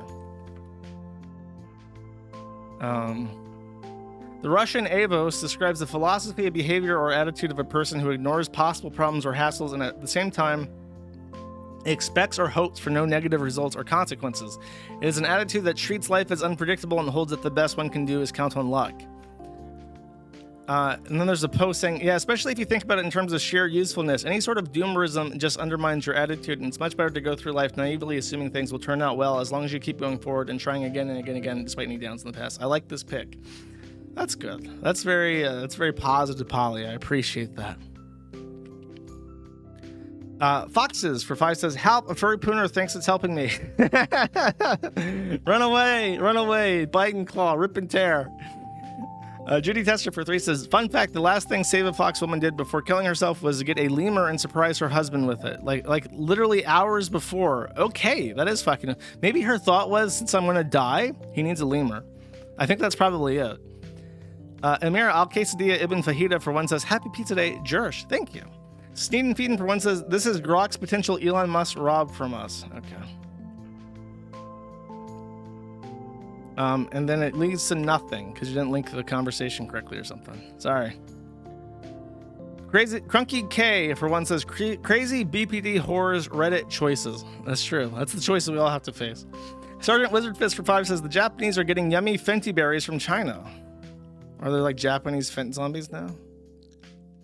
There are. Here, quick look. Japanese Fent zombie. There he goes. Bye-bye. Bye-bye, Fent zombie. Oh, he's twerking now. He's doing a Fental twerk.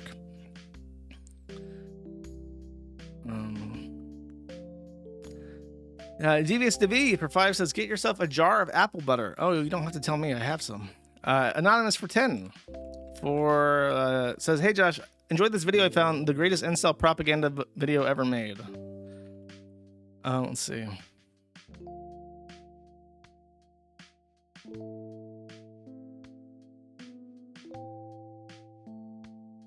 This is on something called the International Brotherhood of Men.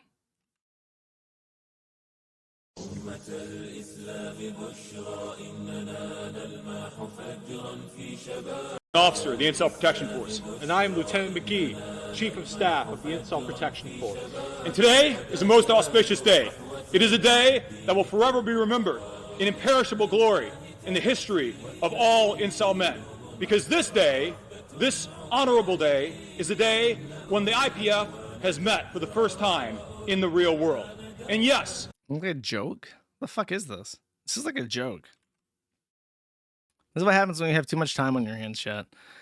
It's fun to play in the woods, but you should never take it seriously. Don't let the LARP become real life. Unkind Naysayer for 2 says, I'm going to assume Patrick is behaving like the Blob from the classic hit movie The Blob during his criminal incident, absorbing the car, fat pouring through the cracks. Well, I don't think the guy would be alive then. Clay Dante for 20 says, put the pallets in the driveway, child, or they'll... Put the pallets in the driveway, child, but they'll block your car. My car is not fat, stalker. You have blocked my car, stalker. Your life is already over. It's a shame. It's a shame that driver got away with what he did. Thank you. No, Stalker Child for 2 says, I'm going to need you to get that Patrick body cam footage, Jersh. I think good fucking luck with that, to be quite honest with you. Maybe. I don't know. Maybe it's possible. Sneeda Stanny for 5 says, how can you call yourself a good old Southern boy if you don't even know college football? Even an autist like me knows this shit. Because football is fucking, I don't know. It's just fucking retarded. It's just fucking black people running around with the ball, bro. I don't give a shit. Awaken 34 for 2 says, 2 things. 1, at Chris Farms made the famous Freeman's Mind series, and 2, Malding Faggot is an indie dev himself, so he has more of a vested interest than you initially knew. I did know that, but the thing is that he's not making a live service. You know, maybe he is. Maybe it's like a live service single player game. I don't fucking know. But he has an issue with, if he has an issue with making his own game preserved after he shuts it down, then he's a bigger faggot than I gave him credit for. And I think he's a huge faggot. Sneedo for 10 says, I want chat to suffer, Josh. Play 10 seconds of this troon. I think they've had enough suffering for today, but.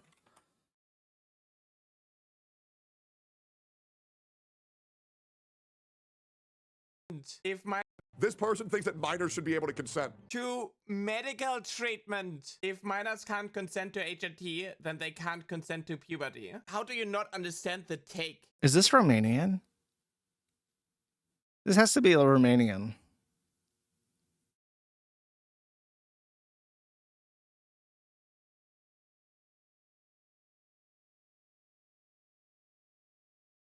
Licensed Dommy Mommy, certified brat. Only whimpers a little when I'm injecting myself. Winner of Ravenger's biggest bottom award. Twitch partner. I have to know where this guy's from.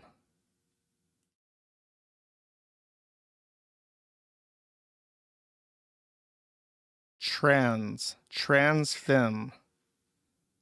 I am not a femboy. Do not refer to me as one. I'm literally just a woman. Calling me bro will get you banned. A German! Oh, 9! Ah! Es ist unglaublich! Nein!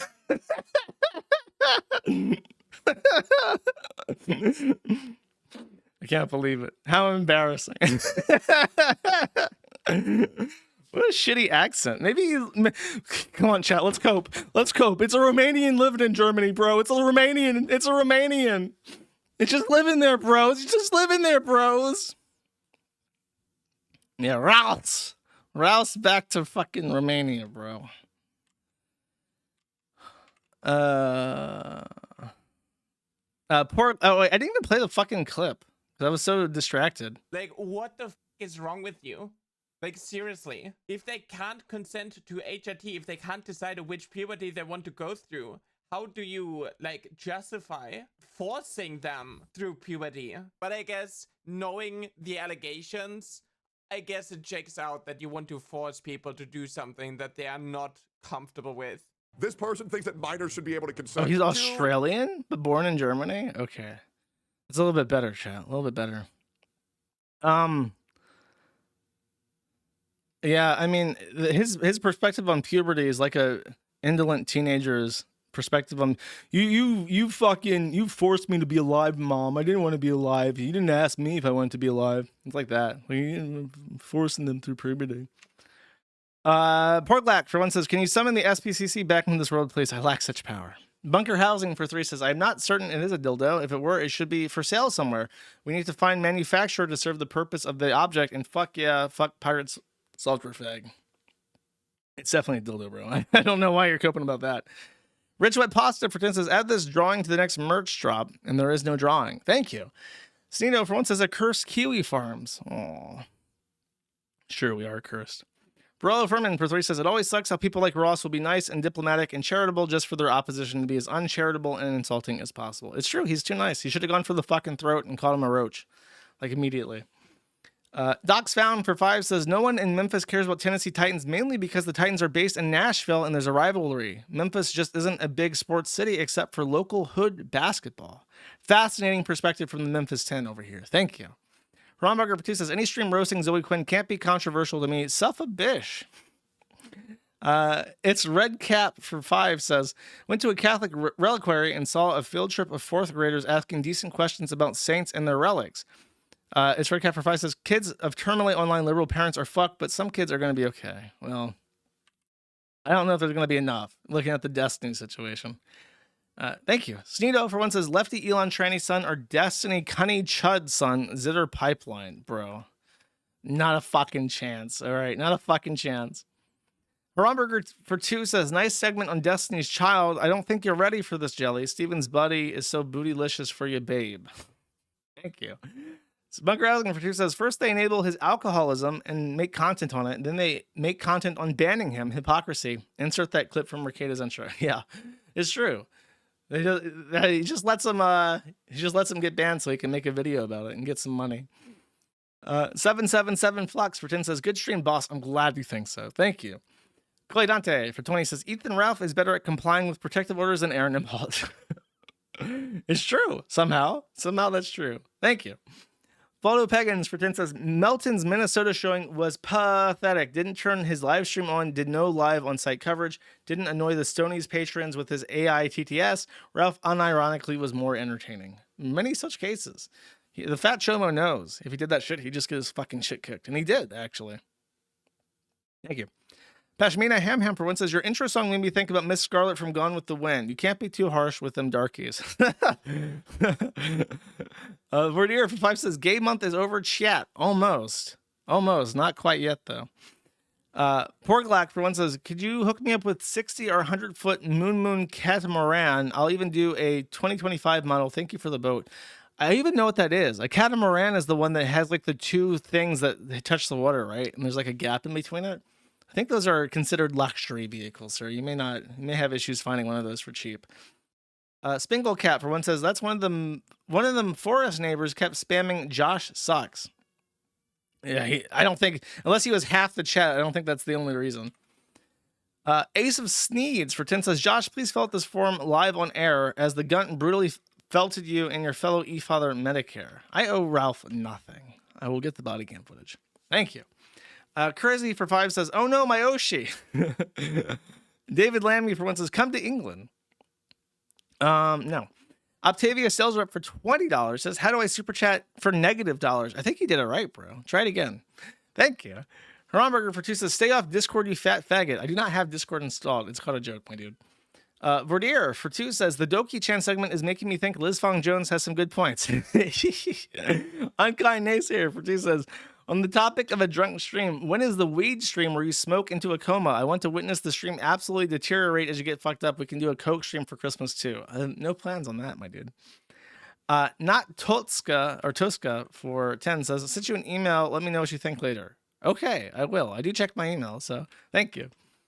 John Dodarius for 10 says, 10 out of 10 amazing stream. I'm glad you think so. Thank you.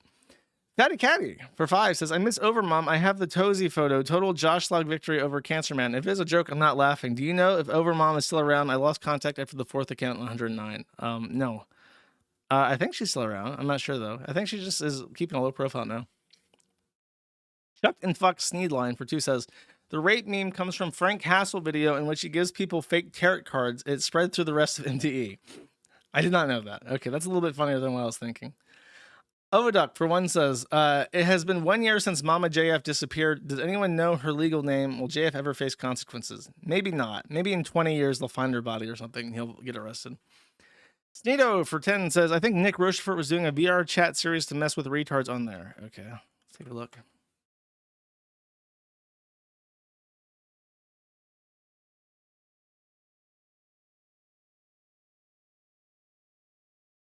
This plane is so funny, bro. What are you two bozos up to? You promise you won't tell anyone. Nah, get out of here, man. 7. See, that's how you know Nick Rochefort is smart. He sees a little kid in the game and he's like, I'm getting the fuck away from you, brother. For that kid, imagine the horrors that kid sees. All the trannies with like big bimbo, huge titted opie lowlies and shit wandering around talking about white genocide. That kid is ruined. That kid's fucked. It's over for him. Was that Brenton Tarrant? Is that what that's supposed to be? That's supposed to be little kids doing Brenton Tarrant? I'm not sure. Oh, it is. He's got the Nordic sun on it. What the fuck? Bro. That kid's fucking toast. It's over. Kersey, for one, says, howdy, Josh. I forgot to say. Hello. Spinglecat, for one, says, fuck you, Josh, for the dank DeMoss KFC shit. That song is stuck in my head. Also, a big fuck you for the Doki Chan shit. Also, you forgot to talk about the X-Keeper ship. I guess I did, because I can't think of what that was, even off the top of my head. Sneed, for one, has a video, but I did not play videos for less than $10. Otherwise, the stream would never end. Foxes, for 5, says, Josh, you should be nicer to your wife, Lidl, making her do the Doki Doki voice count as a domestic. I'm happy that the conspiracy theories are developing favorably in various directions. Lilanthia for 5 says, Medicare is funny, but he's just a dude like everybody else. Sometimes bass, sometimes cringe. What a take, bro. That was not a popular take even a couple weeks ago. Pimmel Festa for 1 says, your German is weirdly good. Dankeschön. Lilanthia for 5 says, Kersha could be base if she stopped the sexual stuff and just stuck to the news. I want to believe the lowly stuff is a joke, but then I just assume I'd be disappointed if I actually did. Sad. The issue with anime shit is that anime is inherently sexual. Even the kids shows. In Dragon Ball, there's like a scene where like Gohan gropes Bulma and she's like 12 in that. There's in Dragon Ball Z, I think Master Roshi like pervs on her, and Pokemon Brock, one of the main characters, is a Pokemon breeder, a breeder who hits on all the women. Anime, it cannot be divorced from sexuality, and Japanese people have a weird thing with youth. They have a weird relationship with youth. That is they culture, literally they culture, and it's alien to Westerns. And without saying that it's bad, it's just different, and it's not acceptable to Western culture. So if you are a Westerner imbibing Japanese culture, it is inevitable. It is inevitable that you will tolerate lolicon culture because that is just anime shit. And you're going to be surrounded by people into lolicon if you're surrounded by people into anime. Not every one of them is into lolicon, but if you enter a group, a Discord chat with 50 people into anime, the probability of like 10 of them being into lolicon is really high. And it's like, what are you going to do? You're going to like call them a pedophile and chimp out of them and ban them? Or do you just want to sit and talk in your friend group about anime shit? And you just put up with it. And then when people start moral fagging about cartoon characters and shit, then you're like, well, you know, you might say, well, I disagree with it, but you know, like, because that's what you have to do in order to continue being an anime fan and anime culture surrounded by anime people. You have to be tolerant of lolicons. It is impossible to be into anime without also having a tolerance for lolicon, because lolicon is inseparable from anime subculture. It just is. Which again is not to say that every single person who watches anime is jerking off to lolicon, but a lot of them are, and the people who aren't are surrounded by them. And that's the main issue. Is like Kersha can never take a hard stance and say something like, I disavow lolicon. I think people who jerk off to lolicon are into kids. And if you're into lolicon and you're in my audience, I don't want you in my audience. I want you to fuck off. She can't do that. She can't. She could never do that because that is her audience. You know, it's just like, and that's why they don't. And even Jim, you know, he's stooped in the fucking anime shit now. And it's like his opinions on things like lolicon are going to change, and it's going to be less of an issue to him because he's just surrounded by it. And that's just my perspective on this. Citrus Addict for 1 says, by the way, have you grown anything since the Sneedcore days? I have not grown anything, sadly. I'll get into it one day. And Citrus Addict for 1 says, Fatty Catty GTFO. And then I think this might be... What is this? Honk over a woo. All women are whores. And then there's Fatty Catty. He's like a cat boy, but he has a sweatshirt that literally says fat. And he's balding. And there is a clock that says friends with a big X over it. This is very esoteric. I'm not sure where this came from, but apparently it's a shot fired at Fatty Catty, who I'm informed is an incel Jew. Okay. That's it. thank you for watching. I'll see you guys when I see you. I don't have anything planned for this weekend. There's something that I'm waiting on before I do my next locals video. I want to do something that's another recorded video, so I'm waiting on something to happen. If it takes too long, I'll just do media reviews again. But I am planning something, and then I'll try to figure out the card posting shit when I can. So thank you for watching. I'll be back July 4th for a special alcohol-induced stream. Holy Hell for 3 says, hope you're having a good day, Josh. But always, thank you, Holy Hell. I appreciate it. And here's your outro song. Take it easy. Bye-bye. By the way, the song is Not Like Other Girls by Cyborg 9K. You're waiting on her call, but she don't use 5G. She doesn't have a Twitter or a Facebook or IG. She doesn't go to shows, doesn't even watch TV. I wish she would come over here and spend some time with me, but she ain't got a name, no government ID. She doesn't have an SSN, she don't wanna be seen, and she don't want no lover, all she wants is to be free. The flag hung in her bedroom, please don't fucking tread on me. Yeah, she's the kind of girl, scrambled data in her brain. She makes so little sense in so many different ways. So please avert your eyes from her paralyzing gaze, but open up your heart to the shit she has to say. Yeah, she's the kind of girl, she's super fucking base. Her head is in the stars somewhere a million miles away. She's staring through the sun, she takes x-rays to the face. She's all these things and more, all these things and so much more. She's not like the other girls. She's allied with the two, sells black market Pomera. I heard that she's been holding $500 million in Monero. She knows who's in the know, her circle's hella tight. She thinks hers with Jobama and off like every